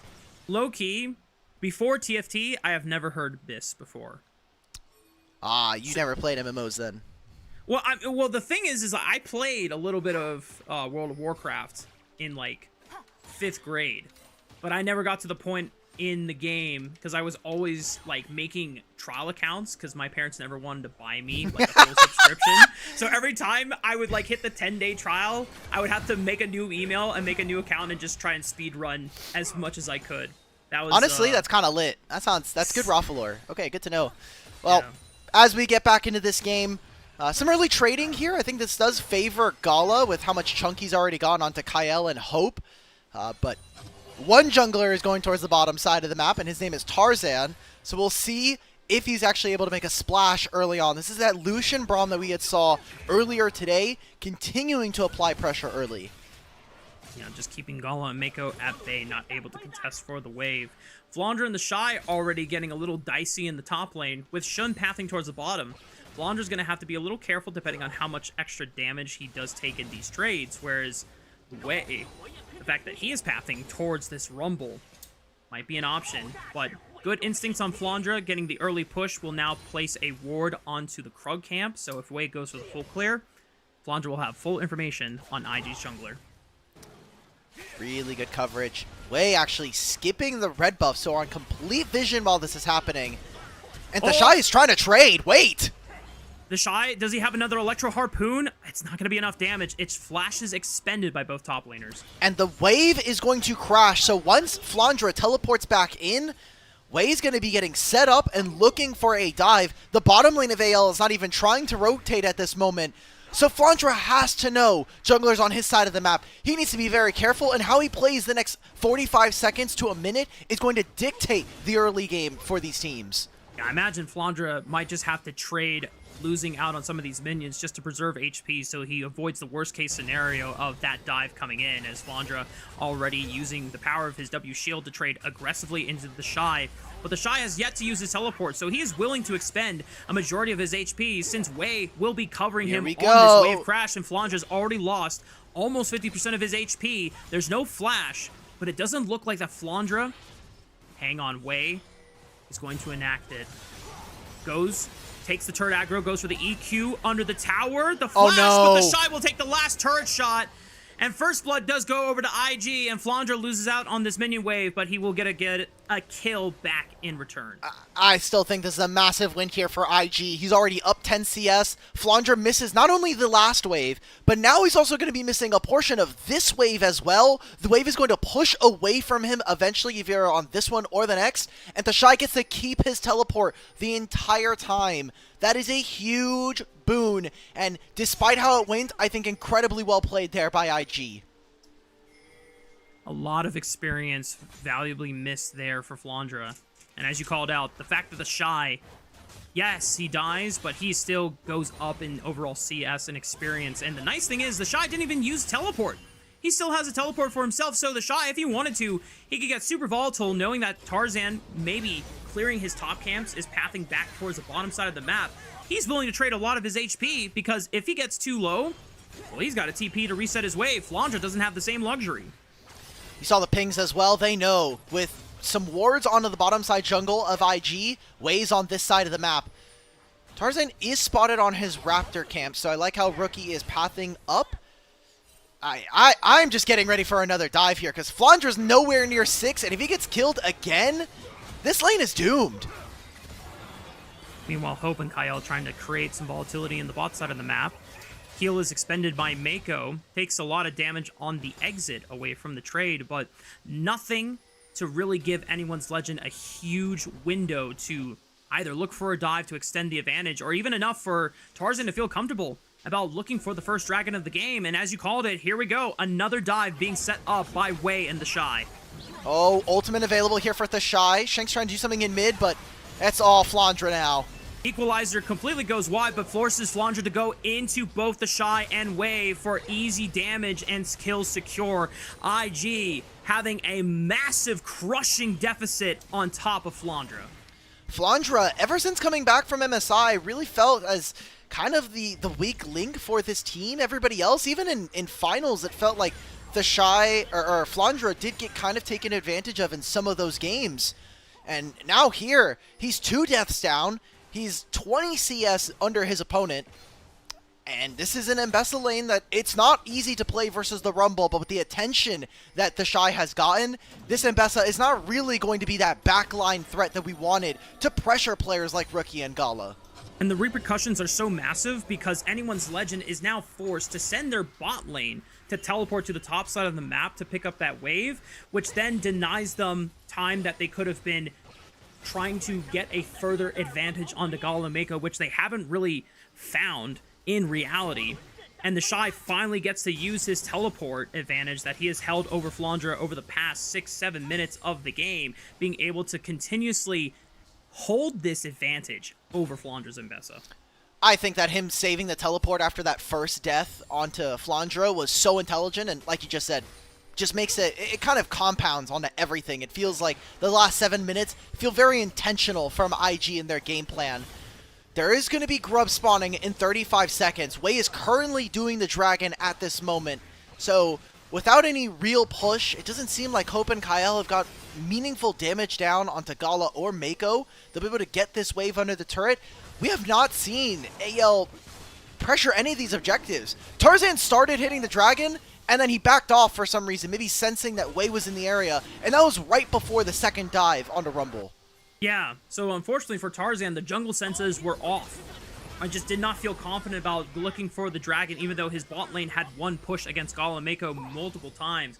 Missed opportunity for anyone's Legend to find an objective trade with the dragon secured by IG. It is now Tarzan trying to run through mid, will not find a chance to really punish Rookie, and Wei is continuing to put Flandre under pressure. This gives anyone's legend a window to look for grubs. Oh, let's farm up, buddy. Let's kill this guy. Now Flandre does TP back to the wave. It looks like Wei is not going to pull the trigger on the dive since Flandre is full HP. They'll wait for that. This does guarantee that anyone's legend will get all 3 grubs for themselves here, but Flandre's already losing 50% of his HP. He just TP'd back. Oh my goodness, this is devastating. And Rookie, Wei went all the way towards the top side to look for the collapse flash. They got him. Flat onto Tarzan, and IG are just winning on both sides of the map. That's why they didn't want to go for the dive. Wei made a beeline from the Krugs all the way up to help contest for grubs. It was still 2 of them going over to AL, so they'll get the feat of Epic Monster Slayer and going towards them, or at least a single tick of it.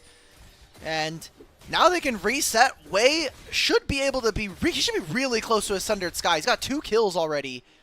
There it is. He picks it up on the way out of base. He has all of his topside camps. And Rafa, this is exactly the early game that we needed to see from IG with this composition. Not only playing around the Shy, but now making sure that the other lanes are really comfortable. And AL have had 0 say on any of these epic monsters. In a lot of IG's wins earlier on, this split in particular, this is the type of early game that Wei was able to really manufacture for this roster, and it has led into some of the most convincing wins that IG has had all season long, because like you said earlier, IG don't normally win early game. When they win games because they're able to really make strong team fight comebacks, and just off of the experience that a lot of these players have on this roster, are able to identify win conditions and scenarios where they can still come back despite being down thousands of gold. But when Wei is able to play with the Shy, enable him to have a massive advantage over top lane, and then choose decisively when to punish anyone's legend on certain objective takes, this is the type of early game that you can get out of this IG roster. Really exciting. You look at the stats here for IG, 4th in the league for First Bloods, 4th for First Turret, 2nd and 1st for Dragon and Herald percentage. I'm really impressed. They look and are performing like a top 4 team in the league. Whereas AL, we're giving them so much benefit of the doubt that they'll eventually get it ready for playoffs.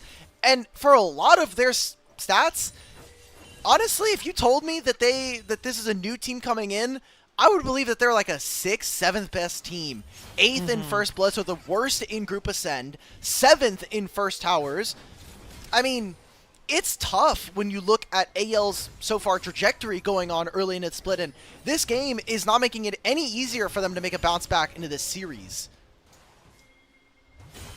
Flandre has been suffering this game. Looks like the Shy should be close to completing his first item. Even took a pit stop with boots and a Dark Seal. Now has the Leandries completed alongside Wei with that Sundered Sky. These two are hitting the mid-game stride where they are some of the strongest champions in the game at this current point in time. Tarzan's going to be looking for a flank onto Rookie through the wall with the Ishtal's impact. Public execution from Flandre should set it up. Rookie still has a flash. Can he get away? Good Tibber stun, but the flash from Tarzan should commit forward, trying to exact all the damage from his burst spells before using the Impale at the very last possible second, and anyone's legend find themselves another kill on the board. How much can Flandre get off of this? Because you'll get the wave and the top lane tier 1, or at least the plates that are going to be on it, but 35 seconds before the second dragon spawns, and Rookie has teleport here. So all this does is stabilize Flandre a little bit, considering he's trying to get away from this rumble, but I don't think it meaningfully changes a lot of this game. And now even Tashai is going to teleport to catch this wave. Because in the end, it is still not Flandre that gets the kill, it is Tarzan, so doesn't help Flandre's particular laning woes and deficit that he has against the Shy's Rumble at the moment. The next dragon is just about to spawn in the next couple of seconds. Majority of the members of IG are starting to set up here on the bottom side. Gala just taking a base, picking up his static Shiv.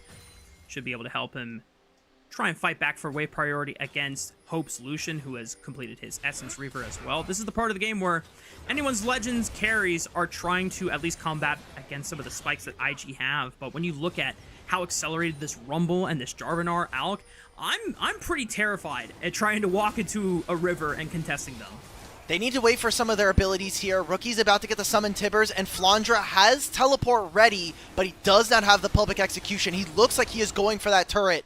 AL, they group around the bottom side of the map. Looks like they're not going to end up contesting, and that's 2 plates going over to Flandra. So all in all, not that bad of a trade. It is still the first 2 dragons of the game, though, going to IG. And that right there is very problematic if we're talking about a team that has an Aurora in the early game. You have this Lucian Braum. We haven't seen them really interact. Yeah, Tarzan has not been able to leverage any of the advantages from these 2 lanes to get himself a way to control the map state away from Waze Jarvan at this point in time. And when you look at how IG's composition, apart from the late game insurance of Gala Senna scaling further and further and beyond as the game goes on, this composition from IG really excels for the next few minutes. And then afterwards, the fall off is not detrimental, but it does become tougher to play into the champions that anyone's Legend will be boasting. But if they can accelerate the pace of the game, then it could just be curtains and an early 2-0 series for IG here as Tarzan leading the charge, looking for the Impale, but Mako stuns him up and the Impale goes wide. Now Tarzan is caught overextended. The Shy with a beautiful equalizer will catch them all on top. Gets equalized here by Flandra as well as Shanks. Now they're just trying to fight this one out. Kyle flashing over the other side of the wall. Hope is pushing Rookie and way out by himself. Flandra on the chase, finding Gala, and anyone's Legend still finding ways to win some of these team fights despite the early deficit. Great team fighting there from them. It was a solid choke point, even if Tarzan misses. IG just don't have the damage yet. It's all about in that burst there between the Shy and Rookie with how fed they are right now. I like the positioning there from Gala, though. He's able to squeeze a few more autos onto Flandra. We got to see, I think, Mako play the role of Alistar well in this fight. As we start here, Tarzan trying to find Gala. And there was a teleport early here from Shanks where that wasn't necessarily the case for Annie. Annie's going to show up late into this fight. The Dawning Shadow, I think, just adds so much to this team, and even the weirding from Shanks makes it difficult for IG to walk forward. Yeah. Just the solo laners in general from anyone's Legend being able to zone Gala away made it so hard for them to follow up on the initial burst of spells. And this is where the advantage will come in for anyone's Legend later on as the game progresses, because, as we pointed out, this composition from IG is really much on blowing all of your ultimates at once and then remainder of the damage. IG can move back here. There is a Herald on the table for them, and that would give them feats of strength if they could complete it. Have a lot of buttons up available. Dawning Shadow not quite there, and what I'm looking for here, Rafa, is AL with no flash on Hope or for Flandra. Can IG find a way to punish and capitalize on it? They've done a great job so far, at least when it comes to the laning phase, but we're about a minute and a half away from the next dragon. Rift Herald, meanwhile, is the objective at play for IG. They're all stacked on top of it at the moment, but a Scuttle Crab gives vision over to anyone's Legend. Kyle getting rooted up by Gala Senna there. 6,000 HP on the Rift Herald, but it just might reset here as it exits the Patience range. Uh-oh, Rookie. Woo! Nice dodge from the public execution. The Shy's in this no man's land where he wants to come back into the fight. He wants to go top lane and clear the wave. Wei is going to jungle privilege himself with red buff here to regen all of his HP that was done to him. You can see right now they're looking for this engage. Can they get Mako potentially? He headbutts him back into the team. The Impale now lands. A lot of circles happening. Massive damage from IG as they're trying to burst through the front line. But now IG are on the retreat. The Shy has teleported in and deals with Flandra and the Equalizer, cutting Shanks off of the rest of his team. Good flash by Tarzan, dodging the EQ flag from Wei. Hope trying to run for his life as well as he dashes over the wall, picks up some health with the Honey Fruit, but anyone's Legend only finding Rookie in the crossfire, but still losing overall ground for the Rift Herald.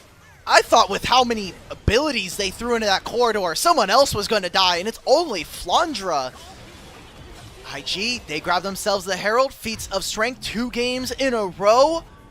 So let's check this again. Mako headbutts Tarzan. The Impale actually misses here, by the way. Oh my god. And then look at all this damage right onto the backline. And this Unbreakable from Kyle blocking Gala's entrance as well. Flandra's doing his best work, but I think we might have to redefine what that looks like. Still, IG, they go 1 for 1, and they grab the objective. Decent look from Mako, knocking up only Kyle, but not a real engage to play off of for the rest of the members of IG. They go back to their blue quadrant, farming up this blue buff. Dragon is live, but neither team has really taken strong advances in controlling and setting up at least the start of the Dragon. You're going to move back in through this river. No flash for Rookie does limit some of their playmaking. So watching how they play around Vision, seeing where Rookie is going to show himself, is very pivotal to whether or not IG are going to find a victory. That's the crash in mid. Come on, Senna, walk up. Come on. Atta girl. There you go. With that, IG are able to secure the turret in the mid lane. That's going to give them so much control over the map, playing into the strengths of this overall composition. IG are the first ones back into the river, trying to see if they want to start up the Dragon, but they are hesitant, waiting for anyone's Legend to make a move first that they can punish. Dawning Shadow is up, back to mid. We are going to play this dance for a little bit here, Rafa. We're going to go back and forth between mid wave. Gala having the static shift makes it easier for him to actually contest and push, and now IG are going to walk forward, clear vision. I'm going to be honest, this actually is an advantage towards AL because all this time, IG are just dropping side lanes.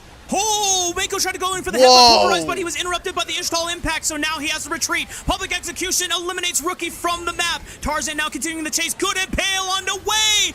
IG lose out in their mid lane and their jungle. Now the Shy tries to step up forward, but he gets eliminated right as fast. IG just lost 3 members for practically nothing on the side of anyone's Legend. Why are we engaging on Braum? This is incredibly confusing as AL not only find the fight that brings them back into this game, but then the objective on top as a cherry. This is all of our spells going into a Braum when there is still an Mbessa on the side of a fight. And this is an amazing kidnap here. A great dodge or an Unbreakable from Kyle, and just a great catch from Tarzan. But why? Look at what we're fighting. Look at all of the damage. I am so confused by IG, but it's a huge win for AL and exactly the kind of bounce back that they're going to need if they want any chance in this series. They definitely needed it because IG, we were talking about before that at this mid-game point where it's just 1 item spikes, this is where a majority of IG's composition thrives. Gala will be late game insurance, but then when you look at the front line that anyone's Legend will be boasting, you have to now cut through a Heartsteel stacking Skarner that is going to get bigger and bigger as the game progresses. And even though Jarvan will do decently well with his own item spikes, he's not a true front line like this Skarner will be. And more time given to anyone's Legend to scale up and denying what could have been IG being on Soul Point with that 3rd Dragon of the game slows down the game even more heavily in favor of anyone's Legend. You couldn't see it, but I'm definitely side-eyeing you for bringing up the Heartsteel, man. He's got 93 stacks at 22 minutes. There's no way this item's going to be that impactful. I'm afraid. It's 900 HP. That we're taking into account just the base HP value. That's my copium right there. Okay. All right. I'll allow it. It's going to be a turret here for AL, and I wonder, you have Aurora, 2-item Lucian? You see the pings coming out. Shanks can teleport back in. This could turn into an Otacon. Barely spotting out way across that wall means maybe not so likely, but teleports mean that there could get a little bit more frisky here in mid lane. Wanting to make sure that they are not giving up complete position and control around this Otacon on the top side of the map. IG moving as a 4-man, trying to lock down all the vision and the control wards that are spawning in the river, but it is equally being combated by anyone's Legend in some of these other points. And so far, vision remains in favor of anyone's Legend. And they're going to now start this Otacon up. IG are going to have to contest.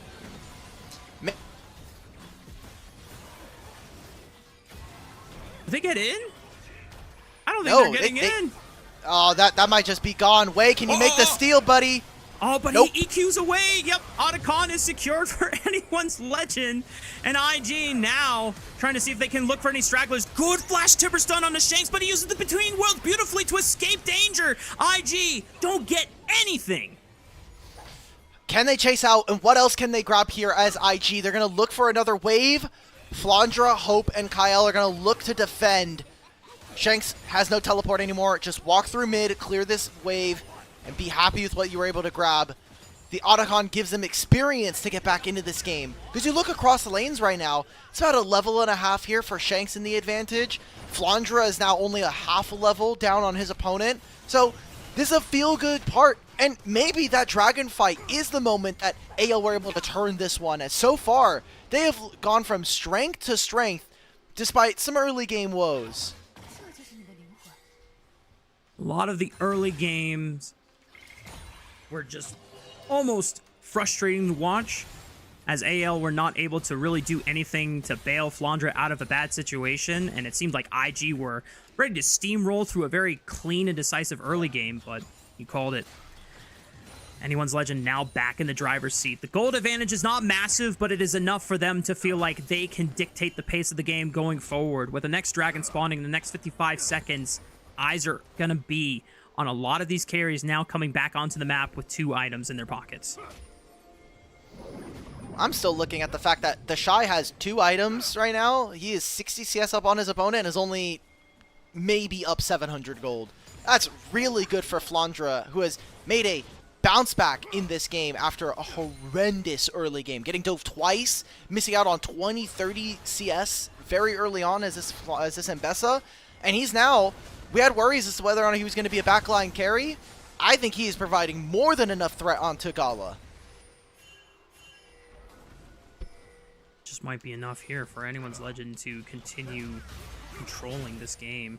And just look how the way they are positioned around the map. Hope is able to get this standing turret all by himself. IG are trying to send 3 members to control the mid wave so that they can find a way to brute force their way into the Baron. Because that becomes the trade now. Anyone's Legend, are they going to be baited into thinking that they can just get this dragon for free? And I mean, Lucian soloing it, hell yeah. They pushed them out. Look, they completely muscled them out of the mid wave. And now IG are just standing there twiddling their thumbs, recalling. We're having a good time. We're just ping-ponging waves. I do not care. It's a free win here for AL. Yeah, this is really nice. And something I didn't even mention before, or I didn't see. There's a control ward in the Baron pit in favor of AL, so even if IG were trying to sneak it, there's no way that AL would not have known. So just really, really good map play coming out from AL in the second half of this game and continuing this momentum they've gotten ever since that 3rd dragon fight. All right. So we get a little bit of time here. There's a Baron up, and AL do have a comfortable amount of damage here. If they want to be able to rip it. They have Shanks with a teleport. But I still don't know how I feel about this game right now, Rafa, because Sana is eventually going to reach that in eventuality. This is almost 90 stacks at 27 minutes. And kind of as a pea shooter build at this point. I really don't like having RFC into a comp that is already going to try and dive into you. You don't have the most upfront damage as well. Like, you're not like a one-hit wonder with something like an opportunity. So for Gala and Mako, what I need to see is just the ability to actually take over fights, and that might not even be now. That might have to wait until he finishes LDR. And at that point, AL are feeling very, very good about their spot in this game. Yeah, you almost wonder, please criticize me if I'm saying something incorrectly, but instead of rapid fire, I would have gone for straight up like a full-on damage item, just so that you can go Infinity Edge, you can go Black Cleaver, if you just want the HP. I think the HP is really valuable, and Ability Haste is never bad on Senna. Infinity Edge always there as well. Bloodthirster if you're really hankering for just pure AD. You have a lot of options on Senna, so I agree. I also hate RFC second. That's mostly because I think I'm just an RFC hater in general, but I get it's a feels-good item, even if it doesn't usually work out. The only times I see RFC being valuable is if you are just prioritizing sieging so that you can get extra safe hits on turrets while trying to extend your standing gold lead. But IG don't have that, Alec. They lost that at the 3rd Dragon fight, and Anyone's Legend are now in the driver's seat. So now it's on to Gala to get some damage back into this build. With the LDR fully completed, at least he can help cut through this very, very beefy Skarner that has a decent amount of armor from the Unending Despair, but IG are really relying on a majority of the burst from the Shy, from Rookie, from Wei to do a lot of the heavy lifting so that Gala, all he has to do is just finish off low health moments. Oh, wait a minute. I'm looking at this. Tarzan and Shanks are behind right now. Tarzan barely gets out of this one. Kyle takes half of his HP, but hits level 11, and at the very least could have access to teleport thanks to the unsealed spellbook. This is a very cautious stance that both of these teams are playing right now. Baron's on the table, and if honestly nothing happens for the next minute and a half, Rafa, I have to imagine Dragon is where we're going to see the next real fight. Kyle caught basing in the face of IG. Now it's a 5-on-4 for the Invictus Gaming members, but Rookie caught out with the public execution. Flandra equalizes the numbers advantage. Massive impale from Tarzan as he secures 2. Wei sends it on to Hope, but as we called before, he could just easily dash out of the Cataclysm, and Flandra is still wrecking havoc into the backline. He goes way too deep into the turret, gives a freebie over to Gala and Mako, but Wei is in trouble. Shanks trying to see if he can close the distance onto the jungle of IG. Will not be able to find the Jarvan, but Anyone's Legend, despite having their support picked off, still managing to equalize the fight. Nothing else that AL can get off of this fight. It is just going to have to be good with taking all of the flashes outside of Mako. Flandra really pushing Gala out of that fight, and you could see the damage really come true for Hope and Shanks. This game is so close here. Maybe I'm just superstitious. Maybe I've also just watched way too many IG games. I'm getting that movie magic coming on through for IG. Something about this game is feeling mysterious. We look at this fight. I mean, Rookie gets completely bursted out. The Dawning Shadow barely saves him from the public execution, killing him. But look at the rest of this. I mean, Tarzan and Hope just roasting this backline, but they are unable to really kill anybody outside of getting the flash afterwards from Shanks. And that's what worries me, is how long it takes for the members of IG to fall in some of these fights.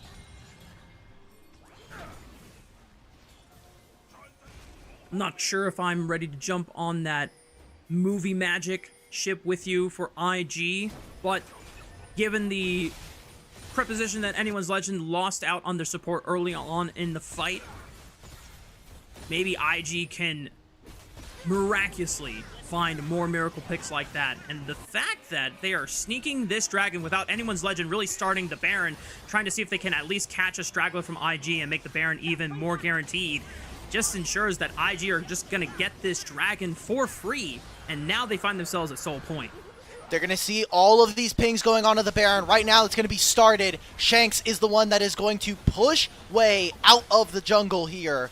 Teleport from Flandra. He is in the pit now. Mako can try to help. Wei needs to find the steal, and IG need to get back into this game. Mako trying to give him vision of the pit. There's a control ward in there. 2,000 HP. Wei goes in. Mako is the one that steals it for IG. He's back, baby. And Invictus Gaming will find the first kill of the fight. Wei falls next, but the Equalizer splitting up the fight and preventing Hope from getting meaningful damage. He has to open up with the culling. Goes in, picks up another 2, but the Shy has done great work, and Rookie steps up, forcing Hope away from the river.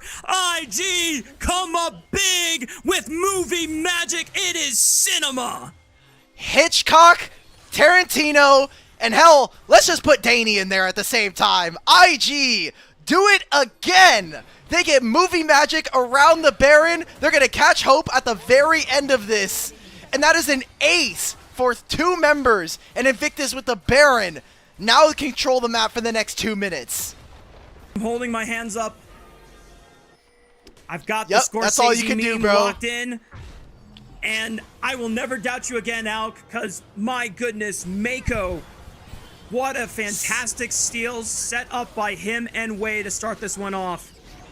Okay, 21, 19, 18, 600. Fantastic stuff from them. Nothing else to say. Summoner Spellbook on supports. It's perfect. That's all I wanted to see.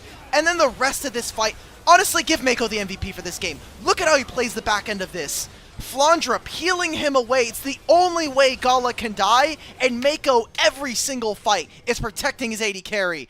Yes, Danny. Yes. Even the surprised look on his face, I think, is just him processing. Oh, snap. We might come back. Given the state that anyone's legend had taken the Otacon again, and we're ahead of gold, and it takes 2 fights for IG to find Gala, no! Gala, oh no! Gala gets picked off! This could be big for anyone's legend. The Shy has got no members around him, and just like that, the movie magic is starting to crash and burn. IG are going to have to scramble as AL will look for an opportunity to find any more stragglers here. 50 seconds on the Baron buff starting to run out. IG trying to find a safe place to recall.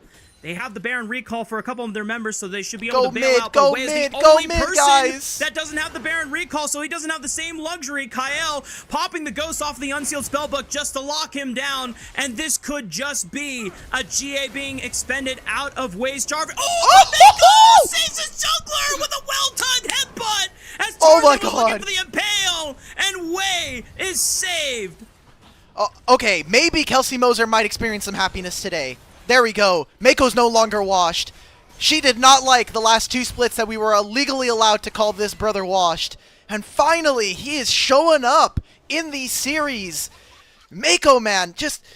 I don't even know how to quantify this for fans who have not been watching consistently throughout 2025, but it was heartbreaking to watch a guy who made his name on EDG, was there for the longest time. I thought he was going to retire on this team, maybe become part ownership, ends up leaving the org last year to join Top Esports, has this legendary roster, but him and Jackie Love just weren't able to lift trophies, bring victories to the LPL.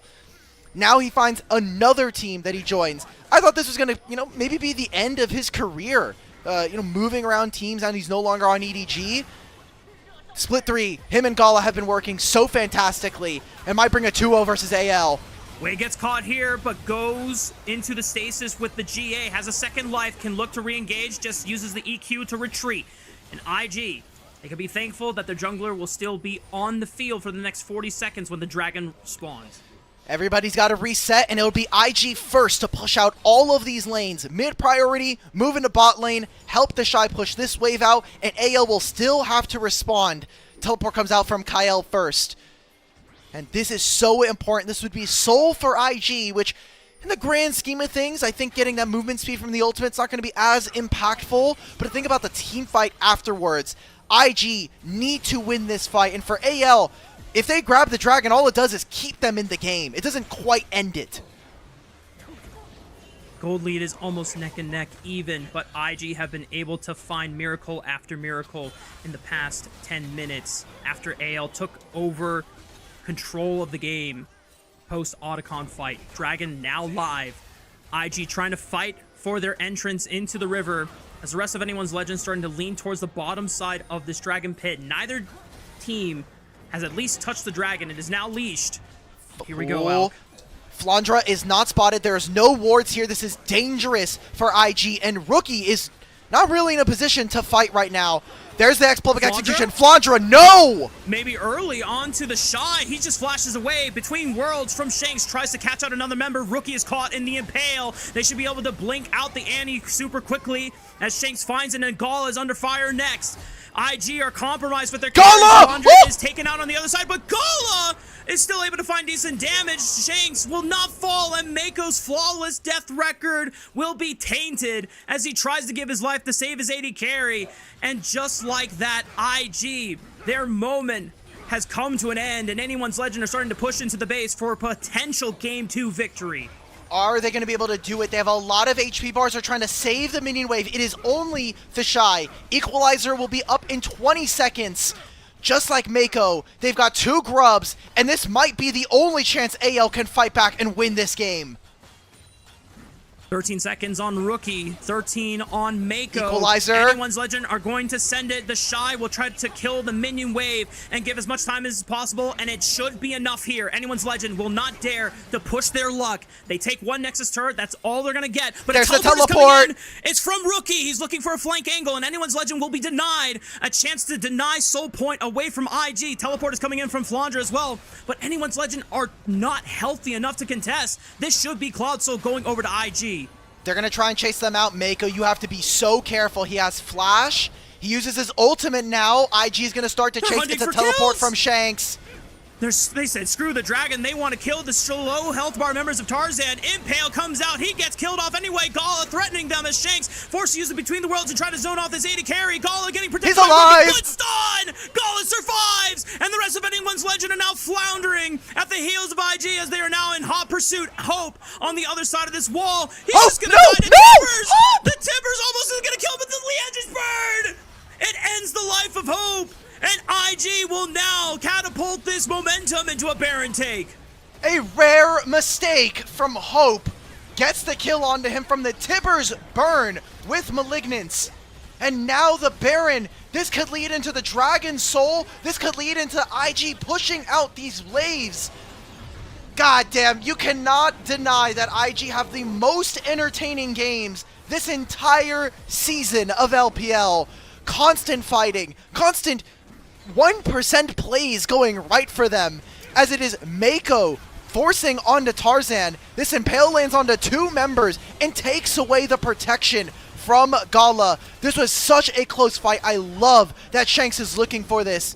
He is invisible, but on the very edge of the summon Tibbers from Rookie, gets stunned and is unable to take down the marksman of IG. And a clutch shield from Gala with the barrier as well to ensure that he is alive and survives the 1v1 momentarily against Shanks. IG now burst out the Cloud Soul, secure it for themselves. IG now at a very strong point of the game, and even though Anyone's Legend still scaling on some of these champions like the Skarner and the Mbessa, Gala has now eclipsed the point where he finally has enough damage. He has enough stacks to threaten Anyone's Legend at a very long range, and even has the additional safety of that Guardian's Angel in his inventory. Tough game, tough game. We're now 40 minutes, Rafa, 150 Senna stacks. So she's getting a hell of a lot of crit and a hell of a lot of range at this point. Got to be super close here between these two teams. A teleport comes in from the Shy. It's contest for red buff. Starting the fight onto Kyle. It's a knock-up, and Wei goes into the backline with the equalizer, but he's got a GA. They're trying to set up the hot pot combo. Kyle gets knocked up again. That's the first one to fall. Shanks and Hope are put onto the backline. Shanks is bursted by Rookie, and Gala is untouched. That's he it. Just gets the free fire, eliminating one after another. Hope the final survivor, but not even the shining Hope will push Anyone's Legend over the edge. IG find the ace at 41 minutes. Are going to push in the base for a series win. A 2-0 over AL. 4-2 in their series score. IG continue to prove that they're a top team in the LPL. Invictus Gaming living up to the super team mantle. It took all season, Alk, but we are finally seeing this team rise to that mantle. Oh my god. I didn't think it was going to happen. I'll be honest, guys. Coming into this split, I thought IG were going to be the same old men that we got from them in the last two splits. They are proving me wrong, and I am happy to say that is the case. IG look incredible here in Split 3, and maybe just taking advantage of an AL that is kind of weak. Anyone's Legend have a lot of things to figure out, man. I mean, there was moments where we saw that in the parts where it was good for AL, that is the type of gameplay we expect out of the Split 2 playoffs performance from the Pandas, right? It is creative, intelligent, map decision-making, team fight creative, coordinated angles, ways that they are able to come back in a game even with a deficit.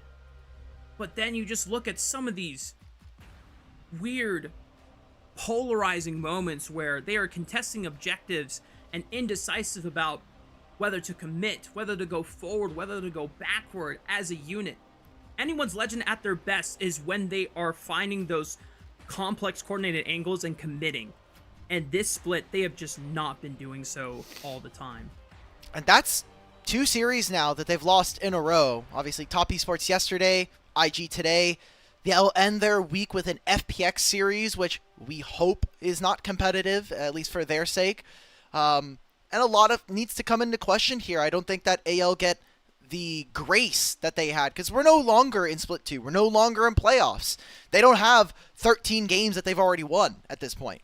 This is an AL that is coming in that, barring something magically terrible going on, probably finishes 4th coming in at best, unless one of the other... You're praying for other teams to collapse, and that's just never realistic. You should always try to control your own destiny. It's no longer in their control whether or not BLG or Top Esports are going to finish top 2.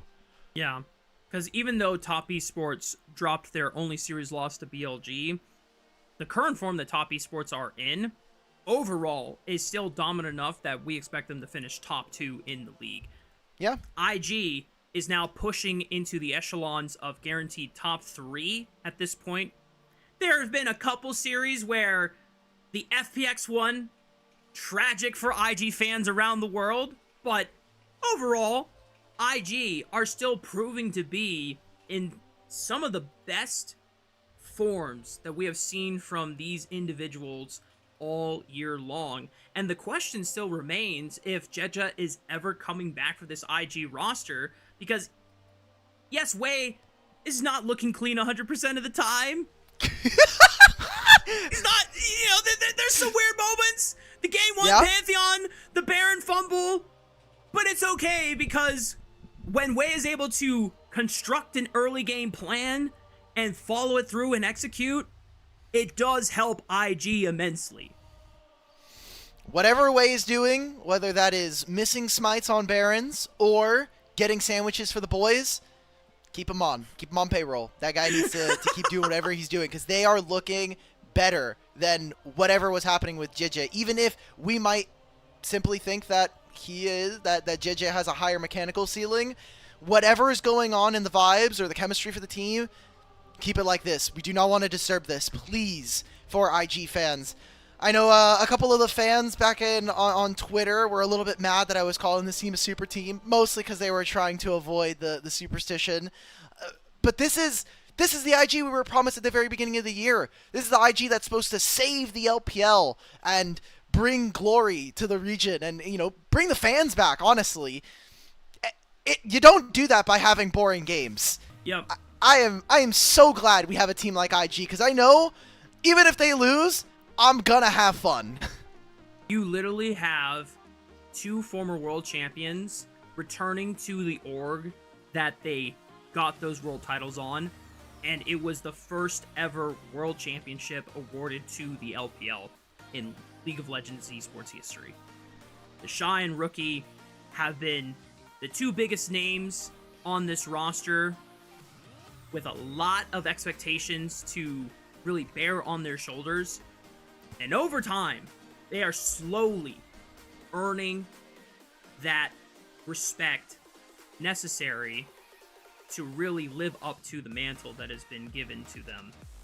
Now, I know that most of us on the broadcast are still a little shaky on Rookie, because he's had some great games and he's had some not so great games. The Shy, though, I think the early game that he and Wei were able to set up was very intelligent. Obviously, it didn't give them the mid-game advantage that they needed to really stranglehold anyone's Legend and just make this a clean Game 2 victory. It had to come from Mako, who you beautifully called out, Alk, has finally awoken and returned seemingly to form for Split 3, because in Split 1 and Split 2, we were ready to question if we needed a new support for IG, just from a lot of the underperformances. I mean, we needed a new bot lane for these boys. New pair of wheels for them too, because Gala and Mako did not work well early on into this split. Maybe they're just proving that the only real tournament is Worlds. You know, I mean, all of the formats internationally have shown that that's just true, even though MSI has a better competitive format. But as we have learned from the fans, the only competition that matters is Worlds. Domestic, who cares? Like, we don't even care about them. We're here to watch Worlds and watch which year is going to be the year that T1 wins it. Turns out it's every year. Yay! It goes to show that the Worlds is the only thing that matters, kind of quota or bias. When you look at T1's run to Worlds last year, they were struggling. They came into Worlds as 4th seed, barely making it, and just plot armor buff their way into another. That felt like the world correcting itself for DRX doing it, because that's also a 4th seed making it through. So Yeah, they were like, true. T1 was like, that was supposed to be us, but okay, whatever, you can have it. You know, you guys beat us. We'll take it later on. Yeah, I'm really, really excited for this IG team. Now they're going to move up to 3-2, as we saw. Or sorry, 4-2, as you see. That also means that they're still in 3rd, unfortunately. But I'm so happy that this is the IG we get. And that means at the end of our season, we might have this big soup coming in. Because BLG, Top Esports, and IG, as you see on your screens right now, thanks to our standings, top 3. There are 4 slots for an automatic buy into playoffs. And then if we cast our mind a little bit further, there are 4 seeds ready for Worlds. So, Weibo, AL, I don't want to say JDG because those guys hurt me in a lot of ways. There's Mako with an MVP.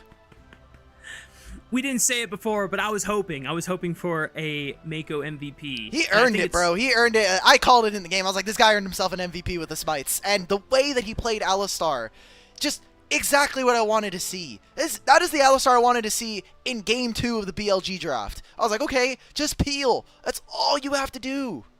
I think it's very poetic that our producer on the show for tonight, Kelsey Moser, has said time and time again that even when Mako was underperforming in previous splits, she was just like, please just give Mako Alistar, man. He will at least be able to do something useful this game.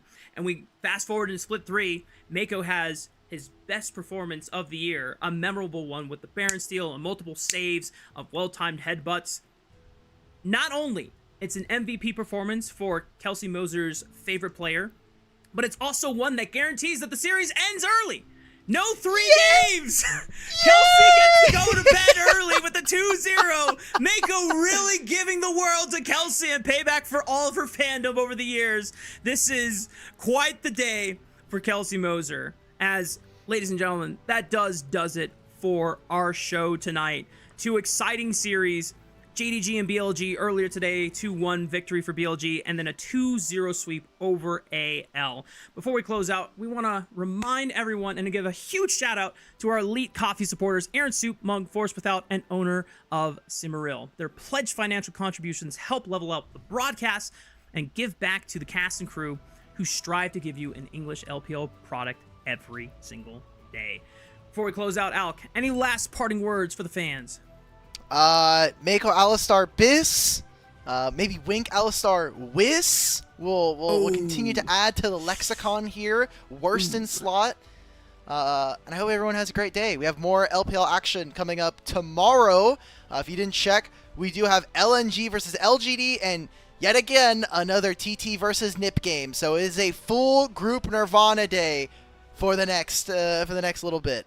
Nirvana enjoyers rejoice. We get quite the hefty battles as all those teams are trying to scramble and find places in seeds 2nd through 4th so that they have a chance to try and qualify their way into playoffs as a last-ditch effort. Every series counts for Group Nirvana. But again, thank you everyone to supporting the broadcast, and thank you for tuning into the show. We'll see you all same time tomorrow here on LPL English.